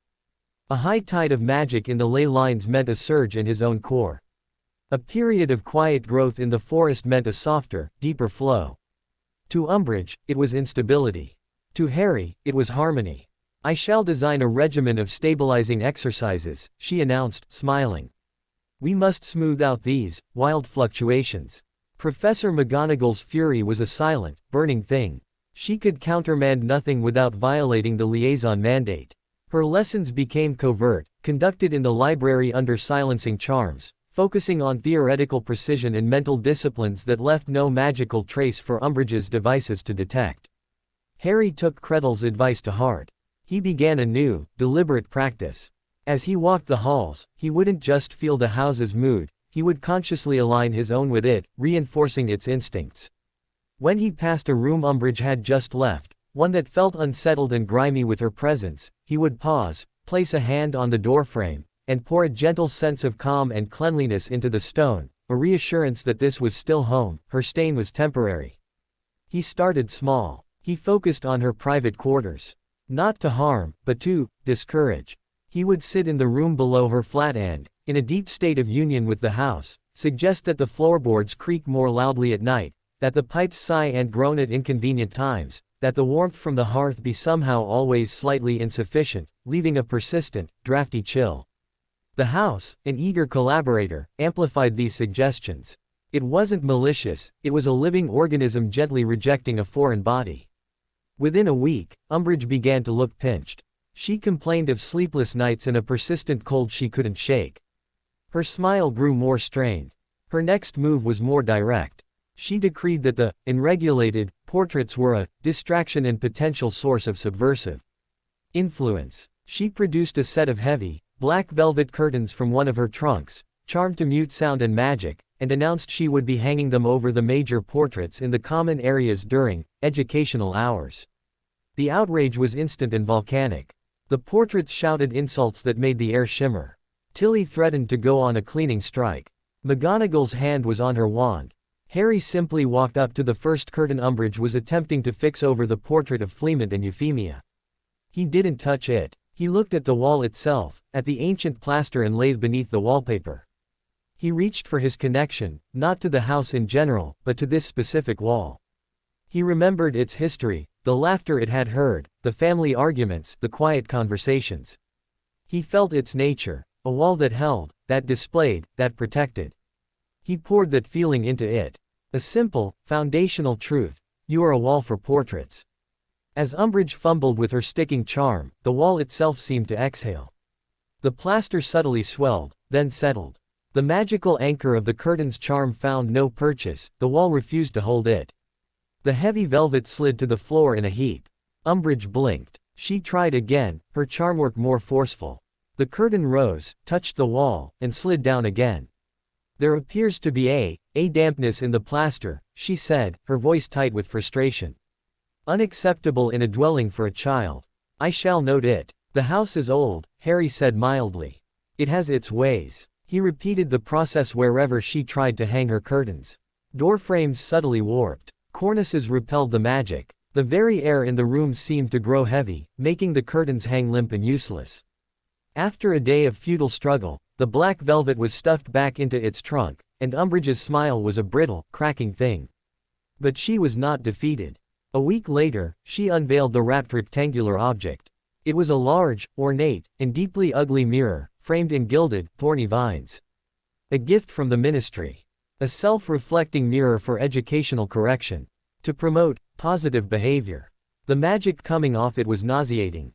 It didn't feel dark, like Voldemort's magic. It felt blanketing, suppressive. It hummed with a spell designed to enforce a specific, narrow state of being, placid, obedient, unquestioning. It will hang in the main study, where you do your lessons, Umbridge declared with saccharine firmness. This was a direct attack, a tool to break his will, to smooth out the wild fluctuations by magical force. McGonagall looked ready to shatter it on the spot. Harry felt a surge of real fear. This was different from curtains. This was a weapon. He couldn't let it be hung. But a direct refusal would give her cause to escalate, to bring in orders for non-compliance. As the two ministry wizards who had delivered it levitated the mirror toward the study, Harry acted. He didn't confront the mirror. He spoke to the doorway. He stood before the entrance to the study, a wide, arched door of dark oak. He placed both hands on the frame, closed his eyes, and sank into union. He didn't think of rejection or defense.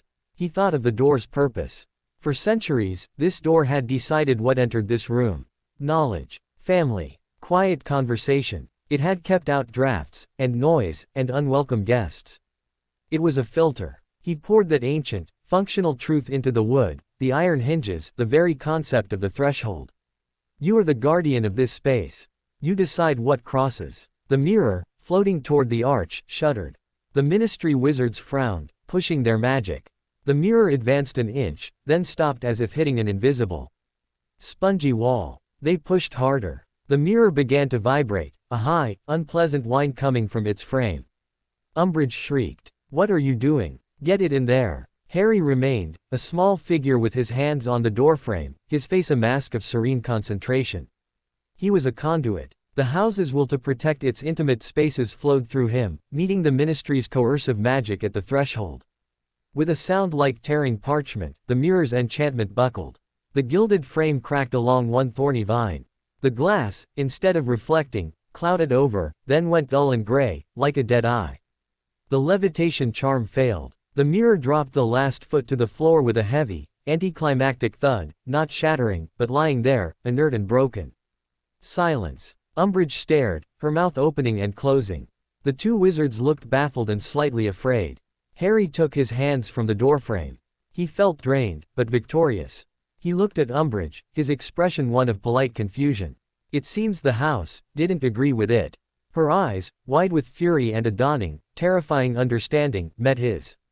She wasn't dealing with a child, or even just a young wizard. She was dealing with something she had no manual for. A will that was not contained in a single body, but woven into the stone and soil around her. The broken mirror was carted away. Umbridge retreated to her drafty, noisy flat, her notes frantic and increasingly unhinged. She had tried bureaucracy, she had tried psychological warfare, she had tried magical coercion. The keep, with its young lord as its voice, had gently, firmly, said no. That night, Harry stood in the cleansed glade of sunken stones, the peaceful hum of the megaliths washing over him. He had defended his home in a new way. Not with a shield, but with identity. He had reminded his domain what it was, and it had defended itself. But as he walked back, the cold, quarantined thread in his magic twitched again. This time, the impression it sent was not curiosity or rage. It was a sense of approval. A cold, grim approval of the ruthless efficiency with which the boy had broken an enemy's tool. As if a master had seen a promising student employ a harsh lesson. The realization froze Harry's blood. Umbridge was the obvious enemy, the visible knife. But his actions against her, the subtle, psychological, utterly effective defense, were being watched and appreciated by the darkest mind imaginable. He wasn't just fighting the ministry's puppet. He was auditioning, unaware, for a role in a far darker play. And the audience in the shadows liked what it saw. The cold, silent approval from the quarantine thread lingered for days, a psychic stain no Occlumency could fully erase. Harry didn't tell McGonagall, and certainly not Kretel. Some horrors felt too intimate to share, too much like admitting a part of the enemy now lived in his taste and tactics. He carried the knowledge like a shard of ice in his pocket, a constant, chilling reminder. Umbridge, defeated on the battlefield of curtains and mirrors, changed her strategy. She became a scribe in the shadows. She took to sitting in the corner of the library or the sunroom, her pink quill scratching incessantly on her endless scroll of parchment, recording every detail of life at the keep. She noted the times Harry rose and retired, the content of his meals, the titles of books McGonagall assigned. She became a living, breathing instrument of surveillance, her presence a constant, low-grade hum of judgment. Her reports, filed daily by a miserable-looking ministry owl, were surely cataloging a narrative of strangeness and unregulated power. Harry knew this. But he also learned to function under the microscope. His occlumency became not just a defensive wall, but a performance. He projected an image of a studious, slightly withdrawn young lord, interested in his books and his land, his unusual magic, merely a passive inheritance, like the color of his eyes. He let her see the shells of things, the theory of runes, not their practical application, the history of the Wizengamot, not his analysis of its factions. He gave her reams of harmless data to drown in. Professor McGonagall played her part with brittle perfection. Her lessons were models of pedagogical rigor, utterly orthodox on the surface. But in the spaces between sentences, in a pointed look or a carefully chosen text left open on a table, she continued his real education. It was during one of these superficially dull sessions, a dissection of the uses of moonstone in protective amulets, that the land itself delivered a message. A sharp, discordant twang reverberated through the ward net, a sound felt in the bone, not the ear. It wasn't the probing pressure of the Death Eaters or the oily smear of the possessed rat. This was different, cleaner, sharper, and it came not from beyond the borders, but from a specific point within them, the Whispering Wood. Harry and McGonagall froze. Umbridge looked up from her notes, blinking. Goodness. Was that thunder? A minor ward fluctuation, McGonagall said smoothly, but her eyes were on Harry, alert. The ward song had settled, but the echo of the discord was a clear signal. Something had triggered a deep, defensive response from the wood itself. Something that belonged, yet was alien. May I be excused, Professor? Harry asked, his voice calm. I'd like to check on the greenhouses. The sudden vibration might have upset the venomous tentacula. It was a flimsy excuse, but Umbridge, ever literal, made a note about dangerous flora, and nodded absently. Once outside, Harry didn't go to the greenhouses. He ran for the wood, his heart hammering a rhythm of foreboding. Anya was waiting for him at the boundary oak, her face grave, the vines in her hair twitching uneasily. A guest, she said, the word heavy with ambiguity. A lost one. The wood allowed it passage, for its blood sings a very old, very faded song of this place. But its mind is a locked room screaming.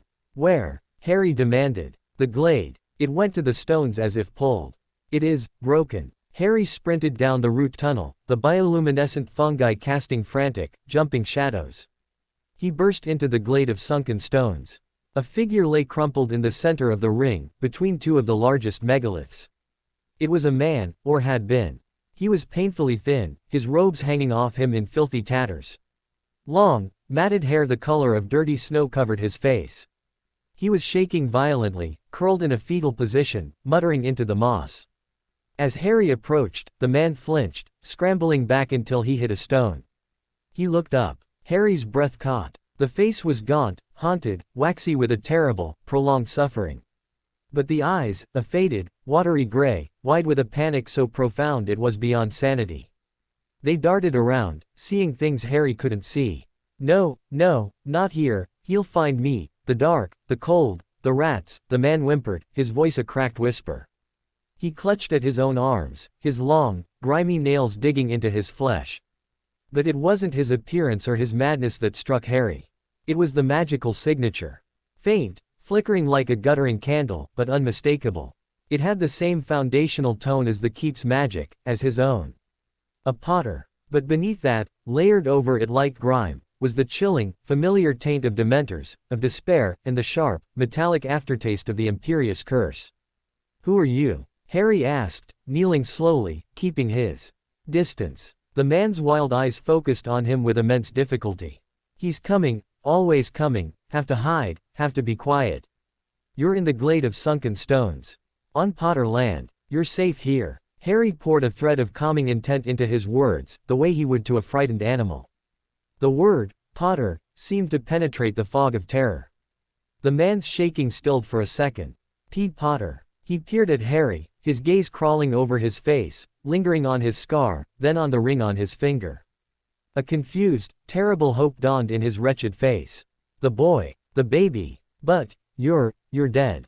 Everyone's dead. I saw them fall. A cold knot tightened in Harry's stomach. I'm Harry. Harry Potter. James and Lily's son. The man let out a choked sound, part sob, part laugh. Harry. Little Harry. He reached a trembling, skeletal hand toward him, then yanked it back as if burned. No, don't touch me. I'm poison. I led them there. I told. The confession was a wail of pure agony. Harry's mind raced, pieces of a terrible puzzle clicking into place. A broken man. Potter blood. Guilt over his parents' death. Sirius, he breathed, the name from the black tapestry, from the stories of the traitor. You're Sirius Black. The man, Sirius, jerked as if whipped. Black. No, not that. Never that. I'm not one of them. The denial was ferocious, the last vestige of a shattered pride. He collapsed back into sobs, his body racked with them. I was the secret keeper, but I thought it was too obvious. We switched to Peter, little, weak Peter, and I told him it was a trick, but he told them, and I went to check on Peter, and he was gone, just just blood and robes, and everyone thought it was me, and then the Dementors. The story spilled out in broken, hysterical fragments. The Fidelius charm. The switch. Pettigrew's betrayal. The massacre in the street. Pettigrew faking his own death, framing Sirius. Azkaban. 12 years of Dementors feeding on his grief, his rage, his guilt, until his mind became a ruined cathedral echoing with their whispers. He had escaped. A miracle of desperate, starved animagus magic, a big, black dog slipping through the bars during a storm. He had been living as a beast, scavenging, fleeing, drawn across the country by a faint, familial pull he couldn't understand, until the strengthened, singing magic of the reclaimed Potter lands had become a beacon his broken soul could navigate by. The stones called, Sirius whispered, staring at the megaliths with a kind of awe. In the dark, in my head, they hummed. A clean sound. Not the cold. I followed the hum. He was a ghost of a man, a living casualty of the war that had orphaned Harry. He was also, if his ravings were true, innocent. A victim twice over. Harry didn't know what to feel. Pity was there, a vast, aching wave of it. But so was a cautious, calculating coldness. This man was a fugitive. The Ministry believed him a mass murderer, a Voldemort supporter. Harboring him was not just illegal, it was political suicide. Umbridge was in the house. The wards were monitored. But he was family. Broken, lost, screaming family. And the land had let him in. You can't stay here, Harry said softly, not unkindly. There's a Ministry official in the house. If she finds you. Sirius's eyes widened in fresh terror. He began to scramble away, a wild animal again. I'll go back to the dark. No. The word was sharp, lordly. It stopped Sirius in his tracks. Harry made a decision, fast and clear. The wood will hide you. Anya. The Dryad's daughter melted from between the trees. Can you keep him safe? Hidden. From everyone. Anya looked at the broken wizard, her head tilted. The wood pities the shattered thing. It will. Weave a nest for him. A silent place. The stern witch and the star-eyed one may know. The pink toad must not. Thank you. Harry turned back to Sirius, who was watching this exchange with bewildered, childlike eyes. You'll go with her. She'll keep you safe. You can rest. No Dementors. No cold. Just the trees. Tears, clean tears for the first time in years, cut tracks through the grime on Sirius's cheeks. He didn't speak, just nodded, a frail, broken marionette of a man. Anya beckoned. Sirius stumbled to his feet, and with a last, lost look at Harry, he followed her into the deep green shadows of the whispering wood, swallowed by the ancient, protective silence. Harry stood alone in the glade, the piece of the stones now feeling charged, complicated. He had a fugitive hidden on his land. A godfather, according to the tapestry, according to the shattered story he'd just heard. A liability of unimaginable proportions. And a weapon. The thought came unbidden, cold and clear. Sirius Black, if he could ever be healed, was a direct witness to the Potter's betrayal. He could clear his own name and expose Pettigrew. He was a living knife aimed at the heart of the official narrative that had imprisoned him. But first, he had to be kept alive, and secret. Harry returned to the house, his mind racing. He found McGonagall in the library, alone for a moment. In low, urgent tones, he told her everything. Her face paled, then set into lines of grim resolution. Albus must know. He always doubted the official story. This changes everything. But the risk, Harry. If Umbridge even suspects, the wood will hide him. Anya promised. And we have to try. He's all that's left. The words felt true as he said them. McGonagall nodded, a flash of painful sympathy in her eyes. We will need a story. The ward fluctuation. We'll say it was a trapped boggart, drawn by the old magic, now dealt with. I will confirm it to Umbridge. It will explain any residual unease she might feel. She gripped his shoulder. You did the right thing, Harry. A terrible, dangerous, right thing. That night, a secret conference was held in the deepest cellar, behind layers of silencing charms. Dumbledore arrived, his face etched with sorrow and dawning hope as McGonagall relayed the story. Kreathel was there too, a silent observer. Sirius, Dumbledore murmured, the name heavy with regret. I failed him. I should have seen, I should have questioned. He looked at Harry. You have given us a chance to right a grievous wrong. But we must be patient. His mind is not his own. The Dementor's damage is profound. He may never be the man he was. Can we help him? Harry asked. Time, safety, peace. The care of the Dryad may do more than any potion or spell. And, perhaps the presence of family. Dumbledore's gaze was gentle. He may respond to you, Harry. A touchstone of the life he thought was lost. But you must be careful. His reality is fragile. He may see you as James one moment, and a threat the next. The plan was formed. Sirius would remain hidden in the wood, under Anya's care. Dumbledore would begin the slow, secret work of gathering evidence to exonerate him, starting with the memories of the Fidelius switch, which he now knew to seek. It would be a years-long process. For Harry, life now contained a hidden dimension. The knowledge of the broken man in the wood was a constant undercurrent. During his lessons, during meals with Umbridge's prattling, during his own walks, part of his awareness was always tuned to the whispering wood, feeling for the faint, ragged pulse of his godfather's magic, a lonely, wounded star in the green dark. He began visiting, cautiously.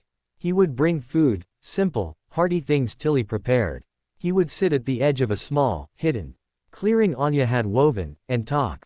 Not about anything important. About the weather. About a book he was reading. About the antics of the portraits.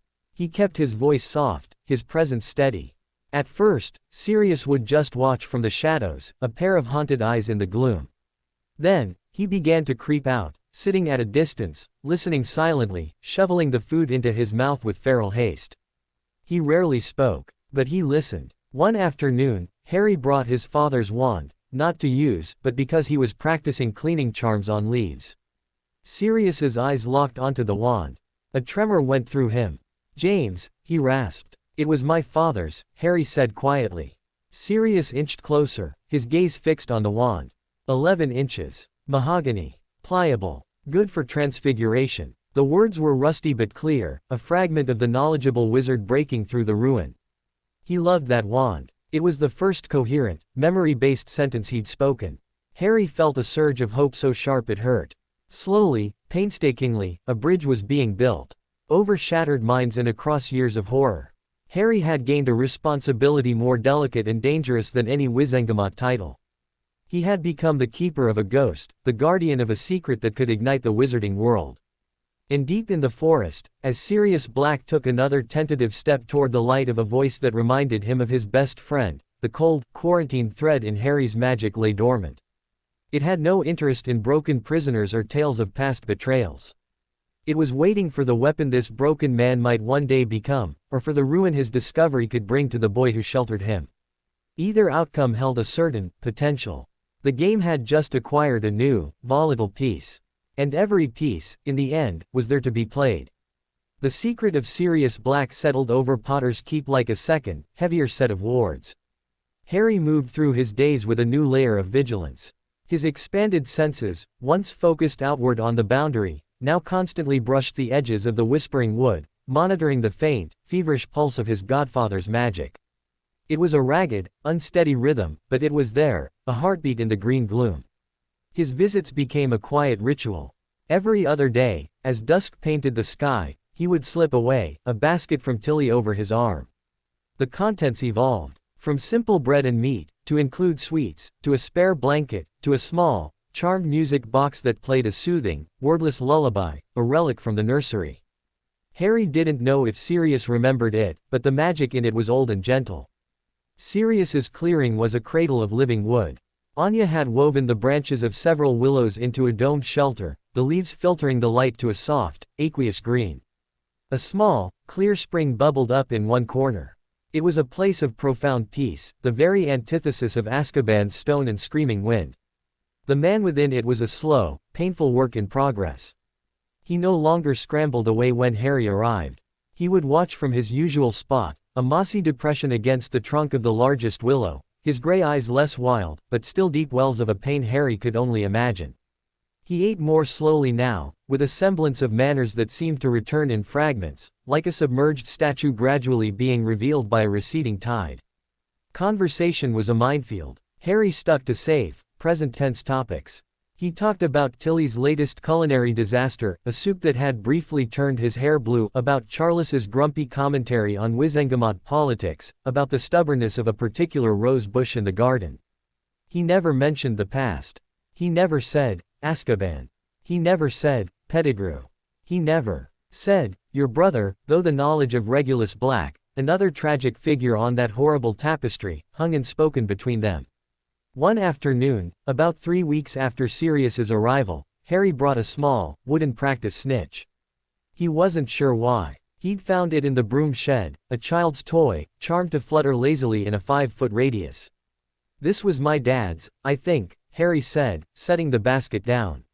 He released the snitch. It buzzed into the air, a blur of gold against the green, looping in slow, erratic circles. Sirius's eyes, which had been dull, tracked it. A muscle in his gaunt jaw twitched. His hand, resting on his knee, curled slightly. He loved to fly, Harry said softly, watching the snitch. The portraits say he was brilliant. A seeker. The best, a voice rasped. It was so quiet Harry almost missed it. He didn't turn, didn't break the fragile moment by looking directly at Sirius. Arrogant. Flashy. Could turn on a sickle. A pause. The snitch dipped near Sirius's head. His hand twitched again, a ghost of a seeker's reflex. I was a beater. Kept the bludgers off him. The words were like the first drops of rain on parched earth. Harry's heart clenched. You played together. A slow, almost imperceptible nod. At school. James and me, and, the name wouldn't come. His face contorted, the peaceful memory colliding with the later horror. He shut his eyes, a tremor running through him. It's okay, Harry said quickly, his own throat tight. You don't have to. But the dam had cracked. The next time Harry visited, Sirius was waiting, sitting a little straighter. He didn't speak about the past, but he asked a question, his voice hesitant. The stern witch. She teaches you. Professor McGonagall. Yes. A flicker in the gray eyes. Minerva. Tough. Fair. He looked at Harry, a glimmer of something like assessment. She teaching you to transfigure. James was rubbish at first. Turned his own eyebrows into caterpillars. A startled laugh escaped Harry. The image was so absurd, so human. I haven't done that. Yet. We're still on non-living to non-living. I turned a teacup into a rat last week. It squeaked. The ghost of a smile touched Sirius's cracked lips. It was a terrible, wonderful thing to see. A rat, he murmured, and the shadow passed over his face again, but it didn't drown him this time. He shook it off, visibly. What else? So Harry told him. About his struggles with silent casting, about the tedium of goblin wars, about Umbridge's endless, prickly presence. Speaking to Sirius was different. With McGonagall, it was a report. With the portraits, it was entertainment. With Sirius, it felt like sharing a burden with someone who understood the weight of enemies, even if their enemies wore different faces. Sirius listened. He offered no advice, but his silence was attentive, engaged.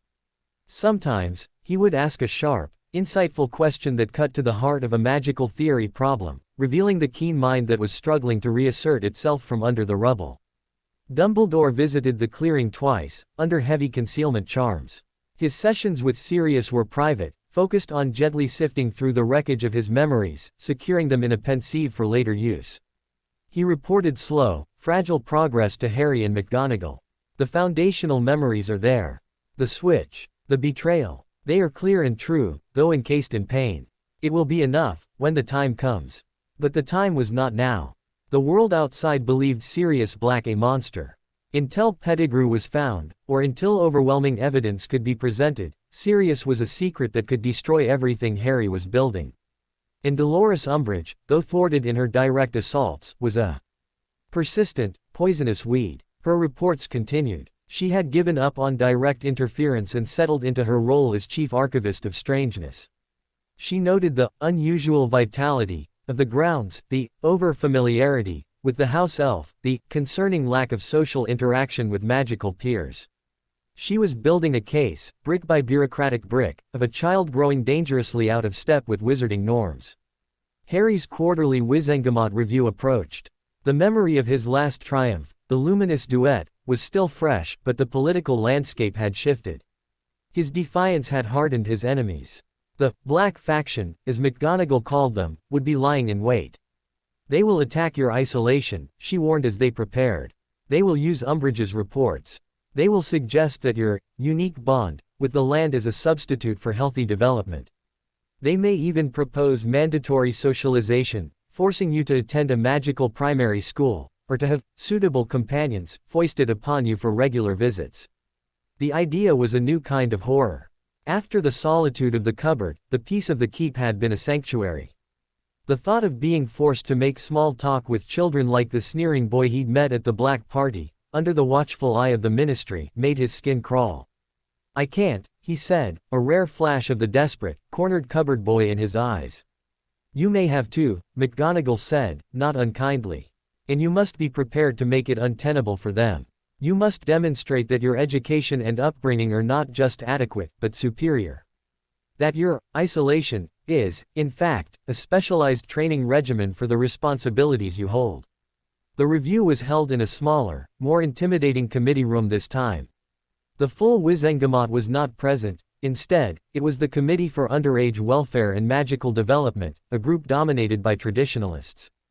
Umbridge sat at the end of the table, smiling, her notes stacked neatly before her.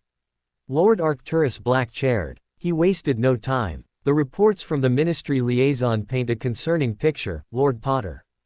A child alone but for portraits and an elf. Engaged in obscure, unregulated magical practices. No peer interaction. No structured recreational activities. This is not the upbringing of a future leader of our society. It is the recipe for an eccentric, or worse. Harry kept his Occlumency walls at their maximum strength. He was a calm lake. "My education is supervised by a Hogwarts deputy headmistress. My magical development is guided by my family's traditions, as is the right of an ancient house. I have responsibilities to my estate that require my presence and focus. I do not have time for recreational activities, as you define them." "A child should have time to be a child," interjected a witch with a kind face and a forked tongue. "What of friends? Companionship?" "I have companionship," Harry said. "The portraits are my family. The land itself is a companion. And I have a tutor in the ancient arts of stewardship." He deliberately referenced Kretel, knowing the mystery would irritate them. "This, elf tutor," Black said, his voice dripping with disdain. "Unvetted. Unapproved. Teaching you who knows what. It is unacceptable." "His teachings are in harmony with the magic of my land," Harry replied. "They cause no harm, break no law. They make me a better steward." The ministry's jurisdiction over the content of a lord's private education on his own lands is, as Gringotts has clarified, extremely limited. It was a legalistic parry, but it worked. They couldn't argue the point without challenging centuries of property law. Umbridge cleared her throat sweetly. "Perhaps, dear Lord Potter, you could demonstrate some of these harmonious skills. Something from your day-to-day lessons. So the committee can see the practical benefits." It was a trap. If he performed wandless land magic, they would decry it as wild and unstable. If he performed standard charms, they would say it was nothing special. Harry thought for a moment. Then he looked at the committee table itself, a long slab of polished oak. He reached out with his senses, not to the land, but to the wood. It had once been a tree. It had known rain, sun, the feel of birds in its branches. It had been cut, planed, polished, and now bore the weight of bureaucratic folly. He didn't seek to change it. He simply acknowledged it. He sent a thread of awareness, a greeting from one living thing to the memory of another.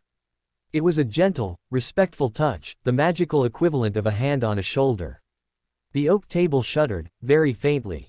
From its surface, along the grain, a tracery of tiny, impossible green shoots sprouted, not real plants, but illusions of life, echoes of what it had been. They bloomed into minute, perfect oak leaves, shimmered for a moment in the torchlight, and then faded back into the wood, leaving the surface perfectly polished and unchanged. It was a whisper of magic. A moment of poignant beauty. It spoke of respect for the source, not a desire to dominate. It was, he realized, the essence of what Kretel was teaching him, conversation, not command. The committee members stared. Some looked unsettled. A few, the older ones with a sense of history, looked strangely moved. "I tend to what is mine," Harry said quietly into the silence. "In all its forms. That is my lesson. That is my responsibility. Forcing me into a common mold would not make me more normal. It would make me neglectful of my duties." The argument was unassailable. They could not, in the end, force him to play gobstones with other children. The motion for mandatory socialization was tabled, for now. But as they left the ministry, McGonagall's face was grim. You won the battle. But the war is one of attrition. They will keep chipping. Umbridge's reports are a constant drip, wearing down the stone of your credibility. And now they have seen another facet of your power, a subtle, deep one. It frightens them in a new way. Back at the keep, Harry felt the strain. The constant political pressure, the hidden burden of Sirius, the unceasing watchfulness, it was a weight on his 11-year-old shoulders. He went to the clearing that evening, needing the quiet. Sirius was more present than usual. He was sitting by the spring, trailing his fingers in the water. He looked up as Harry approached. You're tired. It was the first time Sirius had initiated an observation about Harry's state. The ministry, Harry sighed, sinking onto the moss. Sniveling bureaucrats, Sirius muttered, with a flash of his old, fiery contempt. Worse than Death Eaters. At least Death Eaters have the courage of their monstrous convictions. He studied Harry. They're afraid of you. I know. Good. The word was sharp. Let them be afraid. Fear is a weapon. Just, don't let it be your only one. He looked back at the water, his expression clouding. James, your father, he was never afraid. Not of them. It was his strength. And his weakness. It was the closest Sirius had come to offering something like advice. It was raw, painful, and real. Harry sat with him in the deepening twilight, the sounds of the waking wood around them. For a moment, the pressures faded. Here, with this broken man who was slowly piecing himself back together, Harry didn't have to be a lord, or a symbol, or a weapon. He could just be a boy, tired from a long day. But the respite was fleeting. As he walked back to the house, the cold thread in his magic, which had been dormant for weeks, gave a single, soft pulse. It wasn't anger or curiosity this time. It felt like satisfaction. As if the day's events, Harry's subtle display of power, his weary resilience, the continued isolation that made him a sharper, harder tool, were all proceeding according to some dark, unseen plan. The enemy wasn't just in the shadows, or in the ministry. A piece of him was right here, woven into Harry's soul, watching, assessing, and approving the very traits that made Harry strong. The realization was a loneliness deeper than any cupboard. The path to power, it seemed, was a road one walked utterly alone, with a ghost of hatred for a companion. The storm began not in the sky, but in the soil. Harry woke to a deep, wrong vibration in the bones of the house. It wasn't the sharp alarm of a ward breach. It was a sick, grinding tremor, as if the earth itself were groaning in pain. He sat up, his scar cold and silent, but every other sense screaming. The keep's usual warm hum was distorted, strained. He could feel it, a creeping, corrosive magic seeping into the edges of his land, not attacking the wards head-on, but poisoning the ground they were rooted in. He threw on clothes and ran downstairs. Professor McGonagall was already in the entrance hall, her wand out, her face etched with concern as she stared at a large, enchanted map of the estate that now floated in the air. Normally, it showed the grounds in a healthy, glowing gold. Now, angry, pulsing veins of sickly purple were spreading inward from the northern and eastern boundaries, like infections in a bloodstream. What is it? Harry asked, his voice tight. A curse, McGonagall said, her tone clipped. A complex, layered necrotic enchantment. It doesn't attack the wards, it attacks the source of the ward's power, the vitality of the land itself. It's designed to rot the magical ley lines, to blight the magical flora, to turn the soil inert. If it reaches the house, the wards fail, Harry finished, cold understanding dawning. They weren't trying to break down his door. They were trying to dissolve the floor beneath his feet. And the land dies, a new voice rasped. Sirius stood at the foot of the servants' staircase, having slipped in from the kitchen door. He was pale, his eyes huge in the dim light, but they held a sharp, desperate clarity. He pointed a trembling finger at the map. I've read about this. In the Black Library. It's an old, forbidden ritual. The curse of the withered heart. It takes days to prepare. They must have been working on this since they first probed the wards.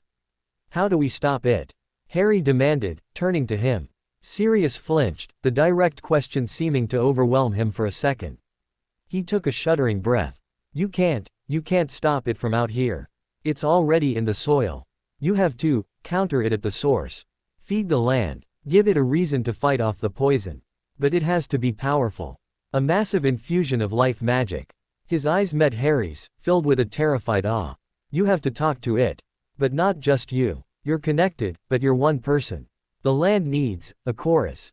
A chorus. Harry's mind raced. The portraits. Tilly. McGonagall. They were connected to him, not directly to the land. Except the wood, he said.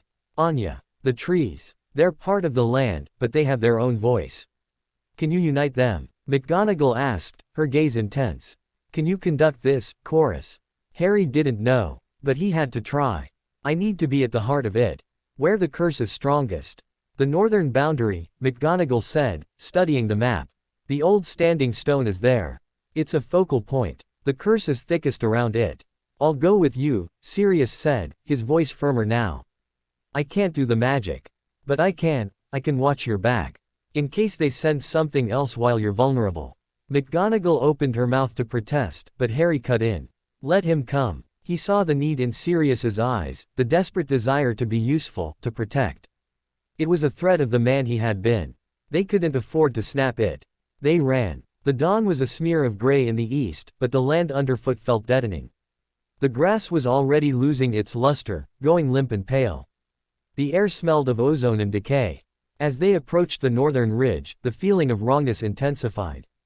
The great standing stone, usually a sentinel of calm strength, was shrouded in a clinging, purple-black mist. The ground around it was cracked and gray. Harry could feel the land's distress like a physical ache in his own chest. It was a slow, drowning sensation. He knelt at the edge of the corrupted area, placing his hands on the cold, sick earth. What do I do? He whispered, not to his companions, but to the land itself. The answer came not in words, but in a memory, Credel's lesson in the orchard. You are the Lord. Your word here defines reality. And the glade's cleansing. You must be more sure of what is right than the corruption is of what is wrong. He couldn't just ask the land to fight. He had to remind it of what it was. And he had to amplify that reminder with every voice that called this place home.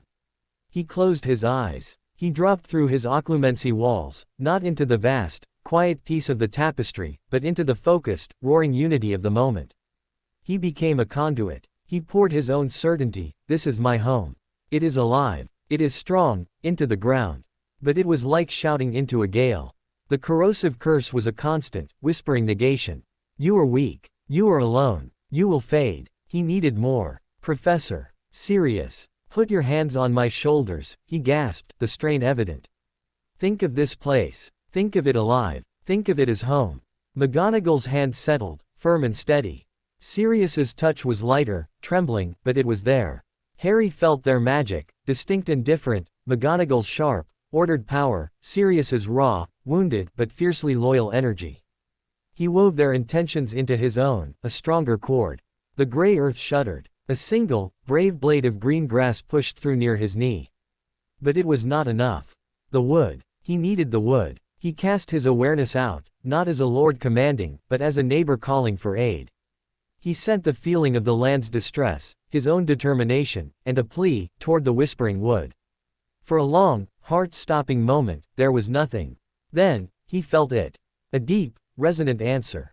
Not from one mind, but from thousands, the ancient consciousness of the trees, the watchful spirit of the Dryad, the myriad small lives of the forest. They felt the poison seeping toward their roots. They felt the call of the Lord who had cleansed the glade and spoken with respect. The forest moved. It didn't uproot itself. But a wave of pure, verdant magic, the accumulated life force of centuries, flowed out from the tree line. It was a slow, massive, green-gold tide of will. It reached Harry, not through the air, but through the mycelial network under the soil, the connected root systems that spanned his entire domain. It joined his chorus. Now, he was not one voice, or three. He was the voice of the Lord, amplified by his allies, backed by the primeval choir of the wood. The chorus swelled in him, a symphony of defiance. He opened his eyes. His hands were glowing, not with silvery light, but with a deep, vibrant emerald radiance that pulsed in time with his heartbeat. He pushed that light, that concentrated song of life, into the corrupted soil. The battle was visible. The purple-black mist recoiled, hissing like steam. The gray cracks in the earth began to knit together, filled with threads of glowing green. The standing stone shed its shroud, its surface clearing to reveal the familiar, patient granite. The curse fought back, coiling, trying to find a weakness, but it was being overwhelmed by a raw, joyous, collective assertion of existence. Harry poured everything into it, his love for the sunlit orchard, his peace in the glade, his fierce protectiveness for the hidden clearing, his gratitude for the sturdy walls of the keep. He poured in McGonagall's steadfastness and Sirius's fragile, returning courage. He channeled the ancient, slow song of the trees. With a final, soundless shriek, the curse shattered. The remaining purple veins on the map in the entrance hall would have vanished. The mist dissolved into harmless morning dew. The ground under their hands was warm, rich, and alive, sprouting a sudden carpet of clover and tiny, star-shaped white flowers. The green light faded from Harry's hands. He swayed, utterly spent, his magical core scraped hollow once more. McGonagall caught him before he could fall. "You did it," she breathed, her own face pale with effort. Sirius was staring at the transformed ground, then at Harry, with an expression of stunned reverence. I've never seen magic like that." But the victory was not complete. As the adrenaline faded, Harry's scar, which had been silent, erupted in a bolt of agony so sharp he cried out. This was not feedback from the curse. This was a direct, furious signal. And with the pain came a vision, clearer than any before, forced through the quarantine thread by the sheer intensity of the sender's rage. A dark, dripping cave. A bone-white hand dipping a goblet into a black lake. A voice, high, cold, and dripping with venom. He grows strong. He commands the old powers. He must be taken, soon, before he becomes unmanageable. Another voice, simpering, familiar, the ministry is in hand, my lord. The boy is isolated. The next move is prepared. Umbridge's voice. The vision snapped off, leaving Harry gasping, his forehead on fire. Harry. McGonagall's voice was sharp with alarm. He looked up, his eyes wide with a new horror. It's her, Umbridge. She's not just a bureaucrat. She's his. She's reporting to him. This curse, it was a distraction. A test. While we were focused here, he turned his gaze toward the distant shape of the keep. What has she done? They ran back, dread a cold companion. The sun was fully up now, but the keep seemed ominously quiet. They burst into the entrance hall. Tilly was there, sobbing hysterically, clutching a piece of torn pink fabric. She is gone. The bad pink witch. She took things from the master's study. Tilly tried to stop her, but she had a paper, a ministry paper, it said she could. She took the little box. Harry's blood ran cold. He sprinted to his study. The room was undisturbed except for one thing. The locked drawer of his desk, warded with his own blood and intent, had been blown open. Inside had been a small, lead-lined box. The box containing the shard of the ward-breaking curse that Dumbledore had brought for analysis. The shard that consumed magic, that created dead spots. It was gone. Umbridge hadn't just been observing. She had been gathering intelligence, waiting for the moment the keep's defenses and its lord were fully occupied elsewhere. And she had stolen a weapon, a key to unravel his protections from the inside. She had played her part perfectly. And now she was in the wind, carrying a piece of Harry's own magic. His analysis of the shard was on it, and a tool to breach his home, directly to Voldemort. The land was saved, but the enemy was now inside the ministry, and they had just handed him the blueprint to his walls, and the chisel to pick them apart. Harry stood in the ravaged study, the morning light feeling like an accusation. He had united his home to fight off a direct assault. But the real attack had been a feint, and he had fallen for it. The war had just entered a new, more treacherous phase. And the next move, he knew, would not be against his land. It would be against him. Personally. And they had all the information they needed to make it count. The silence that followed Harry's declaration was a living thing in the vault. It stretched between the small boy with the two large clothes and the two ancient, powerful beings who saw in him two entirely different futures. The mountain of gold around them seemed to hold its breath. Albus Dumbledore was the first to move. He let out a slow, weary sigh that seemed to carry the weight of years.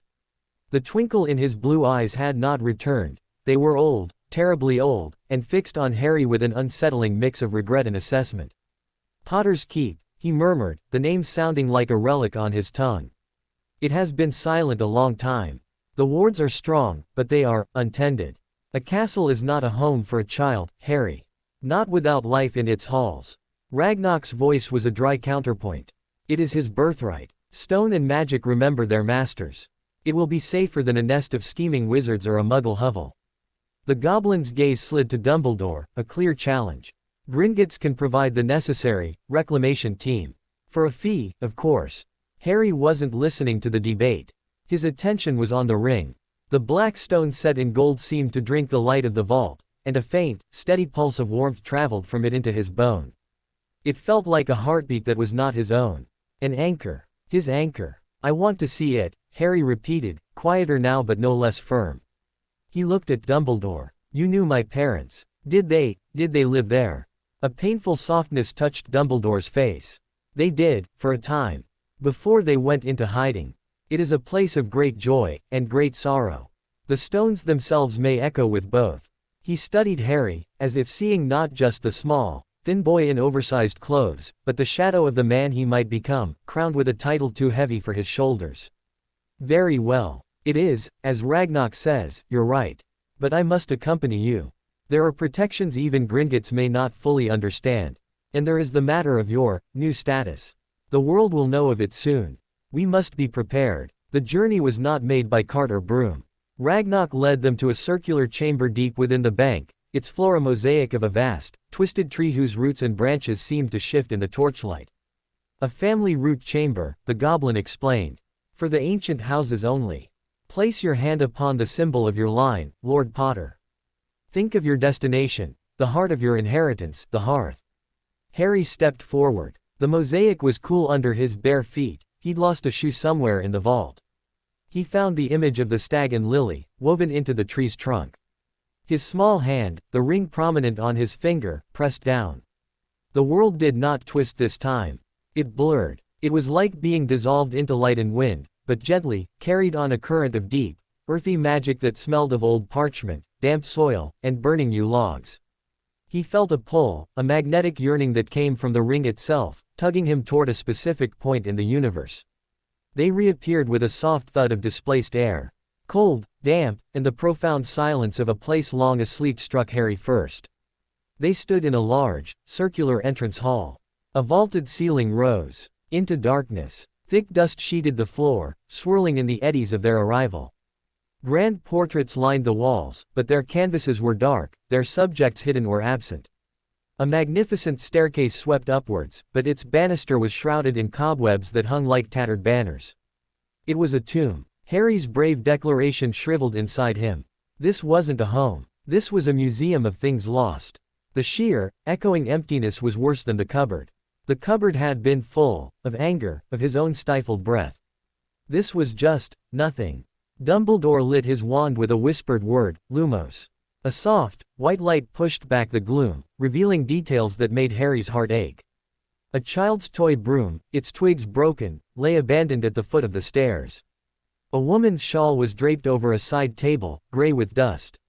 It felt not just abandoned, but fled. The stasis held the magic, not the minutiae of life, Ragnok said, his voice oddly hushed in the great space. He strode forward, his sharp eyes evaluating. The core wards are intact.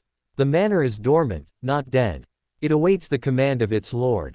How does it work? Harry asked, his voice small in the vastness.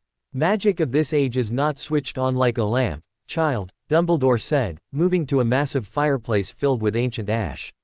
It is a relationship. You must introduce yourself. You must wake it up. Harry looked down at the ring. The pulse was stronger here, a rhythmic thrum that seemed to be in time with a very slow, very deep heartbeat under his feet. He walked forward, dust puffing around his ankles. He didn't know what to do. He was just Harry. He stopped in the very center of the hall, under the highest point of the shadowy ceiling. He closed his eyes, trying to ignore the watchful gazes of the wizard and the goblin. He thought of the vault's golden light. He thought of the warm sparks from his father's wand. He thought of the word he had claimed but didn't understand, home.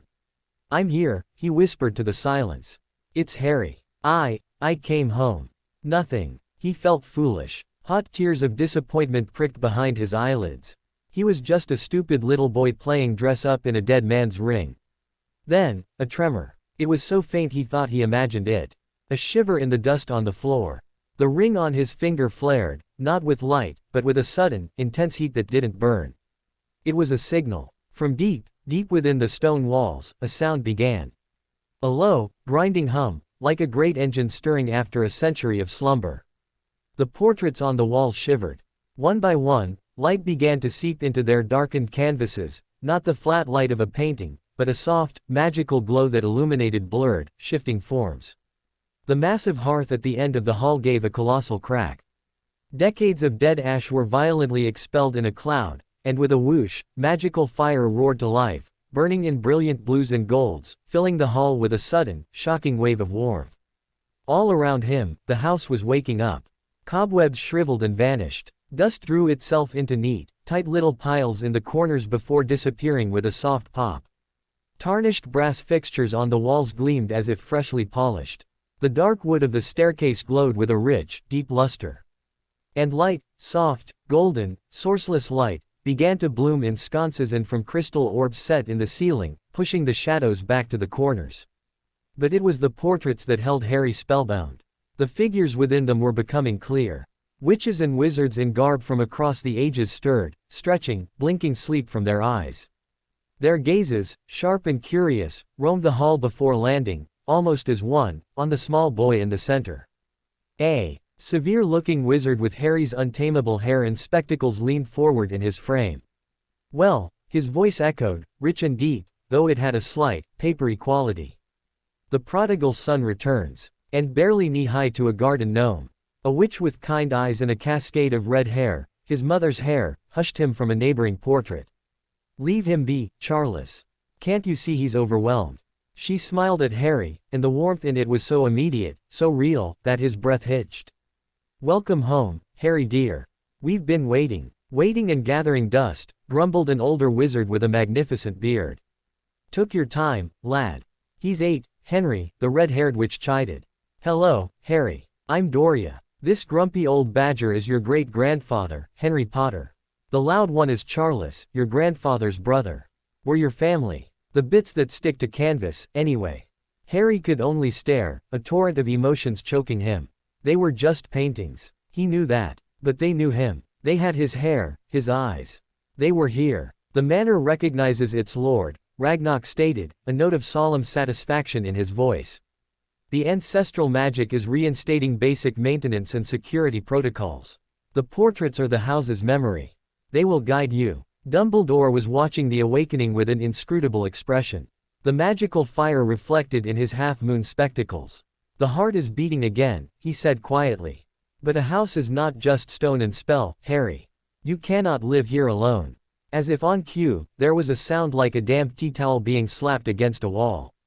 The air in front of Harry quivered, and with another, louder crack, a creature apparated into existence. It was about 3 feet tall, with bat-like ears the size of dinner plates and enormous, luminous green eyes that were currently swimming with tears. It wore what looked like a clean, pressed pillowcase, embroidered with the Potter crest. It stared at Harry, its entire body trembling.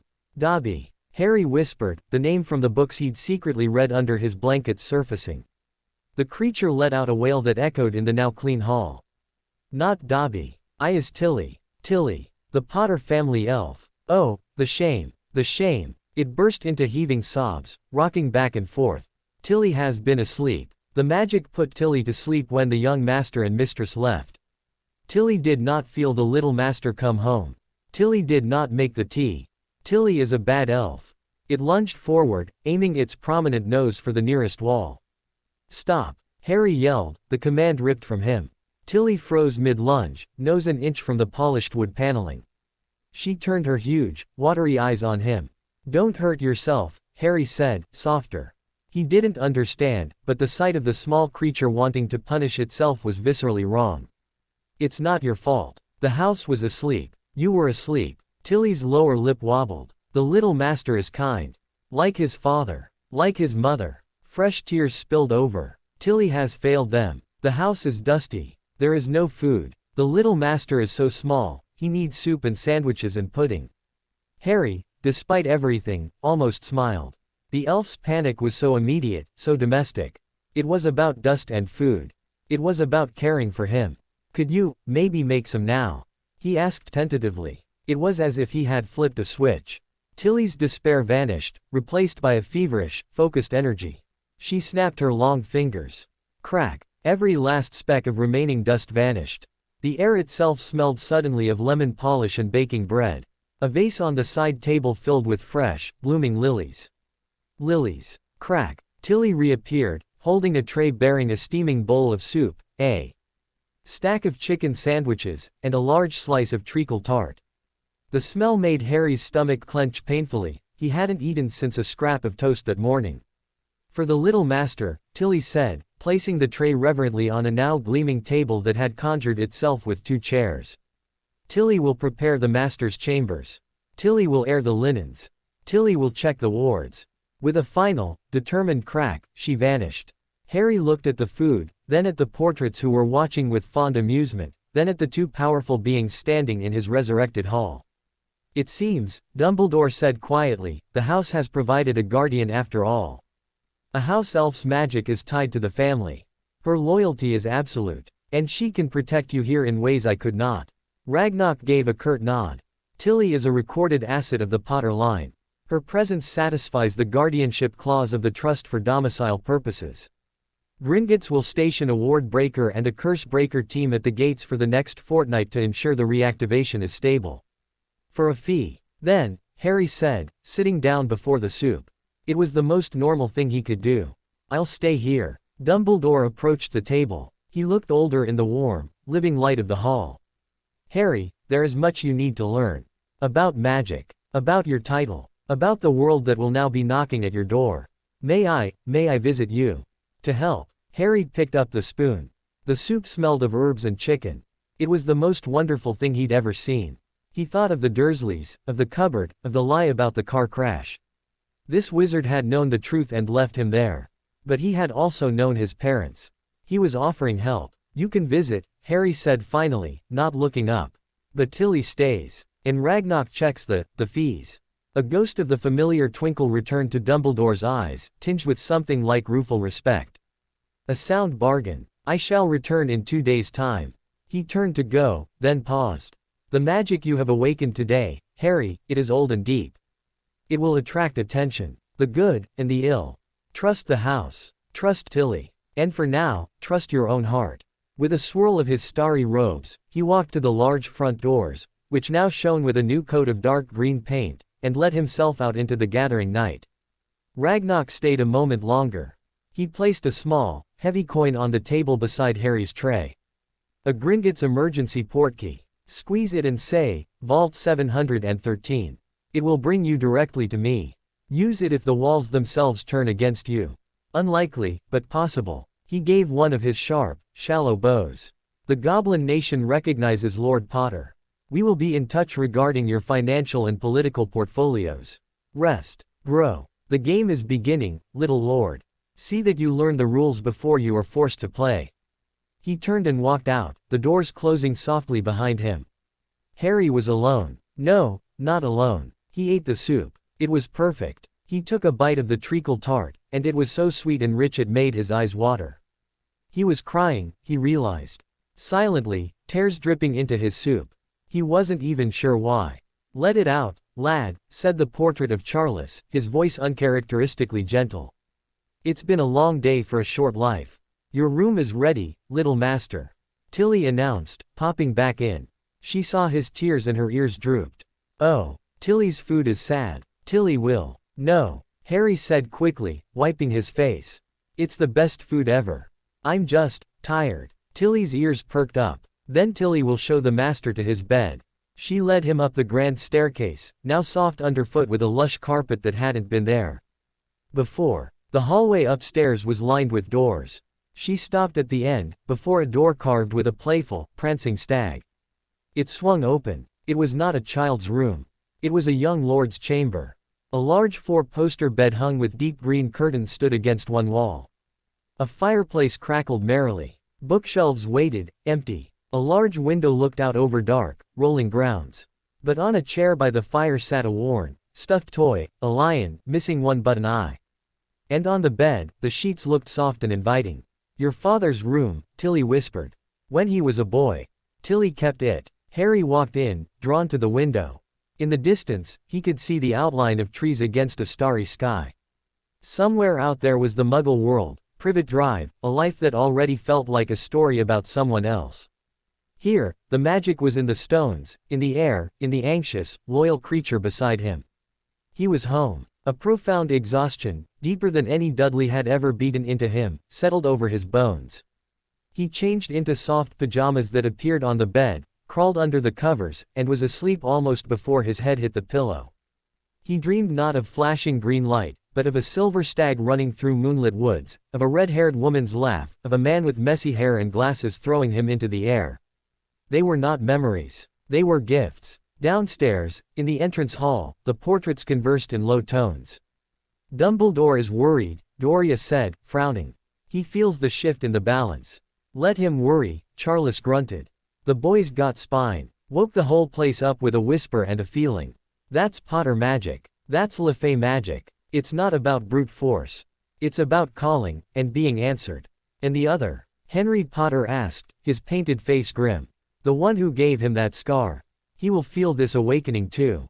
A new power in an old house. He will not ignore it."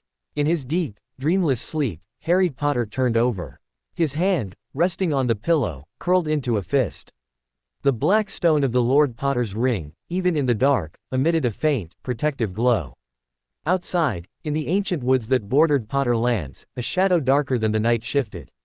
It had no form, only a desperate, hungry will.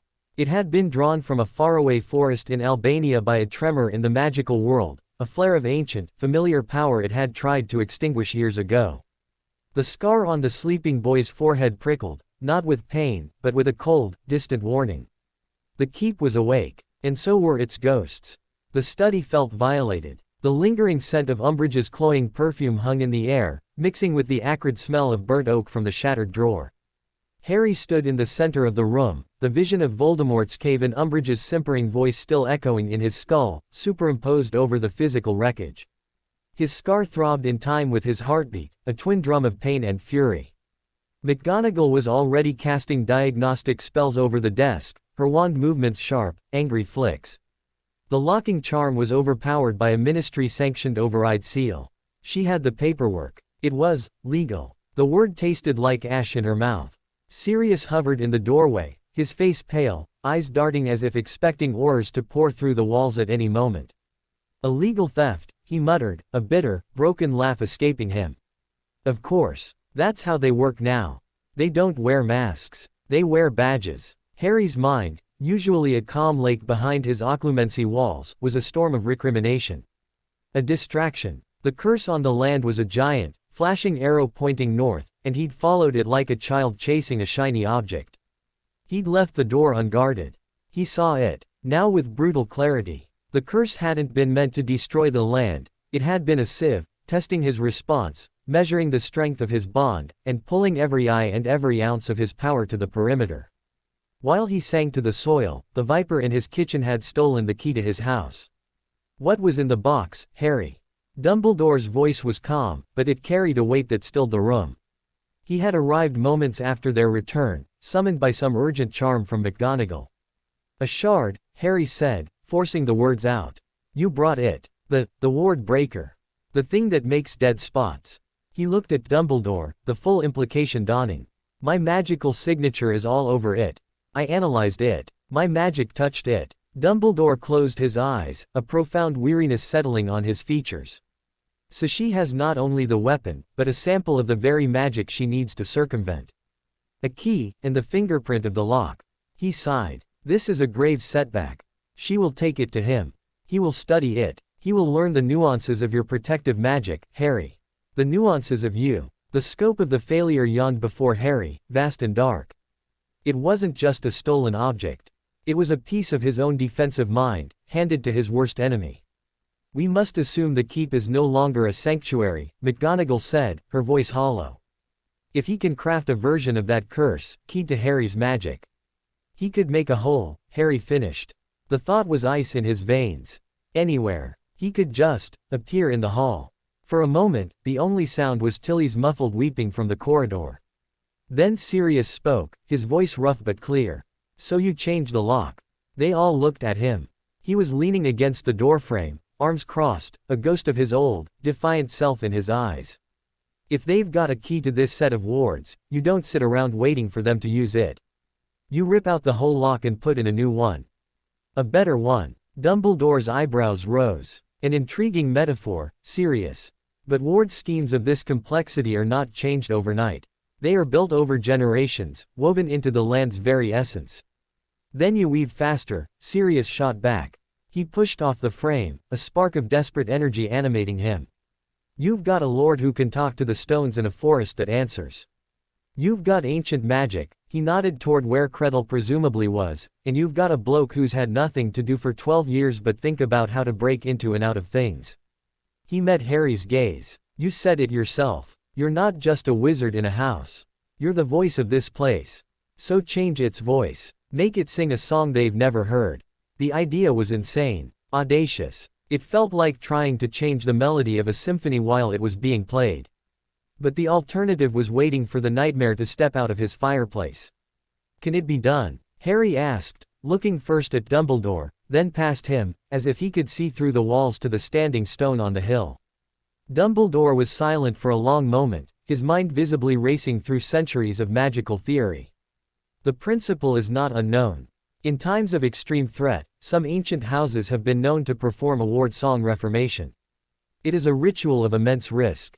It requires the Lord to temporarily unravel the existing ward matrix and re-knit it with a new, core intention. If the Lord's will falters, or if the land rejects the new song, the protections could collapse entirely, leaving you utterly exposed. And if we do nothing, we're exposed anyway, Harry said. The fear was still there, but it was being forged into a sharp, cold point of decision. They have the key. It's only a matter of time. I'd rather risk falling because I tried to stand, than stand waiting to be pushed. A faint, approving gleam returned to Dumbledore's eyes. Then we must prepare. The ritual must be performed at the heart of the power, where your connection is strongest. The glade of sunken stones. We have little time. She will have gone to ground, but she will move quickly to deliver her prize. The next 48 hours were a whirlwind of frantic, secret preparation. The keep itself was put on a kind of magical lockdown. Tilly and the portraits were instructed to be hyper-vigilant for any abnormal magical fluctuations. McGonagall and Sirius began crafting layered, temporary defensive spells around the glade itself, not to replace the wards, but to buy Harry time during the vulnerable moment of the Reformation. Kreddle, when Harry found him by the standing stone, listened to the plan without expression. When Harry finished, the elf said, "You wish to reintroduce yourself to the land. To say, the old promise is compromised. Here is a new one. It is a divorce and a remarriage in one breath. The land will be confused. It may resist. Your new song must be irresistible. Not louder. Truer. What is truer than, 'This is my home, keep me safe'?"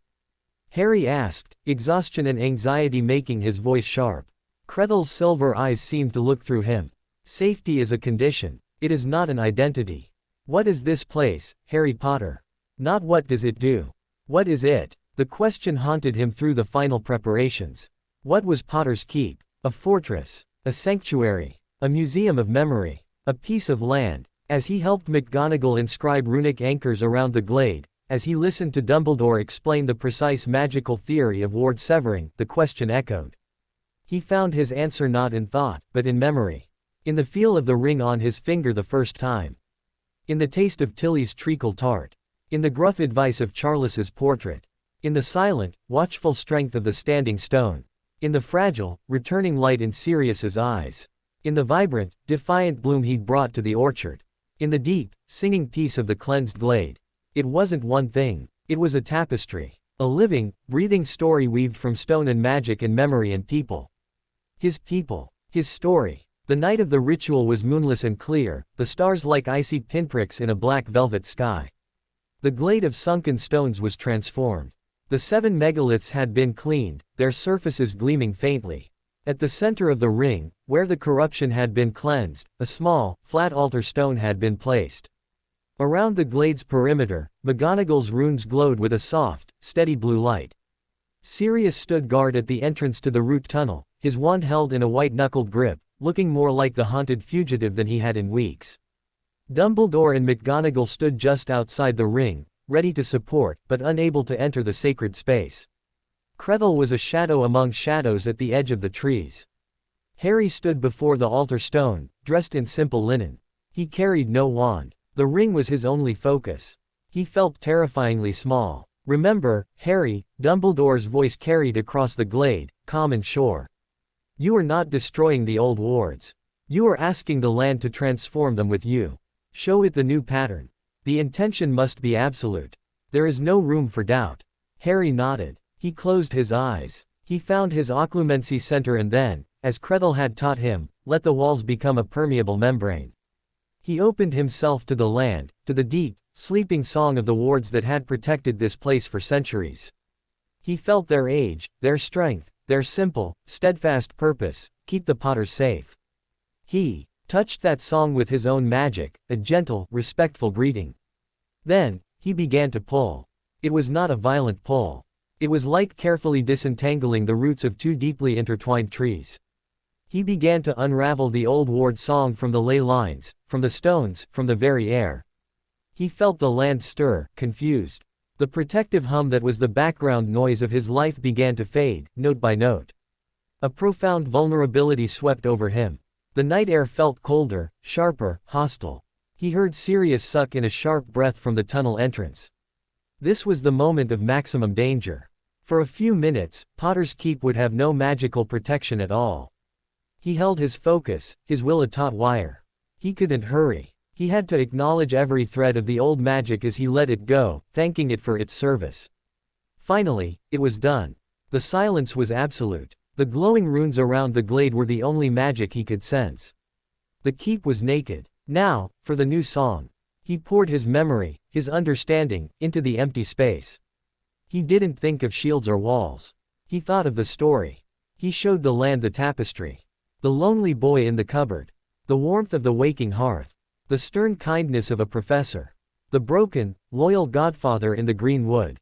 The chattering portraits. The devoted elf. The ancient, watchful trees. The laughter of parents he never knew, preserved in paint and magic. The stubborn, growing life in the orchard. The silent, enduring witness of the stones. He wove them all together with a single, golden thread of intention. The intention was not safety.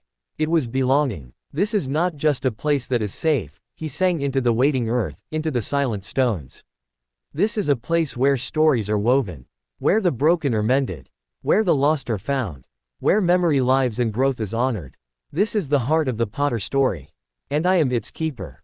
Protect not just the body, but the tale. Let nothing that would fray this tapestry cross this threshold. The magic did not respond immediately. The land was listening, weighing this new, complex concept against the simple, ancient directive of keep safe. Harry poured more of himself into it. He showed it his own resolve, his love for the mismatched family he'd found here, his fierce, burning need to protect this fragile, newfound wholeness. He offered not a command, but a covenant. A partnership in storytelling. Deep in the earth, something shifted. The 7 megaliths began to hum, each at a different pitch. The sound was not the old, monolithic ward hum. It was a chord, a complex, interweaving harmony. The runes around the glade flared, not blue, but a deep, resonant gold, and then their light was absorbed, drawn into the new song. The harmony spread from the glade like a ripple on a pond. Harry felt it race through the root systems, along the ley lines, into the stones of the house, through the branches of the whispering wood. It touched every inch of the Potter lands, reknitting the protective matrix not as a wall, but as a living, breathing narrative shield. The new wards settled with a sound like a sigh. They didn't feel like a barrier. They felt like an embrace. A recognition. To cross them with ill intent would not be like hitting a wall. It would be like trying to force a lie into a cherished, well-known story.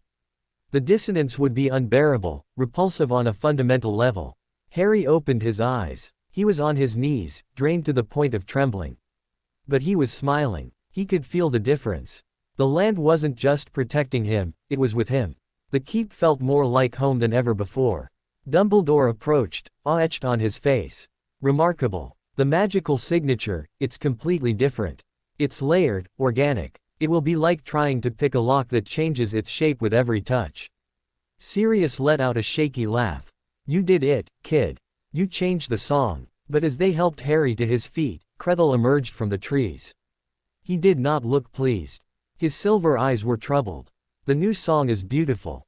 It is strong, but it is also specific. It is a story about belonging, about healing. Such a story has a vulnerability. Harry frowned, his elation cooling. What vulnerability? The strongest stories, Kretel said softly, are also the most tempting to corrupt. To twist. The enemy does not seek just to break your walls now. He has the key to the old ones, which is useless. But he may now seek to write himself a role in your new tale. To make the story itself a trap.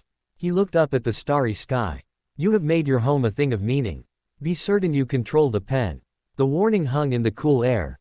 Harry's new, beautiful, story word hummed around them, a song of family and resilience.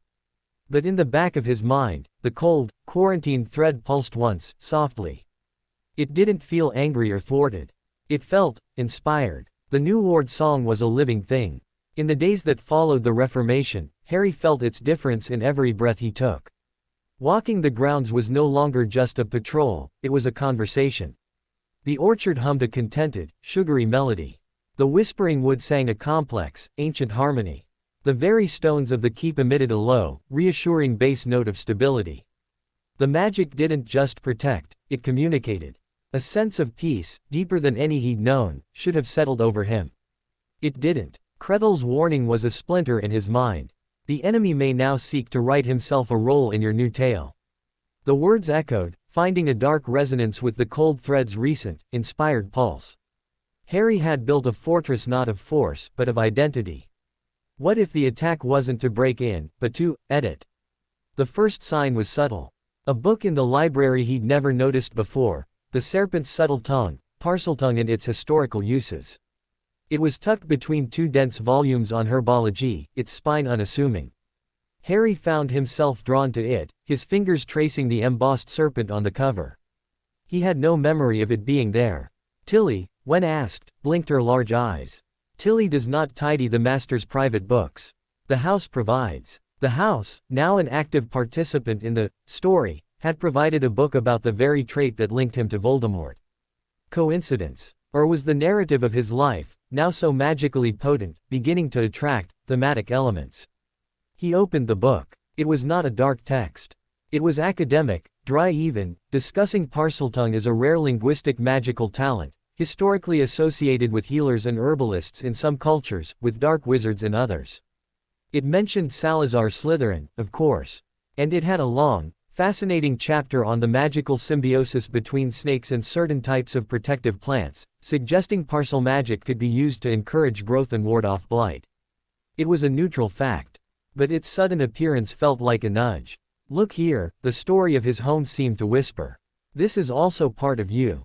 Understand it. He didn't tell McGonagall. She was already strained, overseeing his standard education while helping Dumbledore quietly scour the Ministry for any trace of Umbridge's departure or the Shard's destination. Sirius was improving in leaps and bounds in the forest, his mind clearer, his magic steadier, but he was still a hidden secret, a plot point waiting to explode. Harry studied the book in secret. He learned the theory. Parseltongue wasn't just for talking to snakes, it was a magical language that could influence serpentine magic in all its forms, which, according to the text, included the deep, root-like magic of some ancient plants and the winding paths of certain types of enchantment. It was a language of persuasion, of hidden connections. He tried, alone in his room, to hiss a simple greeting he found phonetically spelled out. SS's say, hello. The sound was awkward, foreign in his mouth. Nothing happened. He felt foolish. But that night, he dreamed of the greenhouse. In the dream, he stood before the venomous tentacula, a notoriously volatile plant. It swayed, its tendrils twitching. He felt no fear. He opened his mouth and a hiss emerged, smooth and natural. Be still. The sun is warm. The soil is deep. Grow in peace. In the dream, the tentacula stilled. Its aggressive twitching ceased. It relaxed, a vine even extending gently to brush a nearby pot of fluxweed, which immediately bloomed with unusual vigor. He woke with the hiss on his tongue and a strange, green taste in his mouth. When he went to the greenhouse after breakfast, the tentacula was, indeed, unusually docile. And the fluxweed was blooming spectacularly. It could be coincidence. The plant's moods, a good day for the fluxweed. But the dream felt real. The book felt placed. The ward song hummed around him, a tale that now included a young lord learning the old, whispered languages of his land. He was being guided. But by whom? The intelligent, protective spirit of his home. Or something using the new, narrative-based magic as a backdoor into his mind. The next nudge was more direct. He was practicing silent shielding with McGonagall in the training field when a large, black raven landed on the fence post nearby. It was sleek, intelligent-looking, and it carried nothing in its talons. It simply watched him with beady, knowing eyes. As Harry raised his wand for another protega, the raven let out a single, harsh cry. At the sound, Harry's magical focus twisted. Instead of a shield, his spell produced a burst of dark, smoky feathers that dissolved into the air. It was a useless, flashy bit of magic, utterly unlike him. McGonagall lowered her wand, frowning. An interesting misinterpretation of intent, Potter. Your focus is divided. The raven cocked its head, gave another cry, and flew off toward the Whispering Wood. That evening, Creddle was waiting for him at the Standing Stone. The bird is not a bird, he said without preamble. It is a familiar. But not in the common way. It is a narrative agent. A symbol given wings. It has been sent to suggest plot points. By who? Harry demanded, a chill creeping down his spine. By the one who understands stories, Creddle said, his silver eyes grave. Your magic now works on symbolic logic. On archetypes. The Lord, the heir, the serpent, the lost godfather, the wise mentor, the traitor within. These are powerful story roles. Your enemy senses this new framework. He cannot blast it down, so he is attempting to cast it. To influence the characters and the themes. The book on serpents. The Raven of Confusion. These are his opening lines. He is trying to write himself in as the inevitable antagonist, the dark star around which your story must revolve. The idea was horrifying. Voldemort wasn't just trying to kill him anymore. He was trying to make Harry's entire life a story about him. How do I stop it? You must be the author, Creddle said. More than the Lord, you must control the narrative. When a symbol appears, you must redefine it. The raven is not confusion. It is a messenger of the old woods. The serpent's tongue is not a relic of darkness, it is the language of the deep earth. You must take his suggested symbols and make them yours. Write your own story, so compelling that his intrusions become glaring plot holes. It was a new kind of battle. A battle of meaning. The next day, the raven returned. It sat on the same fence post during Harry's history lesson with McGonagall in the garden. It croaked, and a wave of lethargy washed over Harry. The dates of the Goblin Rebellion swam before his eyes, meaningless. The story being suggested was one of boredom, of irrelevance. Harry closed his book. He looked directly at the raven. He didn't try to shoo it away. Instead, he reached for his connection to the land, to the new, story ward. He focused on a different archetype, the scholar. The seeker of truth. The one who learns from the past to protect the future. He poured that intention into the space between himself and the bird. He didn't speak. He simply was the scholar, curious and determined. The raven's croak caught in its throat. It ruffled its feathers, discomfited. The lethargy lifted. Harry picked up his book, and the dates snapped back into sharp, important focus. The raven, after a moment's disgruntled pause, flew away. A small victory. But it proved the principle. The real test came a week later. Harry was in the glade, meditating, seeking to strengthen his role as the keeper of the story. The sun was warm, the stones humming their deep chord. A figure stepped out from between the trees. It was not Sirius. It was not Anya. It was a boy. About Harry's age. He had pale blonde hair, a pointed, arrogant face, and cool gray eyes. He wore expensive-looking play robes. He looked around the glade with a condescending curiosity that was instantly, viscerally familiar. It was the same look the wizards at the Black Party had given him. So this is the famous Potter Keep, the boy said, his voice drawling. A bit rustic, isn't it? Father said you were living like a wild thing. I see he wasn't exaggerating. Harry stood up slowly, his heart pounding. This was impossible. The wards were a story of belonging. This boy did not belong. He shouldn't be able to just walk in. How did you get here? Harry asked, his voice flat. Uncle Lucius has his ways, the boy said, smirking. He must be Draco Malfoy. New wards are always a bit leaky while they settle. Especially such odd ones. They feel all funny. Like a children's tale. He took a step closer, his eyes on Harry's scar, then his ring. Father says you're putting on airs. That you'll come to regret stepping out of the shadows. That you need to be shown your proper place. This wasn't a physical attack. This was a narrative one. The arrogant rival, the emissary of the old order, Voldemort, or his agents, were sending in a character to challenge Harry's role as the true lord. To suggest the story was really about the old pureblood families putting an upstart in his place. Harry felt the ward song around him, attentive. It was waiting to see how he would handle this. Would he be the victim, the angry upstart, or would he define the scene? He thought of the story of this place. Not about blood purity or old power.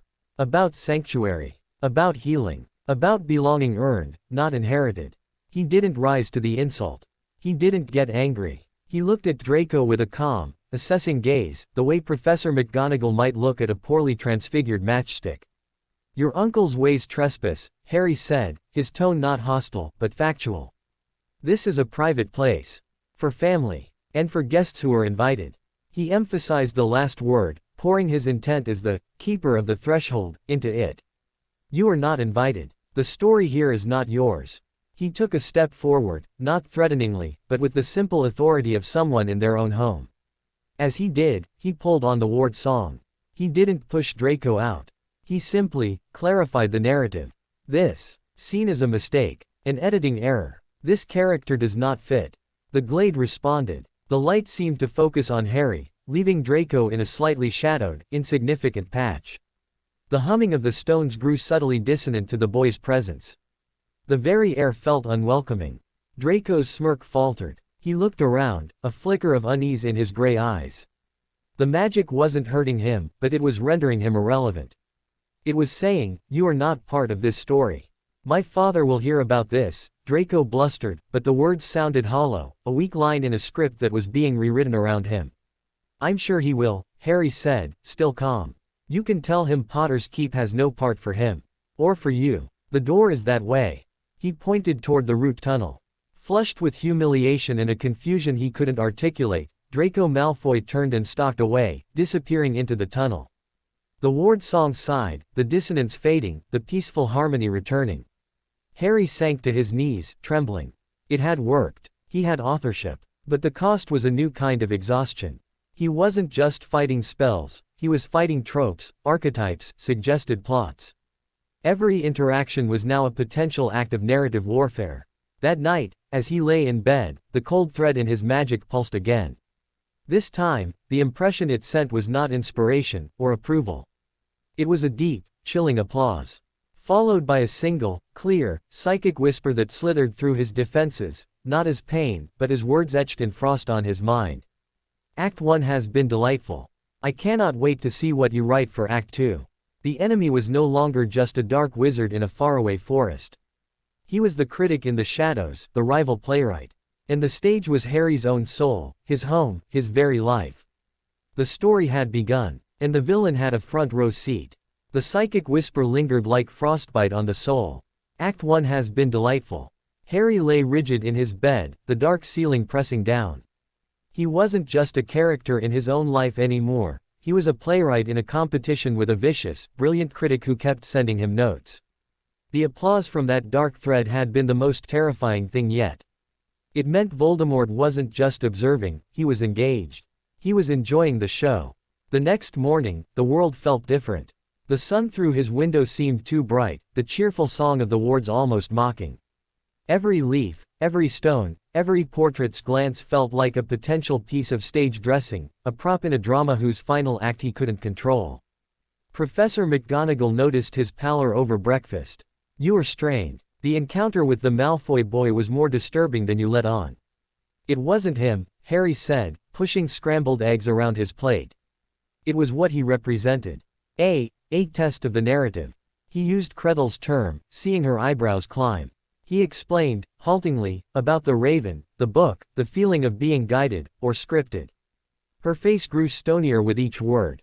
He is weaponizing your own magic against you. Using the symbolic framework you built to insert his influence. It is a form of high-level, metaphysical sabotage. She set her teacup down with a precise click. Your occlumency is more crucial than ever. You must not only defend your thoughts, but the very themes of your mind. You must become the unassailable editor of your own consciousness. The lesson that followed was the hardest yet. It wasn't about keeping out foreign thoughts, it was about curating his own. McGonagall had him list the core themes of his identity as he saw them now. Survivor, Lord, Protector, Student, Friend. She then bombarded him with contradictory suggestions, trying to weaken those themes. You are a pawn of the Goblins, she stated, her voice cold. I am a client, an ally, a lord with resources, Harry countered internally, reinforcing Lord and Protector. You are alone. The portraits are echoes. The elf is a servant. The fugitive is a liability. I am part of a family. A found family. Tilly is loyal. Sirius is healing. I am not alone. He fortified friend and protector. Your power is a fluke. A scar. An accident of fate. My power is my inheritance. My will. My choice. He strengthened Lord and Survivor. It was exhausting, conceptual jujitsu. He felt like he was building a house of cards in a hurricane. In the afternoons, he walked the land, practicing his authorship. He would find a spot, the gnarled apple tree, the bank of the stream, and deliberately impose a scene onto it. Not with magic, but with intent. He would stand there and narrate it to the ward song. This is not just a tree. This is the tree that fed 10 generations of potters. Its roots are in our story. He would feel the land's magic bend slightly, accepting the new layer of meaning, making the tree itself a little more steadfast, its apples a little brighter. He was writing his story into the very soil. He visited Sirius more often, not just for Sirius's sake, but for his own. The broken man's gradual healing was a powerful counter-narrative to Voldemort's themes of corruption and inevitable decay. Here was someone shattered by darkness, slowly being put back together by sanctuary and patience. Harry would sit with him, sometimes talking, sometimes in silence, deliberately strengthening the story of healing and loyalty in his own mind and in the ambient magic of the wood. One such evening, as fireflies blinked over the clearing, Sirius spoke, his voice less raspy now. You're fighting him in a new way. I can feel it. The air, it's trying to tell a different story than the one in my head. What story is in your head? Harry asked quietly. Sirius gazed into the small fire Anya allowed. The old one. That I'm the villain. That I deserve the dark. That happiness is a trick, and it will be taken away. He looked at Harry, his eyes clear but sad. But the trees here sing a different tune. And you keep showing up. A stubborn, quiet fact that doesn't fit the tragic plot. Harry felt a surge of fierce affection. You're not a villain. You're a plot twist. A real, genuine smile touched Sirius's lips. It was still a rare thing. I like that. A plot twist. But the enemy's editing was relentless. A few days later, a beautifully wrapped package appeared on the doorstep of the keep. No owl. No postmark. It simply materialized at dawn. It was addressed to the Lord of Noble and Ancient House of Potter. Inside, on a bed of black silk, was a quill. It was exquisite, carved from a single piece of dark, volcanic glass, its nib a sliver of what looked like sharpened bone. It hummed with a low, seductive magic. A note, written in elegant, green-inked script, read, for the author. Every story needs a proper instrument. The moment Harry saw it, he felt a pull. It was a symbol of creation, of control. It whispered to the part of him that was fighting for authorship. With this, you could write your story perfectly. You could define everything. He reached for it. No. Tilly popped into existence between Harry and the table, her small body trembling with terror. She didn't touch the quill, but she waved her hands frantically. Bad magic. Story-stealing magic. Tilly feels it. It is a honey trap for the master's will. Harry snatched his hand back, his heart hammering. He looked at the quill with new eyes. Using his deepened senses, he probed it. The magic wasn't just seductive, it was parasitic. It was designed to link to a writer's intent and then subtly skew it. To insert elegant, tragic phrases. To turn heroes into martyrs, hope into irony, loyalty into betrayal. It was a quill that would make every story a tragedy, beautifully written, with Voldemort as the inevitable, stylish climax. It's beautiful, Harry murmured, disgusted by his own attraction to it. It's a prison for your soul, dressed as a gift, McGonagall said, having been summoned. She examined it from a distance with a series of complex detection spells. It is keyed to your magical signature, likely refined from the analysis they did on the stolen shard. It is a direct response to your ward reformation. You built a story, he is offering you a poisoned pen to write it with.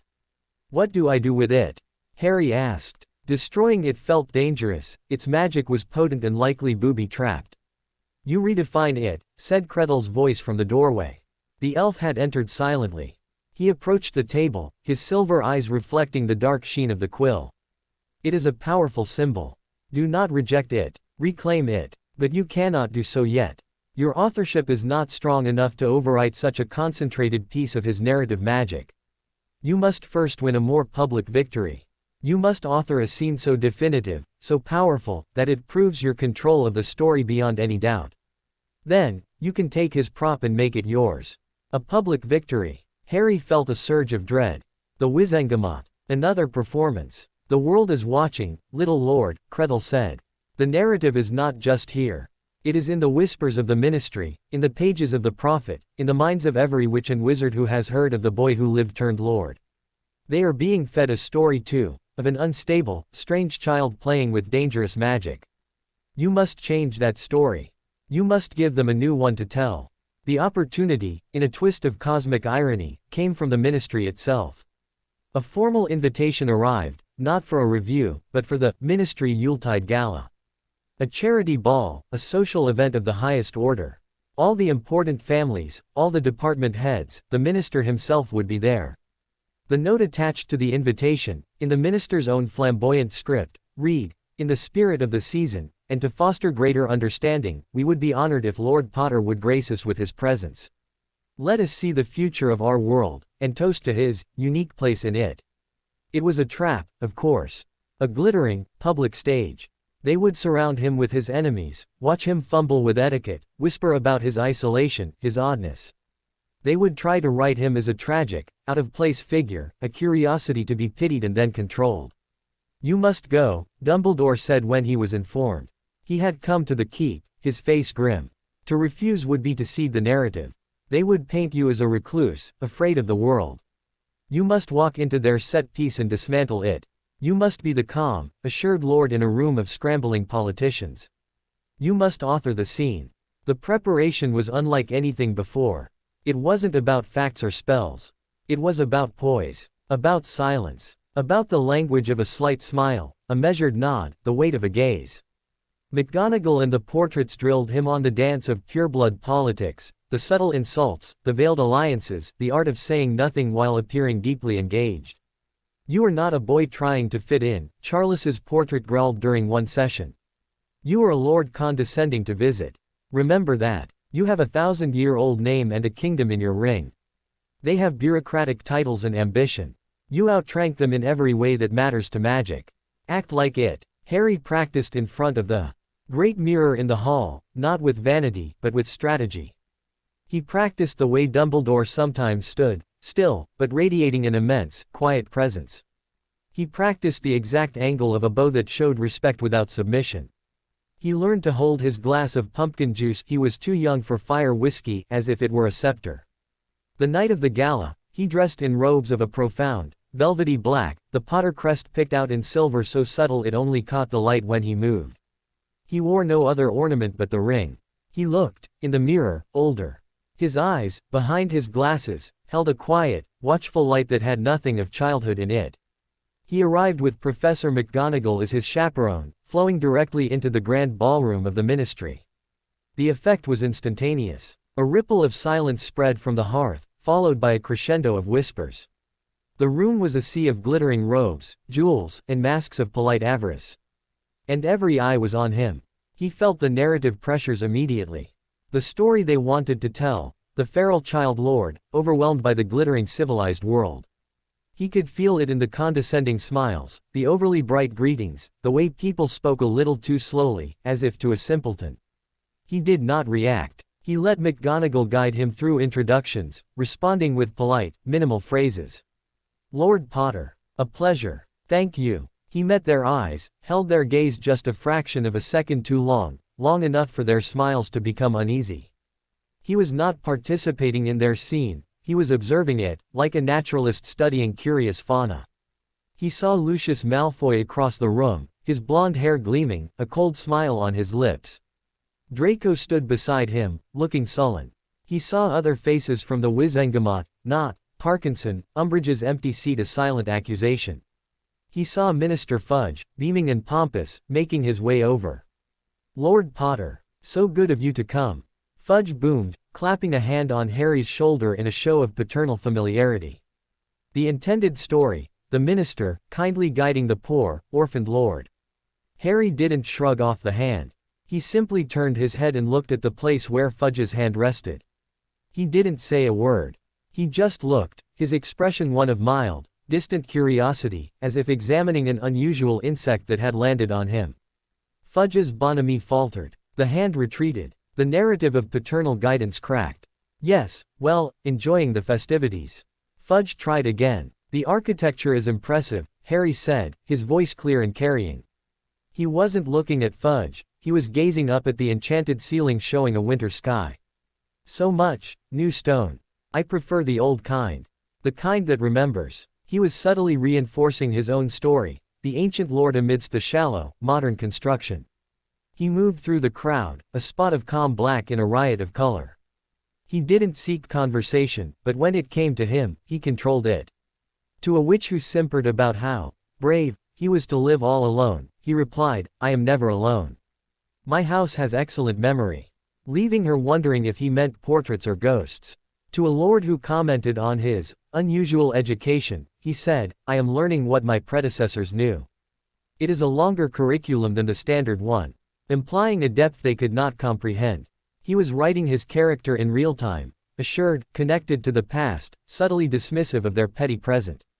Then, the crisis point. A server, a nervous-looking young witch, tripped near him. Her tray of champagne flutes went flying, directly toward Harry. It was a perfect moment for chaos, the clumsy lord drenched, humiliated, the object of pitying laughter. Harry saw it in slow motion. He felt the narrative rush, the slapstick. The story trying to force him into the role of the joke. He didn't step aside. He didn't cast a shield. He simply willed the story to be different. As the glasses tumbled through the air, he focused not on them, but on the concept of the moment. This was not a scene of chaos. This was a scene demonstrating a lord's unflappable control. He raised his hand, not in a dramatic gesture, but a casual, almost bored one. He didn't speak a spell. He simply edited. The falling glasses, the sparkling liquid, the gasps of the crowd, all froze for a single, suspended heartbeat. Then, with elegant, silent precision, the glasses righted themselves in midair. The champagne flowed back into them. The tray levitated smoothly back to the server's waiting hands. The entire incident reversed itself seamlessly, as if someone had rewound a segment of film. The silence was absolute. Harry lowered his hand. He gave the stunned server a small, kind nod. The floor seems uneven there, he said, his voice cutting through the quiet. You might want to be careful. He had not just prevented a mess. He had rewritten a moment of potential humiliation into a display of effortless, breathtaking power. He had taken a slapstick trope and turned it into a scene of mythic composure. The narrative in the room shattered. The condescension evaporated, replaced by wary respect, even fear. He was no longer a curious child. He was an unknown quantity. A power. He had authored the scene. He left the gala early, as a lord with more important things to do than linger. As he and McGonagall departed, he felt the weight of hundreds of eyes, but now the story they were telling in their heads was different. It was tinged with confusion, with a dawning realization that the script they had for Harry Potter was woefully inadequate. Back in his study at the keep, the poisoned quill still lay on its bed of black silk. Harry looked at it. He felt different. The public victory, the assertion of his authorship on a grand stage, had solidified something in him. He reached for the quill. This time, Tilly didn't stop him. McGonagall held her breath. His fingers closed around the cold, volcanic glass. He felt its seductive, parasitic magic try to slither up his arm, to connect with his creative will. He smiled, a small, hard thing. He focused on the new story, the one he had just written at the gala. The story of calm control. Of ancient power meeting modern folly. Of a lord, not a victim. He poured that story, that defiant authorship, into the quill. The dark magic within it recoiled, hissed, and fought. It was strong, steeped in Voldemort's will. But Harry's will was now tempered by public victory, by the unified song of his land, by the healing of his godfather. It was a will rooted in a story of belonging, not domination. With a sound like a cracking ice, the green ink malevolence within the quill shattered. The bone nib softened, transformed, becoming a tip of pure, bright silver. The volcanic glass warmed in his hand, no longer cold, but humming with a clean, creative energy. He had reclaimed it. The poisoned pen was now the author's quill. His quill. He looked at the blank parchment on his desk, a fierce, triumphant light in his eyes. He had won this round of the narrative war. But as he set the quill down, the cold thread in his magic, silent since the gala, pulsed one last time. The impression it left was not anger, or applause. It was the quiet, focused satisfaction of a co-writer who has just seen his protagonist pass a crucial test, setting the stage perfectly for the next, more brutal act of the play. The reclaimed quill lay on Harry's desk, a sliver of captured moonlight in the dark wood. It hummed, not with the seductive whisper of before, but with a clean, waiting potential. It was a trophy, and a weapon. But the victory of the gala, the reclamation, left a strange hollowness in its wake. The applause of his enemies had turned to wary silence, but silence, Harry was learning, could be more threatening than noise. The keep itself seemed to sense the shift. The ward song, that beautiful harmony of belonging, now carried a new, minor key undertone, a note of watchfulness, of stories yet untold. The portrait spoke in lower tones. Tilly polished surfaces that were already gleaming, her ears twitching at sounds only she could hear. Professor McGonagall, in the days that followed, was a pillar of grim satisfaction. You have forced them to re-evaluate. The narrative of the unstable child is broken. But they will now craft a new one, the unpredictable Lord. The powerful unknown. They will seek to contain you through different means, alliances, treaties, legal entanglements. You must be prepared for a more subtle siege. The first missive of this new siege arrived not from the Ministry, but from Gringotts. Ragnok requested Harry's presence for a portfolio review. The tone was neutral, but the phrasing was specific, pertaining to latent assets and dormant lineage clauses activated by your recent, public consolidation of status. The Gringotts conference room was colder than Harry remembered. Ragnok sat across from him, a spread of parchment wider than the table between them. Sharp Claw stood sentinel by the door. The Yule Gala was an effective performance, Ragnok began, his claw-like fingers steepled. It has shifted your value from liability to strategic unknown. This has financial and political consequences. Several previously frozen accounts, tied to international trade agreements contingent on a stable, recognized lord, have begun to thaw. Conversely, the traditionalist bloc is pooling resources to lobby for stricter regulatory oversight on underage asset management. They are attempting to financially strangle you with bureaucracy. Harry listened, trying to follow the labyrinthine logic of wizarding finance. What do you recommend? Diversify and legitimize. The Potter holdings are vast, but static. Land, magical artifacts, precious metals. You need fluid capital, investments, and you need a political counterweight. The Progressive Alliance is sympathetic but weak. You require an ally with ancient power to match your own, to make the traditionalists hesitate. Ragnok slid a single piece of parchment across the table. It was a family tree, but not the Potter one. It was the Black family tapestry, copied in precise ink. A line was drawn from a name near the bottom, Sirius Black, to Harry's own name. You have, through your guardianship of the fugitive, a claim. Not a legal one, yet. But a narrative one. The last heir of the Black family is your godfather, hidden on your lands. The Black fortune, its political seats, its influence, lie dormant. If Sirius Black were cleared, that power would flow to him. And through your bond, to you. Harry stared at the parchment. It was a cold, calculating view of Sirius's tragedy. A political asset. He's not a piece on a board.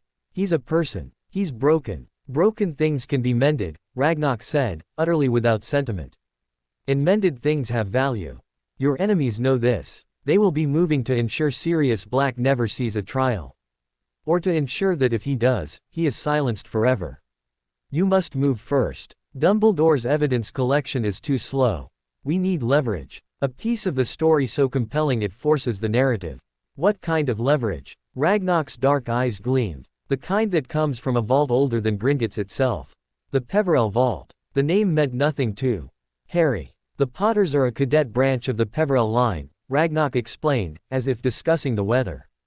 A fact forgotten by most, but not by goblin record keepers. The Peverells were not just wealthy, they were students of death itself. Their vault is not in Gringotts. It is a place, a trial. It can only be opened by a true heir, one who has faced death and been marked by it. His gaze flicked to Harry's scar. You qualify. Inside, legend says, are artifacts and knowledge that make the contents of your family vault look like Canute shop trinkets. It also holds the original, unalterable lineage scrolls. Proof of ancestry that not even the most bigoted Wizengamot member could dispute. If you were to emerge as the recognized Lord Peverell, as well as Potter, your political weight would triple overnight. The Blacks would be a minor ally, not a necessity. Harry's mind reeled. Another title. Another layer of ancient responsibility. Another set of expectations. Where is this vault? That, Ragnok said, is the question. The location was lost. But the vault calls to its heirs in times of need. With your growing power, with the pressure mounting, you may begin to hear it. Or, something else may hear it calling you. He leaned forward. This is not a suggestion for today. It is a fact for tomorrow. Your enemies are digging into your past to find weapons. You must dig deeper. Returning to the keep felt like returning to a stage set between acts. The air was thick with unspoken plot. Harry went to the clearing, needing the simpler, painful truth of Sirius's recovery over Ragnok's cold calculus. He found Sirius not huddled by the fire, but standing at the edge of the spring, staring at his reflection in the water. He stood straighter. The desperate, animal fear was gone from his eyes, replaced by a deep, weary grief and a dawning, painful clarity. Harry, he said, not turning. I remember, more. Not just the bad. I remember your dad's laugh. Really remember it. It used to make McGonagall's eye twitch. A ghost of a smile. I remember your mother singing when she thought no one was listening. Terrible voice. Beautiful. Harry sat on a mossy stone. Remembering is good. Is it? Sirius finally looked at him. His gray eyes were sharp, too clear. It makes the hole they left precise. You know the exact shape of what's missing. Before, it was just a general ache. He sat down heavily beside Harry. Dumbledore comes. He shows me memories in his pensieve. My own. They're true. I see myself suggesting Peter as secret keeper. I see the doubt on James's face, the trust on Lily's. I see my own arrogance. It's so obvious, they'd never suspect him. He spat the words like poison. I wrote the tragedy, Harry. With my own cleverness. Peter wrote it, Harry said fiercely. Voldemort wrote it. You made a mistake. They made a choice. Sirius was silent for a long time. Ragnok was here, earlier, with Dumbledore. Harry went still. What? They didn't see me. I was in the trees. They were talking. About the Peverell vault. About using me as a political counterweight. He said the words with no inflection. I'm not just a plot twist anymore, am I? I'm a pawn getting shiny again. Harry's heart ached. You're my godfather. Your family. The rest is noise. We'll use the noise to get you free. But that's not what you are. Sirius studied him, a long, searching look. You sound like a lord. And a kid. Both at once. It's unnerving. He sighed. I don't want to be a black lord again. All that pureblood rubbish. But if it helps you, if it protects you, he shook his head. Just don't start calling me, Lord Black. I might vomit. It was a fragile understanding. But it was real. The call Ragnok prophesied came not to Harry, but through the land itself. A week later, during a lesson with Kreddle at the Standing Stone, the elf went rigid. His silver eyes lost their focus, looking through Harry to something far beyond.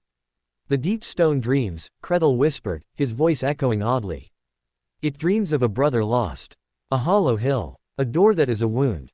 Your coming has stirred it. The stone here, it whispers to its cousin under the lonely hill. Where? Harry asked, a thrill of dread and excitement shooting through him. West, Kreddle said, blinking, returning to himself. Where the land forgets itself. Where the magic is thin and old, like worn cloth. The vault is not hidden by magic. It is hidden by neglect. By the world turning away. He fixed Harry with a grave look. To go there is to step out of your story, little lord. Into a place that has no narrative. A blank page. In such places, other things are also easily written. The decision was made in the war council of the drawing room. Harry, Dumbledore, McGonagall, and a hesitant Sirius, who refused to be left out. It is a risk, Dumbledore said, his face lined with concern. But Ragnok is correct. A claim as Lord Peverell would alter the board irrevocably. And the artifacts within, they may be tools we desperately need. He did not elaborate, but his eyes were shadowed. The journey itself is the vulnerability, McGonagall argued. They will be watching your movements. A trip outside the wards, to a known location of power. We don't go as ourselves, Harry said, the idea forming as he spoke. He looked at Kreddle. The narrative. We don't break the story of Lord Potter and his keep. We write a side quest. A dream sequence. Can the wards, the story, make an illusion? Something that looks like me, stays here, while the real me goes. Kreddle tilted his head. A narrative double. A stand-in. It is possible. The story is strong. It can hold a placeholder for a short time. But it will be a shell. No magic. No will. If anyone interacts with it deeply, the ruse will fail. Then we make sure no one does, Sirius said, a spark of his old cunning in his eyes. A sudden, reclusive mood. The Lord is fatigued from the social season. He retreats to his private study. No visitors. The plan was fragile, a house of cards. But they built it. Using Harry's deepened connection, Kreddle helped him weave a narrative shell, a glamour of himself that would sit in the library window, reading, seen from a distance. It would hold for perhaps 48 hours. Harry, under a powerful disillusionment charm cast by Dumbledore, and accompanied by the headmaster and Sirius, whose gaunt frame was disguised by similar magic, slipped out a servant's entrance at dawn. They traveled not by apparition, which could be tracked, but by a series of portkeys Dumbledore had prepared, a smashed teacup, a rusty horseshoe, a dried leaf, each jump taking them further west, into an increasingly bleak, misty landscape of rolling hills and forgotten stone circles. The final portkey deposited them in a silent, gray valley. The air was cold and still, devoid of bird song. The grass was short and tough, colorless. In the center of the valley was a low, unassuming hill, covered in the same gray grass. It looked like 100 other hills. But as Harry looked at it, his scar gave a faint, cold throb, not of pain, but of recognition. The ring on his finger grew warm. The hollow hill, Dumbledore murmured. The world has turned its back. They approached. There was no door, no archway. Just the slope of the hill. Harry walked forward, led by the pull in his scar and his ring. As he reached a certain spot, the air in front of him shivered. A doorway appeared, not carved into the hill, but existing as a tear in reality itself, a vertical slit of profound darkness, edged with a faint, silver light that hurt to look at. It was, as Kreddle had said, a wound. Only the air may enter, Dumbledore said. We will wait here. Be swift, Harry. And be discerning. Not all gifts are meant to be taken. Harry took a deep breath of the dead air and stepped through the wound. Inside was not a vault of gold. It was a cavern of stillness. The light came from nowhere and everywhere, a soft, gray illumination that showed no source. The air was dustless, scentless, timeless. In the center of the space stood 3 simple stone plinths. On the first plinth lay a wand. It looked ancient, its wood dark and polished smooth by unknown hands. It hummed with a power that made the air vibrate. On the second plinth rested a stone. A small, black, smooth stone with a jagged crack running through it. It seemed to twist the light around it, suggesting shapes that weren't there, a face, a hand, a closing eye. On the third plinth was a cloak. It was a silvery, fluid fabric, folded neatly. It promised nothing but absence. Harry knew them, not from books, but from a deeper place. The Deathly Hallows. Master of Death. A children's tale. A foundational myth. His myth. This was the Peverell inheritance. Not gold. Not political power. A story so potent it shaped the wizarding world's dreams. And he was the heir. He approached slowly. He felt no urge to grab them. They felt like obligations. Infinite ones. His eyes were drawn past the plinths to the back wall. There, carved into the living rock, was the true lineage scroll, a massive, intricate family tree that made the black tapestry look like a child's scribble. Names glowed with inner light, connections branching back into dizzying antiquity. At the very bottom, a new line was quietly etching itself into the stone, Harry James Potter. And next to it, another line, faint, as if waiting for confirmation, was stirring, Sirius Orion Black. Godson. Blood-sworn kin. Proof. Irrefutable, ancient proof of his lineage, and of Sirius's rightful place as his family. This was the leverage. Not the Hallows, those were a burden of another kind. This scroll. As he stared, a whisper filled the silent vault, not in his ears, but in his mind. It was a dry, ancient, multitudinous voice, like the rustling of a billion fallen leaves. The air stands at the crossroads. Power, wisdom, secrecy. Choose not what you want, heir of death. Choose what you are. He wasn't ready to choose among the Hallows. That was a story for a lifetime. But the scroll, that was a story for now. He reached out, not to take the physical scroll, but to touch the stone it was carved upon. He poured his intent, his need, his claim as Lord Peverell, into the rock. I need a copy. For the world that has forgotten. The stone shivered. A piece of it, no larger than a parchment, detached itself, smooth and light as slate. On its surface, the relevant portion of the lineage, from the Peverell founders down to Harry and Sirius, gleamed as if written in living light. He took it. It was cool and heavy with truth.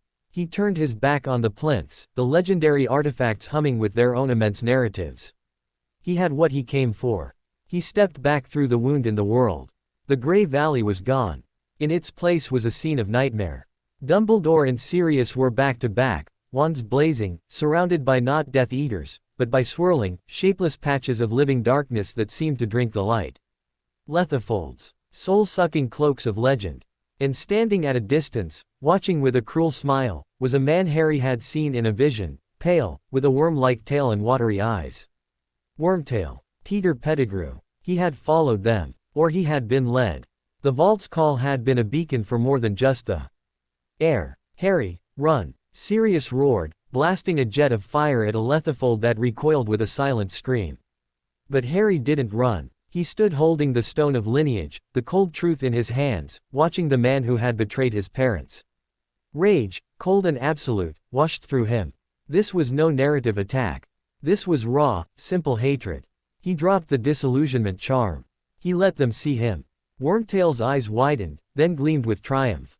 The boy. Take him. The master wants him alive. A Lethifold detached from the swarm around the adults and flowed toward Harry, a wave of silent, starless night. Harry didn't raise his wand. He looked at the creature of darkness, this thing that consumed life and story. And he remembered what he was. The lord of a story of belonging. The heir of a line that had conversed with death. He held up the slate of lineage.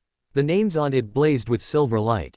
This is my story, Harry said, his voice cutting through the chaos, not loud, but absolute. You have no part in it. He poured the entire narrative of the keep, the sanctuary, the healing, the defiance, the ancient, unbroken line, into the slate and through it, into the world. He wasn't casting a spell. He was asserting a reality. The advancing Lethifold hit a wall of narrative coherence. It was a thing of emptiness, of consumption. It tried to swallow the light, the story, but the story was too dense, too real, too full of specific, lived truth. The creature writhed, confused, its form fraying at the edges. It couldn't digest this. With a soundless implosion, the Lethifold dissolved into motes of black dust that were scattered by a wind that hadn't been blowing a second before. Wormtail stared, his smile gone, replaced by terror. He fumbled for his wand. But Sirius was faster. Unburdened by Lethifolds for a critical second, he turned, his face a mask of 12 years of pent-up fury. Peter. The curse he fired wasn't green. It was a bolt of white-hot, vengeful magic that struck Pettigrew square in the chest, not killing him, but binding him in coils of crackling, painful light. The remaining Lethifolds, sensing the shift, the overwhelming power of a story that refused to be consumed, flowed away into the mist, vanishing. Silence returned, broken only by Pettigrew's whimpering sobs.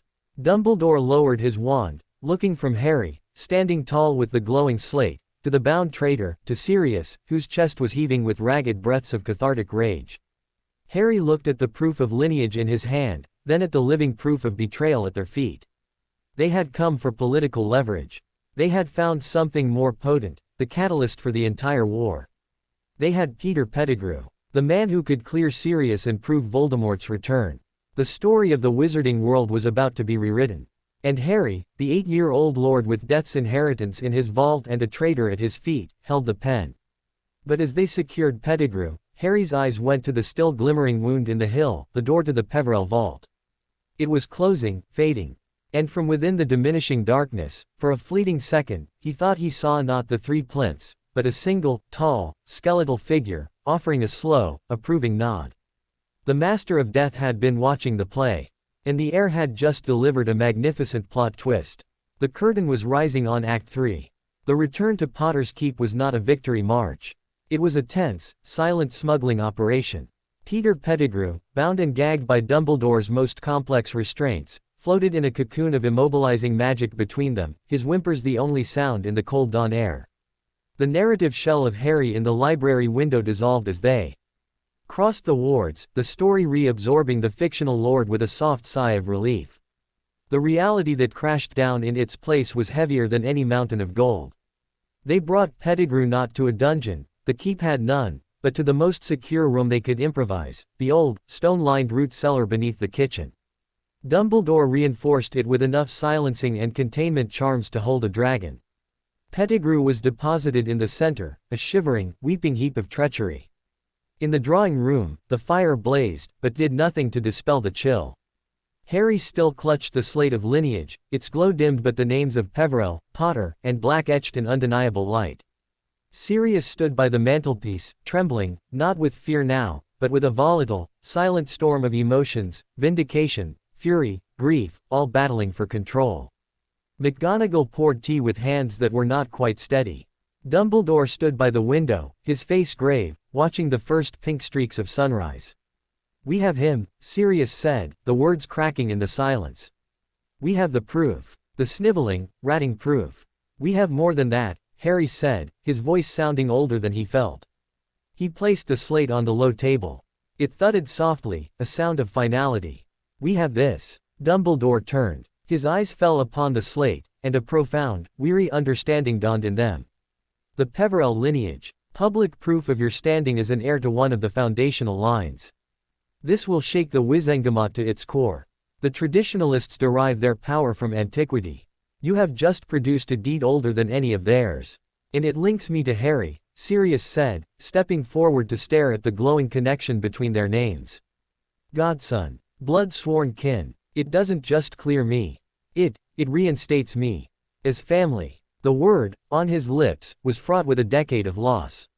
"Which is precisely why our window of action is narrow," Dumbledore said, turning fully to face them. "Peter's capture will not go unnoticed. His master will feel the severing of that servile, magical tether. He will know his servant is taken, and he will deduce by whom. He will act, with a speed and ferocity we have not yet seen. We must act first. We must control the narrative of this revelation absolutely." The plan formed with a swift, ruthless efficiency that Harry had never seen from Dumbledore before. There was no time for committees, for legal wrangling. "Minerva, you will take the slate to the Daily Prophet. Not to the editor. To the press room itself, at noon, when it is fullest. You will declare, as Harry's educational supervisor, the discovery of the Peverell proof and the capture of Peter Pettigrew. You will present the slate for magical verification by the press's own experts. You will state that a full memory pensive presentation will be made to the Wizengamot in 24 hours. Give them the headline. Let the story run wild before our enemies can concoct a counter-narrative." McGonagall's spine straightened, a soldier receiving orders. "Understood. Sirius," Dumbledore continued, his voice softening a fraction. "You must remain here, hidden. Your public return must be orchestrated. When Minerva makes the announcement, the world will scream for you. We will produce you at the Wizengamot session, clean, sane, and with the memory of Pettigrew's confession. It must be a single, overwhelming wave of truth." Sirius nodded jerkily, his hands clenched. "And him. The rat. He remains here, under the heaviest guard. He is our keystone evidence." "Harry," Dumbledore's gaze finally settled on him, intense and searching. "You are the linchpin, the heir, the lord, the victim. The world will descend upon this place, magically and figuratively. You must hold the center. You must be the calm in the storm. Your story, the story of the keep, must be the unshakable truth against which all their lies will break. Can you do that? Harry looked at the slate, at his name glowing beside Sirius's. He thought of the cupboard, of the Dursleys' lies, of the years of being a hidden, shameful secret. This was the opposite. This was truth, shouted from the rooftops. This was claiming his story, all of it, publicly and without fear. Yes, he said. The next 12 hours were a suspended, breathless silence filled with frantic, invisible activity. McGonagall departed, the slate hidden in a magically expanded pouch. Dumbledore set up intricate alert systems around the cellar and the perimeter. Sirius paced the upper halls like a caged wolf, his emotions too big for the quiet rooms. Harry did what he had been trained to do. He went to the heart of his power. He sat in the glade of sunken stones, not to perform magic, but to commune with it. He poured the new truths into the land, the captured traitor, the revealed lineage, the impending storm.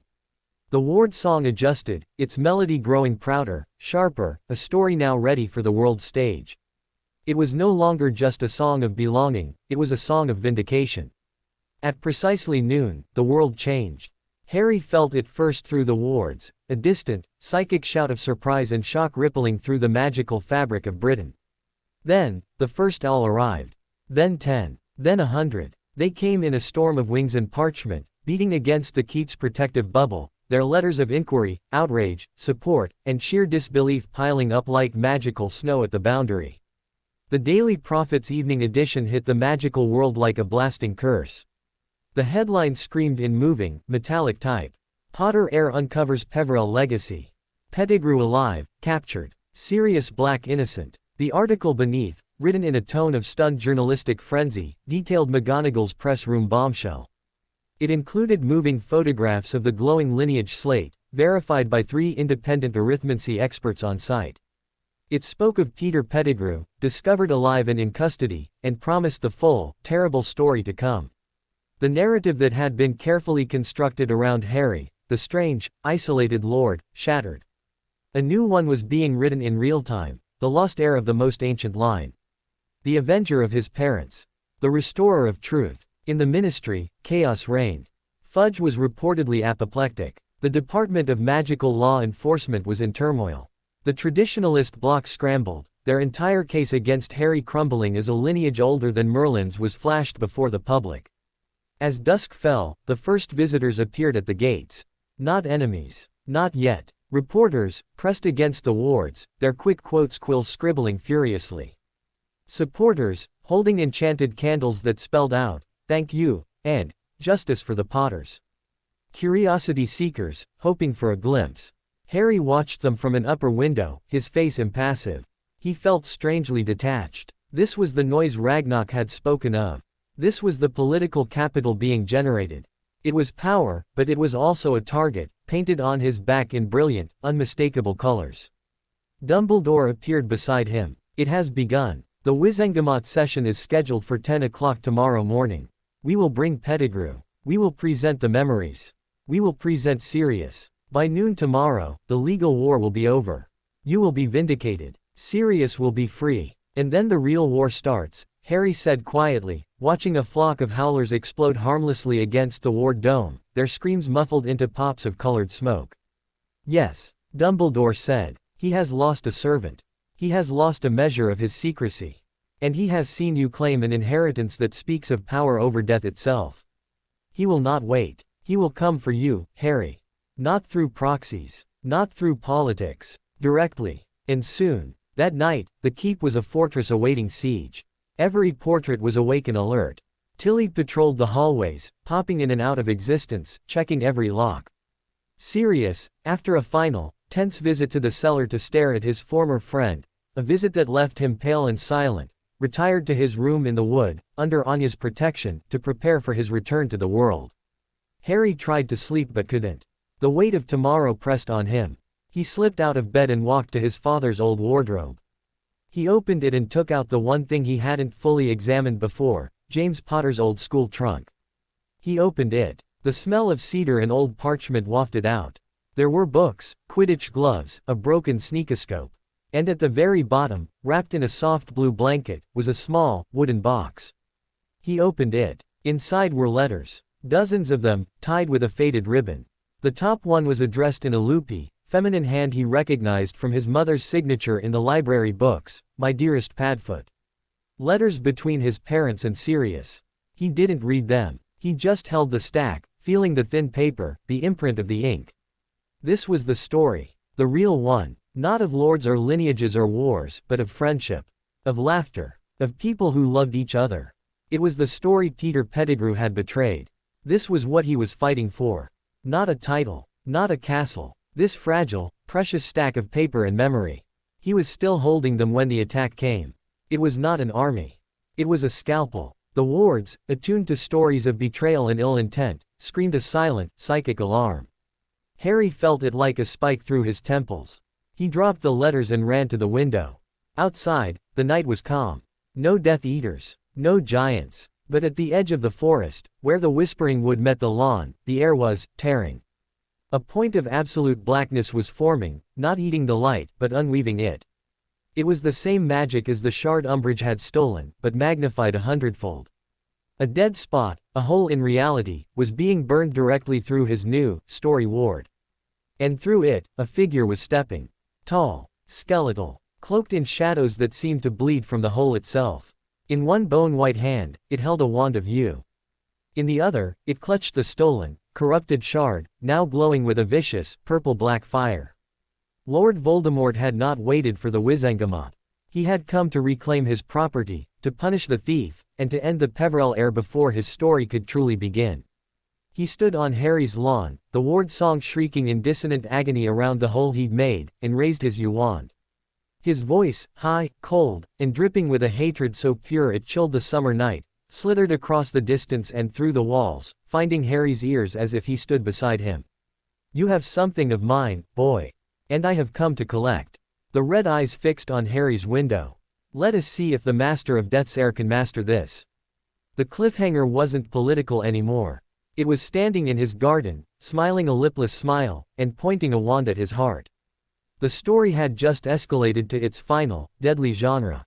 And there was no one between them. Rain drilled against the side of the house, a relentless tattoo on brick and glass. In the cupboard under the stairs, Harry Potter counted each drop that leaked through a crack in the ceiling, landing with a soft plink in the chipped mug he'd placed. Beneath it, it was the only clean sound. The rest was swallowed by the woolly, suffocating dark and the thick smell of dust and stale laundry. He was 8 years old, and his world was 4 feet by 2. A floorboard creaked directly overhead. Uncle Vernon's weight, shifting in his armchair. The murmur of the television, a dull laugh track seeping through the floor. Normal sounds from a normal world happening in the light, far above his head. Harry pulled the thin blanket up to his chin. The wool scratched. Everything in the cupboard scratched, or smelled, or was too small. Except the dark. The dark was endless. He closed his eyes, not to sleep, but to do what he did most nights. He tried to remember the green. It wasn't a memory. It was more a feeling. A flash behind his eyes when he was very tired or very hurt. A blinding, electric green light, and a high, cold laugh that twisted his stomach into a knot of terror. And with it, always, a warmer feeling. A smell like flowers. A sense of being held. Then nothing. The relatives never spoke of it. They spoke of the car crash. A tragic accident that had taken his parents, the useless, good-for-nothing drunks, and left behind this odd, troublesome boy. The boy with the stupid, lightning-shaped scar on his forehead. The boy who made strange things happen. Just last week, when Dudley and his gang had been chasing him after school, Harry had found himself on the school roof, breathing hard, not knowing how he'd gotten there. The teacher's stunned face, Dudley's furious, purple one. Then Uncle Vernon's rage, the belt, the lock on the cupboard for 2 days with only bread and water. Freakishness, Vernon had snarled through the door. "We'll beat it out of you." Harry touched the scar. It was smooth, raised. A part of him, like his knobbly knees or his 2 bright eyes that Petunia said were just like his mother's. He didn't know what that meant. He had no pictures. Something changed in the air. The rain didn't stop, but the pressure shifted. The house itself seemed to hold its breath. The television upstairs went silent mid-laugh. Harry went still, his senses prickling. Strange things happened around him, yes, but he'd also learned to sense the strange things that happened to him. This was a coming storm feeling, but sharper, more focused. He heard the front door open. Not the usual crash of Vernon coming home, but a precise, measured click of the latch. Voices. Uncle Vernon's, a booming, defensive bluster. Aunt Petunia's, a shrill note of panic. And a third voice. Dry. Crisp. It cut through their noise like a blade through newspaper. "We are here for Harry James Potter." The words slid through the floorboards, cold and clear. Harry's heart stuttered. No one used his full name. Ever. He was, boy, or, freak, or, you. You have no business here. Vernon's roar shook dust from the cupboard ceiling. I'll call the police. That would be unproductive. The dry voice held no fear, only a mild, dismissive patience. The contract, as you will see, is quite clear. And it is enforced by older, sharper laws than those of your constabulary. A contract. Harry curled tighter, knees to chest. He had nothing. No contracts. No things. Just the mug, the blanket, and the dark. Then Petunia, her voice a desperate whisper. "Vernon, the letter. My sister's letter. It mentioned goblins." Goblins. The word meant fairy tales. Dudley's storybooks, the ones with silly pictures he'd sometimes glimpsed before they were snatched away. Ugly little creatures with sacks of gold. "You will bring the boy. Now." The command was absolute. It was not a request. It was a fact being stated. Minutes later, the cupboard door was wrenched open. Light from the hall stabbed Harry's eyes. Uncle Vernon loomed, his face a grotesque mask of fury and a new, unfamiliar fear. "Out. Now. You will not speak. You will not make a sound. You will do exactly as they say, and then you will come straight back. Do you understand?" Harry scrambled out, his body moving on the instinct of obedience. He was propelled into the hallway. Two figures stood in the pristine space. They were not storybook goblins. They were short, barely reaching Vernon's waist, but they stood with an erect, formidable dignity. They wore impeccably tailored suits of charcoal gray. Their skin had a polished, nut-brown sheen. Their faces were sharp, intelligent, with dark eyes that glittered like chips of obsidian, holding a knowledge that seemed centuries deep. Long, delicate fingers rested on the handles of leather briefcases. They looked utterly alien in the floral wallpapered hall. They looked real in a way the Dursleys, in their puffing outrage, suddenly did not.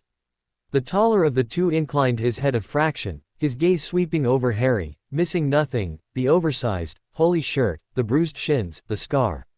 "Harry Potter. I am Ragnok, son of Barak, manager of the Potter vaults at Gringotts. This is my associate, Sharp Claw." The words were nonsense. Vaults. Gringotts. Manager. "He's not going anywhere with the likes of you." Vernon spat, but he didn't move forward. Petunia clutched at her throat, her face bone white. Ragnok's eyes flicked to Vernon, a look of profound disdain. "Your guardianship, as defined in the Potter family trust, is contingent upon providing a place of safety and minimal magical suppression. Gringotts has received anomalous readings. The contract is void. You are entitled to nothing." He spoke as if reading a ledger. "Attempt to interfere, and the financial settlements made to you will be recalled, with interest. You will be left with the memory of gold and the reality of debt." The fight drained from Vernon's face, replaced by a cold, calculating avarice Harry knew well. Money. It was always about money. Petunia let out a small, choked sound, her eyes darting between Harry and the goblins, seeing not a child, but a broken lease. Sharp Claw stepped forward. He offered a small, three-fingered hand. His touch was cool, dry, and firm. "Come, Heir Potter. Your world awaits." Harry looked back. Petunia's lips were pressed into a thin, bitter line. Vernon's gaze was already distant, computing losses. Dudley peered from the living room door, his piggy eyes wide with confused malice. There was nothing for him here. Not a single goodbye. He took Sharpclaw's hand. They walked out into the torrential night. The rain should have soaked him instantly, but as they stepped off the garden path, the air around them shimmered. The rain curved away, pattering against an invisible dome.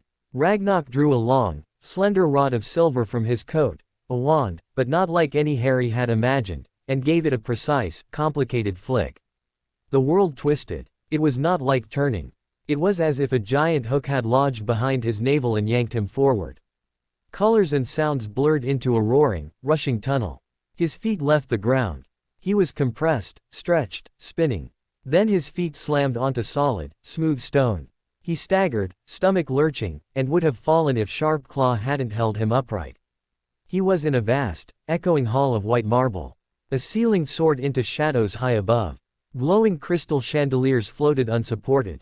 Long counters ran the length of the room, behind which dozens of goblins labored over ledgers, weighed gems on tiny scales, and spoke in low, clicking tones. The air smelled of stone, ink, ozone, and deep, earthy magic. This was not little whinging. Gringotts Wizarding Bank, Ragnok said, his voice echoing slightly. The financial heart of the magical world. And your inheritance. He led Harry past the main counters, through a smaller, ornate door into a luxurious office. Dark wood, deep carpets, shelves of scrolls. A massive obsidian desk. Ragnok sat, gesturing for Harry to take the opposite chair. Harry perched on the edge, his feet dangling. You are confused. That is expected. Ragnok opened a drawer and withdrew a thick parchment, unrolling it with a flourish. This is the last will and testament of James and Lily Potter. Sealed upon their untimely departure. Certain clauses were activated by the breach of guardianship. Do you know what you are, boy? Harry shook his head, mute. You are the last scion of the House of Potter. A lineage dating back over 8 centuries.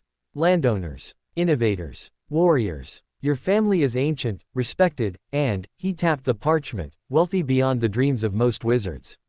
He leaned forward, his dark eyes intense. But you are more. The Potters are not merely a noble house. They are one of the few declared ancient by the Ministry.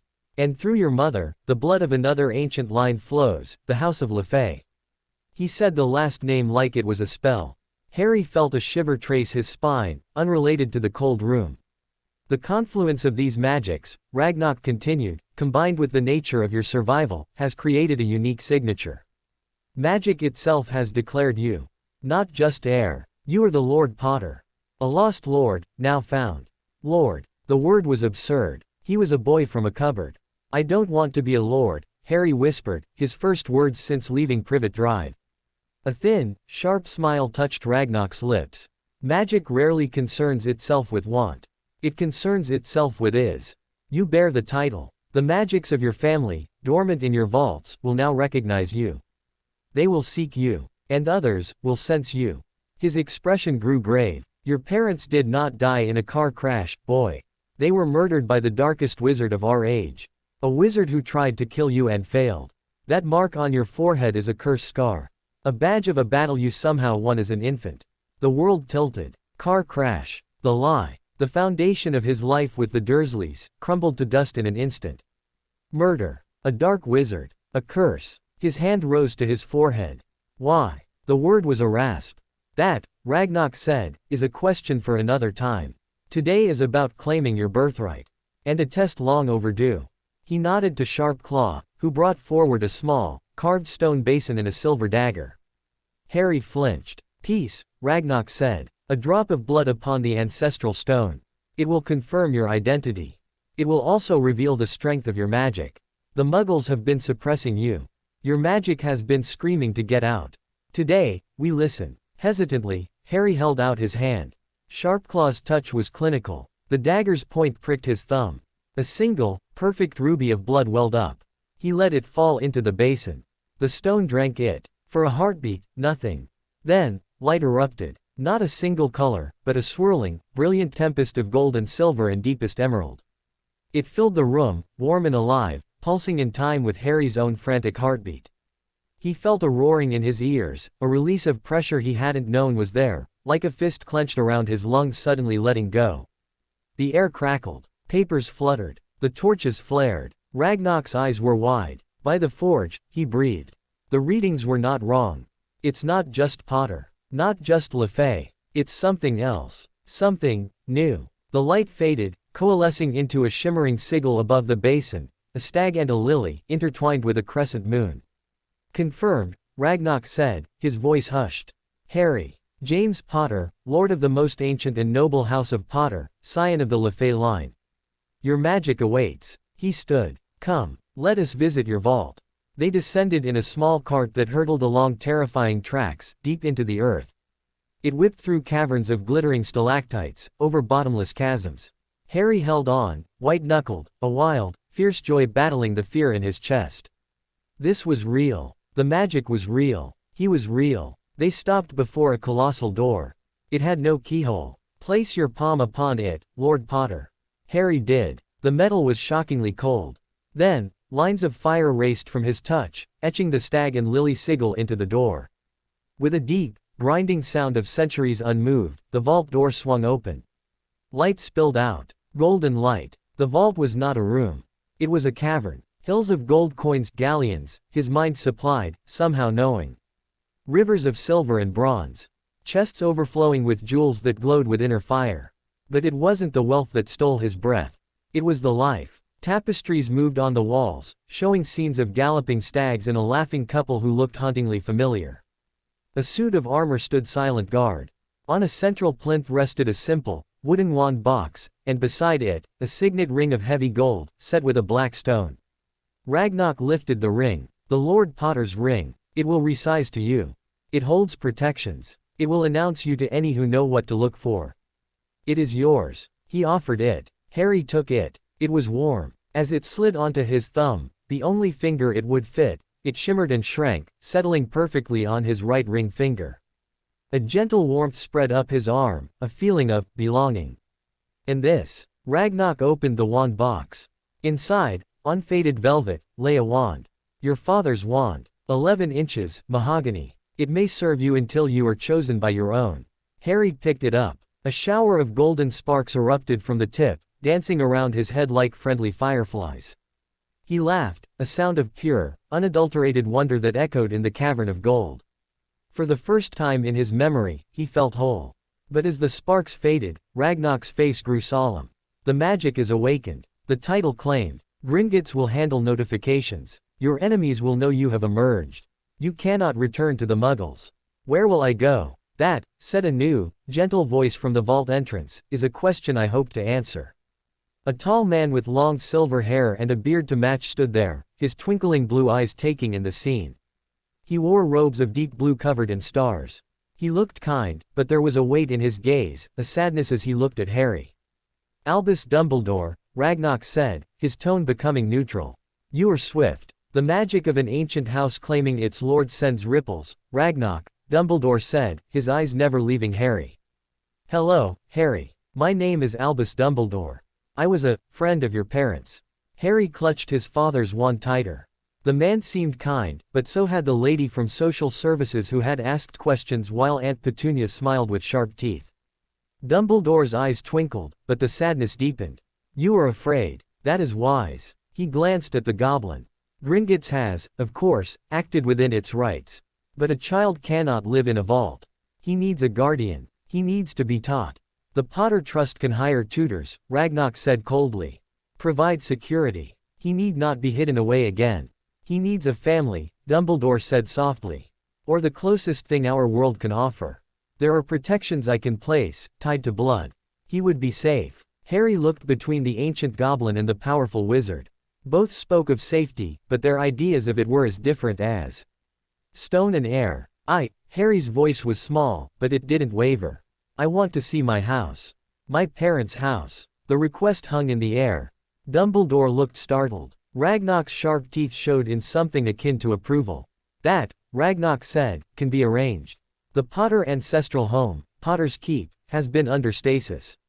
It awaits its true master." Dumbledore sighed. "Harry, the world is not safe for you. There are still those loyal to he who must not be named who would see the Potter line extinguished." The words should have terrified him.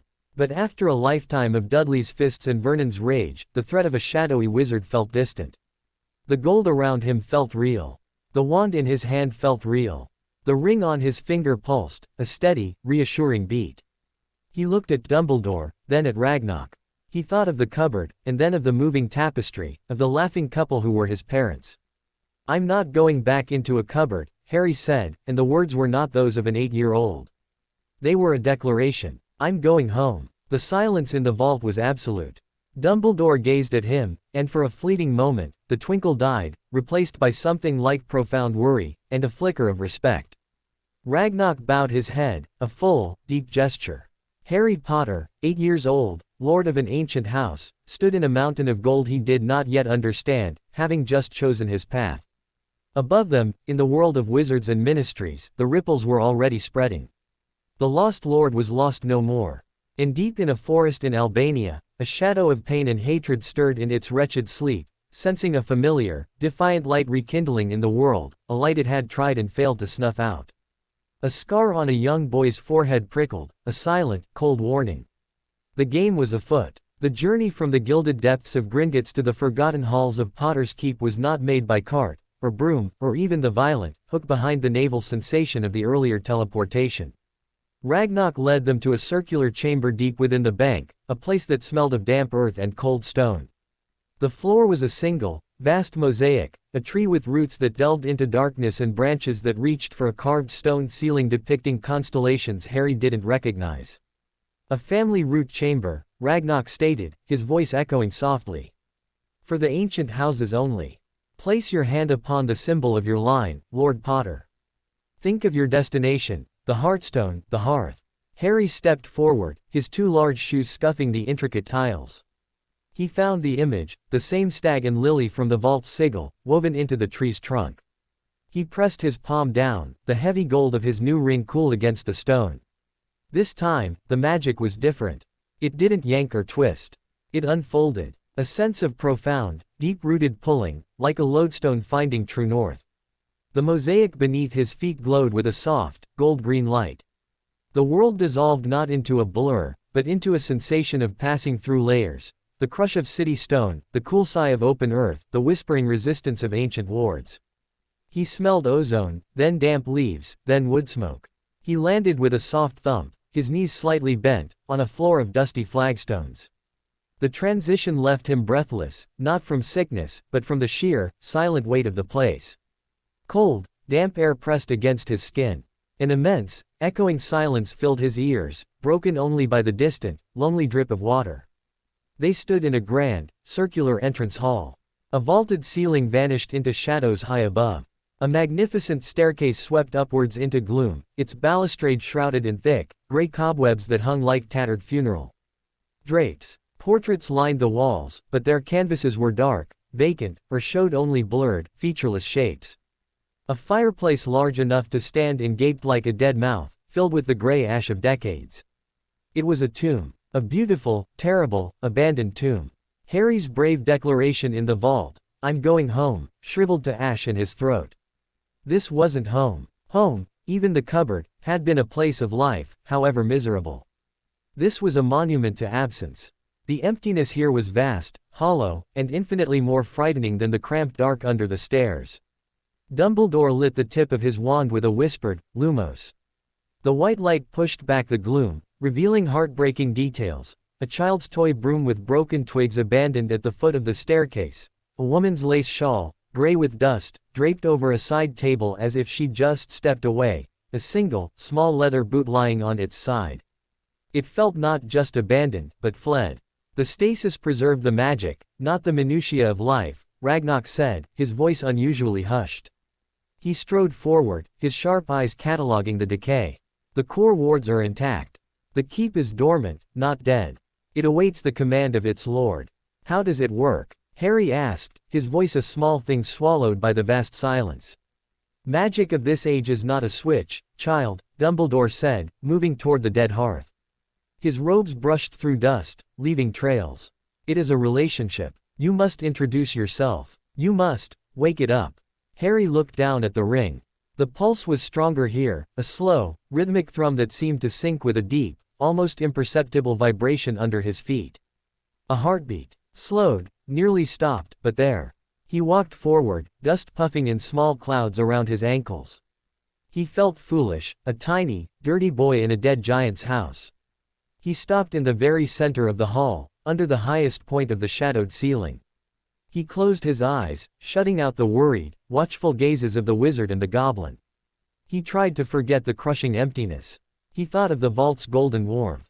He thought of the sparks from his father's wand. He thought of the word that had brought him here, a word he was beginning to fear he didn't understand, home. He had nothing to offer but his own presence. His own fractured, confused truth.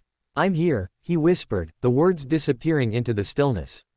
It's Harry. I came home. Nothing. Disappointment, hot and sharp, pricked behind his eyes.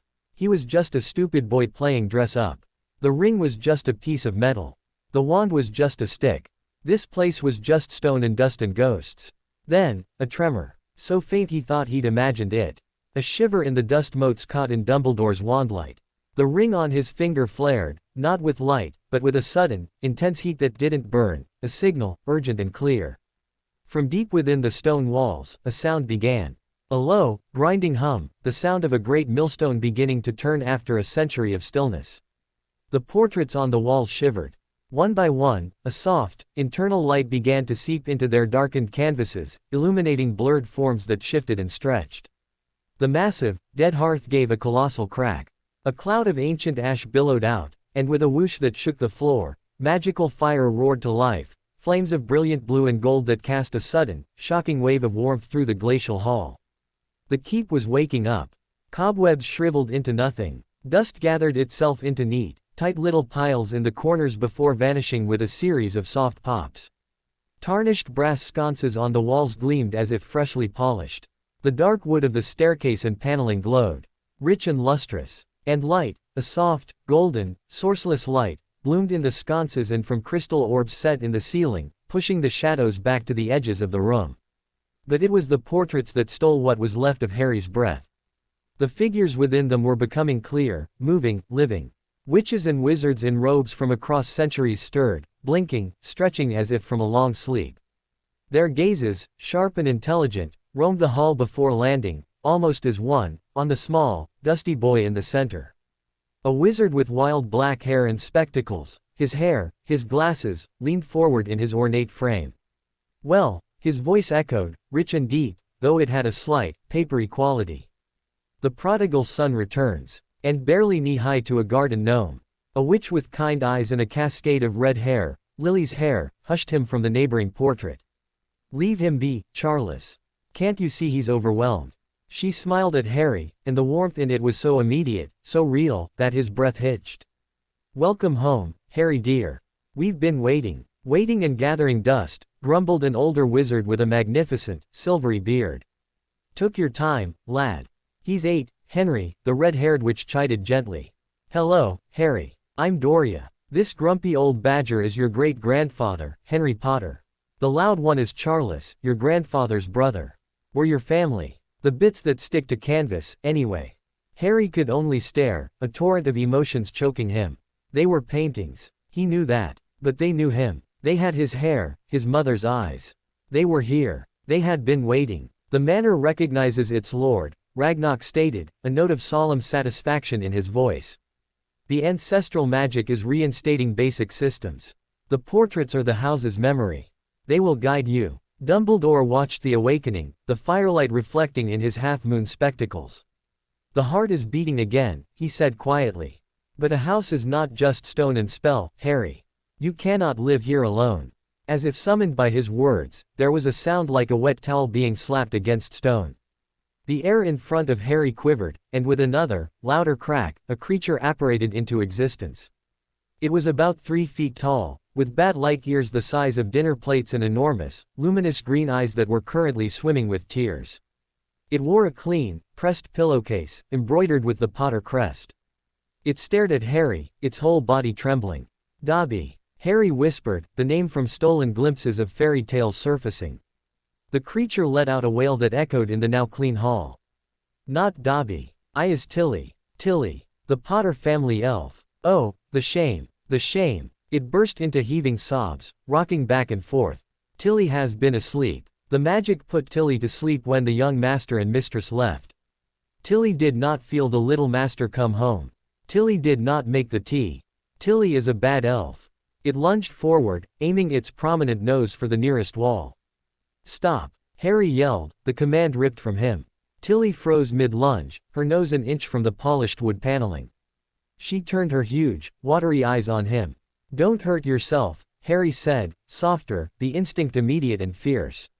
The sight of the small creature wanting to punish itself was viscerally wrong. It's not your fault. The house was asleep. You were asleep. Tilly's lower lip wobbled. The little master is kind.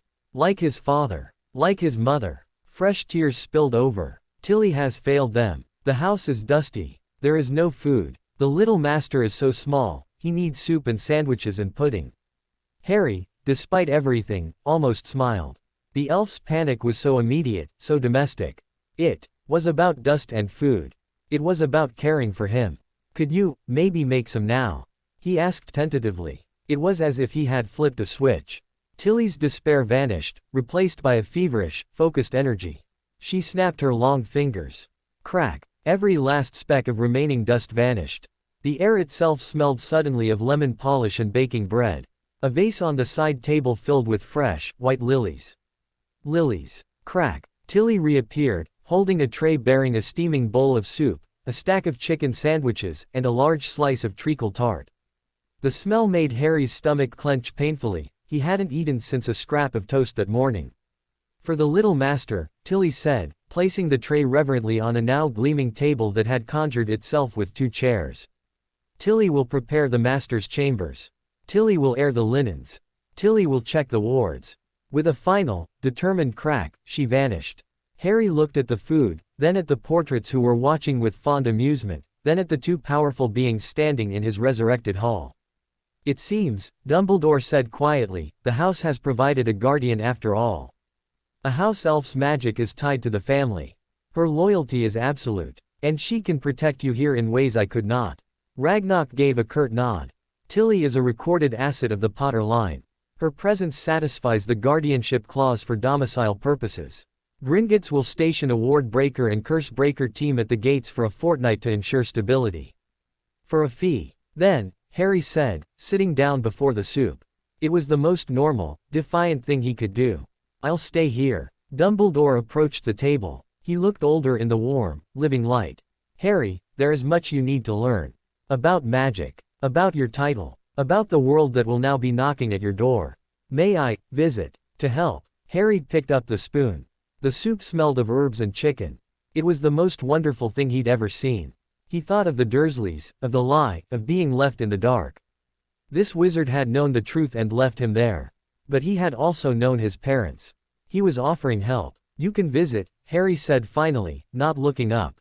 But Tilly stays. And Ragnok checks the fees. A ghost of the familiar twinkle returned to Dumbledore's eyes, tinged with rueful respect. A sound bargain. I shall return in 2 days. He turned to go, then paused. The magic you have awakened today, Harry, it is old and deep. It will attract attention. The good, and the ill. Trust the house. Trust Tilly. And for now, trust your own heart. With a swirl of his starry robes, he walked to the large front doors, now a deep, forest green, and let himself out into the gathering night. Ragnok placed a small, heavy gold coin on the table. A Gringotts emergency portkey. Squeeze it, say, Vault 713. It brings you to me. Use it if the walls turn against you. Unlikely, but possible. He gave a sharp, shallow bow. The Goblin Nation recognizes Lord Potter. We will be in touch. Rest. Grow. The game is beginning, little lord. Learn the rules before you are forced to play. He turned and left, the doors closing softly. Harry was alone. No, not alone. He ate the soup. It was perfect. He took a bite of the treacle tart, and it was so sweet and rich it made his eyes water. He was crying, he realized. Silently, tears dripping into his soup. He wasn't even sure why. Let it out, lad, said Charles's portrait, his voice uncharacteristically gentle. It's been a long day for a short life. Your room is ready, little master. Tilly announced, popping back in. She saw his tears and her ears drooped. Oh, Tilly's food is sad. Tilly will. No, Harry said quickly, wiping his face. It's the best food ever. I'm just tired. Tilly's ears perked up. Then Tilly will show the master to his bed. She led him up the grand staircase, now soft underfoot with a thick carpet that hadn't been there before. The hallway upstairs was lined with doors. She stopped at the end, before a door carved with a playful, prancing stag. It swung open. It was not a child's room. It was a young lord's chamber. A large 4-poster bed hung with deep green curtains stood against one wall. A fireplace crackled merrily. Bookshelves waited, empty. A large window looked out over dark, rolling grounds. But on a chair by the fire sat a worn, stuffed lion, missing one but an eye. And on the bed, the sheets looked soft and inviting. Your father's room, Tilly whispered. When he was a boy. Tilly kept it. Harry walked in, drawn to the window. In the distance, he could see the outline of trees against a starry sky. Somewhere out there was the Muggle world, Privet Drive, a life that already felt like a story about someone else. Here, the magic was in the stones, in the air, in the anxious, loyal creature beside him. He was home. A profound exhaustion settled over his bones. He changed into soft pajamas that appeared on the bed, crawled under the covers, and was asleep almost before his head hit the pillow. He dreamed not of flashing green light, but of a silver stag running through moonlit woods, of a red-haired woman's laugh, of a man with messy hair and glasses throwing him into the air. They were not memories. They were gifts. Downstairs, in the entrance hall, the portraits conversed in low tones. Dumbledore is worried, Doria said, frowning. He feels the shift in the balance. Let him worry, Charles grunted.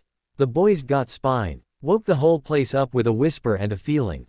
That's Potter magic. That's LeFay magic. It's not about brute force. It's about calling, and being answered. And the other? Henry Potter asked, his painted face grim. The one who gave him that scar. He will feel this awakening. A new power in an old house. He will not ignore it. In his deep, dreamless sleep, Harry Potter turned over. His hand, resting on the pillow, curled into a fist. The black stone of the Lord Potter's ring, even in the dark, emitted a faint, protective glow.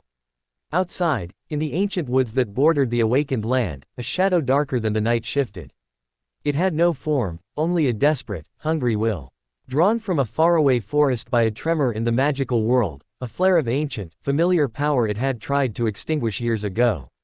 The scar on the sleeping boy's forehead prickled, not with pain, but with a cold, distant warning.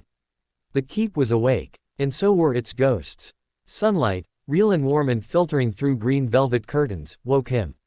For one disorienting moment, Harry thought he was in the cupboard. The strange angle of the light, the unfamiliar softness beneath him, sparked a panic that he'd overslept and Aunt Petunia would be pounding on the door.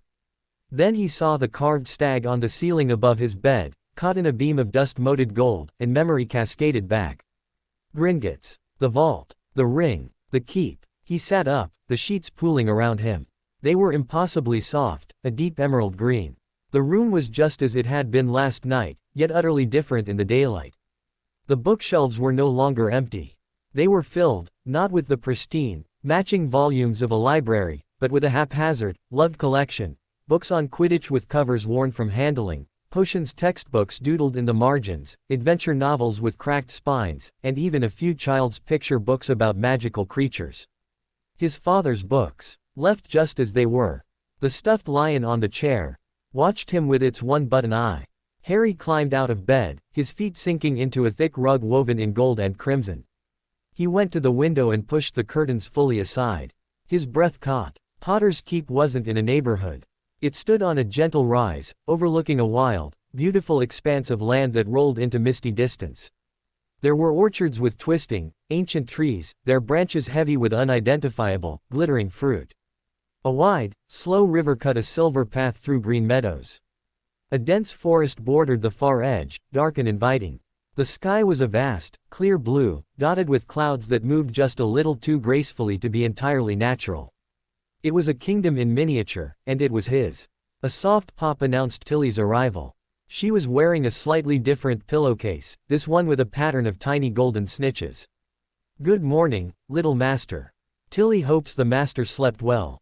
Does the master require breakfast?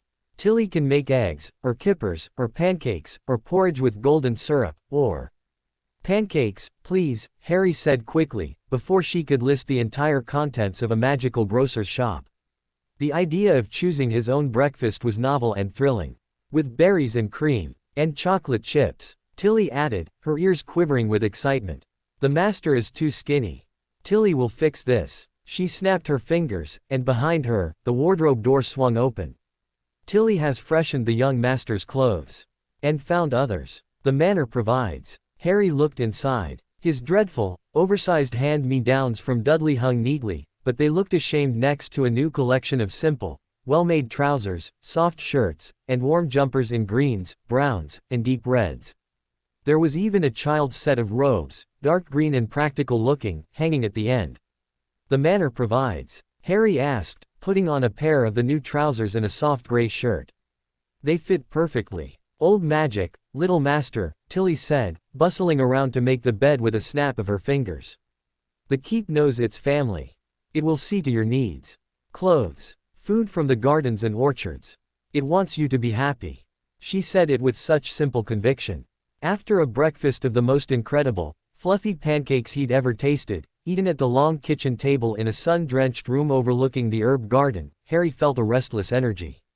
The awe of last night had settled into a buzzing curiosity. This was his. He wanted to see all of it. Can I explore? He asked Tilly, who was humming as she magically scrubbed a pan. Of course, master. But Tilly must come. The woods are old and have their own magic. And the wards are strong, but Tilly must be careful. She attached herself to his side like a small, anxious shadow. They started with the house. It was immense, a labyrinth of cozy, sunlit rooms and mysterious, closed doors. There was a library 2 stories high, smelling of leather and old paper, with ladders that rolled along rails. A potions lab in the basement, gleaming with copper instruments and dormant, cobweb-free cauldrons. A room full of moving photographs and trophies, a young James Potter zooming on a broomstick, holding a Quidditch cup aloft, laughing with his arm around a beautiful, red-haired girl who waved shyly at Harry from the frame. His parents. Not just names. People who laughed and flew and won cups. He stopped in front of a large, formal portrait in the main drawing room. It showed a dignified, older couple. The man had Harry's messy hair, though streaked with silver, and kind eyes behind spectacles. The woman had a graceful air and a gentle smile. Your grandparents, little master, Tilly whispered. Fleemont and Euphemia Potter. They built this new wing. Very clever. Your grandfather made the sleekeasy potion. Very rich. She said it with a house elf's pragmatic respect for the provider of the home. The portrait figures, who had been quietly reading, looked up. Fleemont Potter's eyes widened slightly behind his painted spectacles. Well, hello there. We heard the commotion last night. You must be Harry. Hello, Harry said, feeling shy. You've got your father's look, Euphemia said, her voice soft. But Lily's eyes. Absolutely. Welcome home, dear child. It has been too quiet. Are you stuck in there? Harry asked hesitantly. Fleemont chuckled. Oh no, no. We passed on quite peacefully, years ago. This is just a reflection. A chatty memory, if you will. We can offer advice, tell stories, complain about the drafts. But we're not alive, Harry. Don't grieve for us. We had our time. Now it's yours. The simple, honest words lifted a weight Harry hadn't known he was carrying. They weren't ghosts. They were echoes. And they were happy to see him. The tour continued out into the grounds. The late morning sun was warm. The air smelled of grass, damp earth, and the sweet scent from the orchards. They walked past greenhouses bursting with strange plants, past a sparkling pond where silver fish darted, toward the peaceful-looking forest. The Whispering Wood, Tilly said, her voice dropping. Part of the Potter lands for 1,000 years. It is friendly, but deep. Best not to go too far in yet, little master. At the edge of the wood, nestled between 2 great gnarled oaks, was a small, beautiful stone house. It looked like something from a fairy tale, with a mossy roof and a chimney puffing sweet-smelling smoke. A neat sign hung by the door, written in curling script, Humble Behaven. What's that? Harry asked. The keeper of the wood, Tilly said, and for the first time, she sounded unsure. She was here when the Potters came. An old agreement. She tends the woods, and the woods protect the keep. She is not like us. As if summoned, the door of the cottage opened. The woman who emerged was tall and willow-thin, with hair the color of polished birch bark, long and streaked with gray, woven with living vines and tiny white flowers. Her eyes were the green of deep forest pools, ancient and knowing. She wore robes of muted greens and browns that seemed to shift with the dappled light. She wasn't old, but she wasn't young either. She felt as timeless as the trees. She looked at Harry, and a slow smile touched her lips. The sapling of the line has returned to the grove, she said. Her voice was like the rustle of leaves. I am Anya, the Dryad's daughter, keeper of this wood, and you are Harry Potter, who woke the stone heart with a whisper. She stepped closer, and Harry saw that the flowers in her hair were actually growing there. Your magic smells of sunlight and lightning and deep, old earth. Interesting. Harry didn't know what to say. Hello, he managed. Is this your house? It is my root place, for now, Anya said. The wood is my home. Your family has always been good stewards. They understood the pact. Take only what you need, give thanks, and the wild magic will guard your walls. Her sharp green eyes studied him. You are very small to carry such a big name, little lord. I didn't ask for it, Harry said, a flicker of defiance rising. No one ever does, Anya replied, her smile returning. The best names are thrust upon us. Come, I will show you the first lesson of this place. She led him to a giant, ancient oak at the very border of the wood. Its trunk was wider than Uncle Vernon's car. She placed her palm on the rough bark. Place your hand here, next to mine. Not to take, just to listen. Hesitantly, Harry did. The bark was rough and warm. He closed his eyes, expecting nothing. At first, there was just the feel of the tree. Then, a faint, slow thrum entered his palm. A deep, patient vibration, like the world's slowest heartbeat. Underneath it, fainter, was a symphony of other pulses, the quick skitter of a creature in the branches, the sap flowing like a lazy river, the whisper of roots stretching deep into the dark earth. It was alive, not just a plant, but a presence. The land knows you, Anya whispered. It remembers your blood. To be a true lord here is not about command. It is about listening. The magic here will protect you, but you must learn its language. It is not the shouting magic of wizards. It is the growing magic. The patient magic. Harry took his hand away, awed. The ring on his finger felt warm, as if in agreement. Thank you, he said. Anya inclined her head. When you are ready, the wood will have more to teach you. For now, let your roots settle in the stone. With a final, inscrutable look, she melted back into the trees, becoming one with the shifting shadows. The rest of the day passed in a blur of peaceful discovery. Harry helped Tilly pick glowing blueberries in the orchard. They popped with flavor in his mouth. He found a broom shed and touched an old, sleek racing broom that vibrated under his fingers. He sat in the library, not reading, just absorbing the quiet, sunlit peace. As dusk began to paint the sky in hues of orange and purple, he returned to the entrance hall. The portraits were all awake and chatting amiably. Met the Dryad, did you? Charles called from his frame. Odd sort, but powerful. Her magic is in the soil. Good ally to have. Doria's portrait smiled. Did you have a good day, dear? Harry nodded, a contented tiredness seeping into his bones. It had been the best day of his life. No shouting, no fear, just exploration and quiet wonder. He was about to ask Tilly for dinner when the air in the hall changed. The warm, golden light from the sconces flickered, not like a dying flame, but like something passing in front of it. A deep, resonant gong sounded, once, shaking the very floor. It wasn't a noise Harry heard with his ears, he felt it in his teeth, in the ring on his finger. Tilly froze, her enormous ears standing straight up. The wards, she whispered, terror in her voice. Something is testing the boundary. At the main gate, all the portraits fell silent, their painted faces turning toward the large window that overlooked the long driveway leading to the distant, wrought iron main gates. Harry ran to the window. Far down the lane, at the point where the Potter lands met the ordinary world, he could see the outline of the gates. And outside them, in the gathering twilight, were figures. 3 of them. They stood unnaturally still, clad in dark robes that seemed to drink the fading light. Even from this distance, they felt wrong.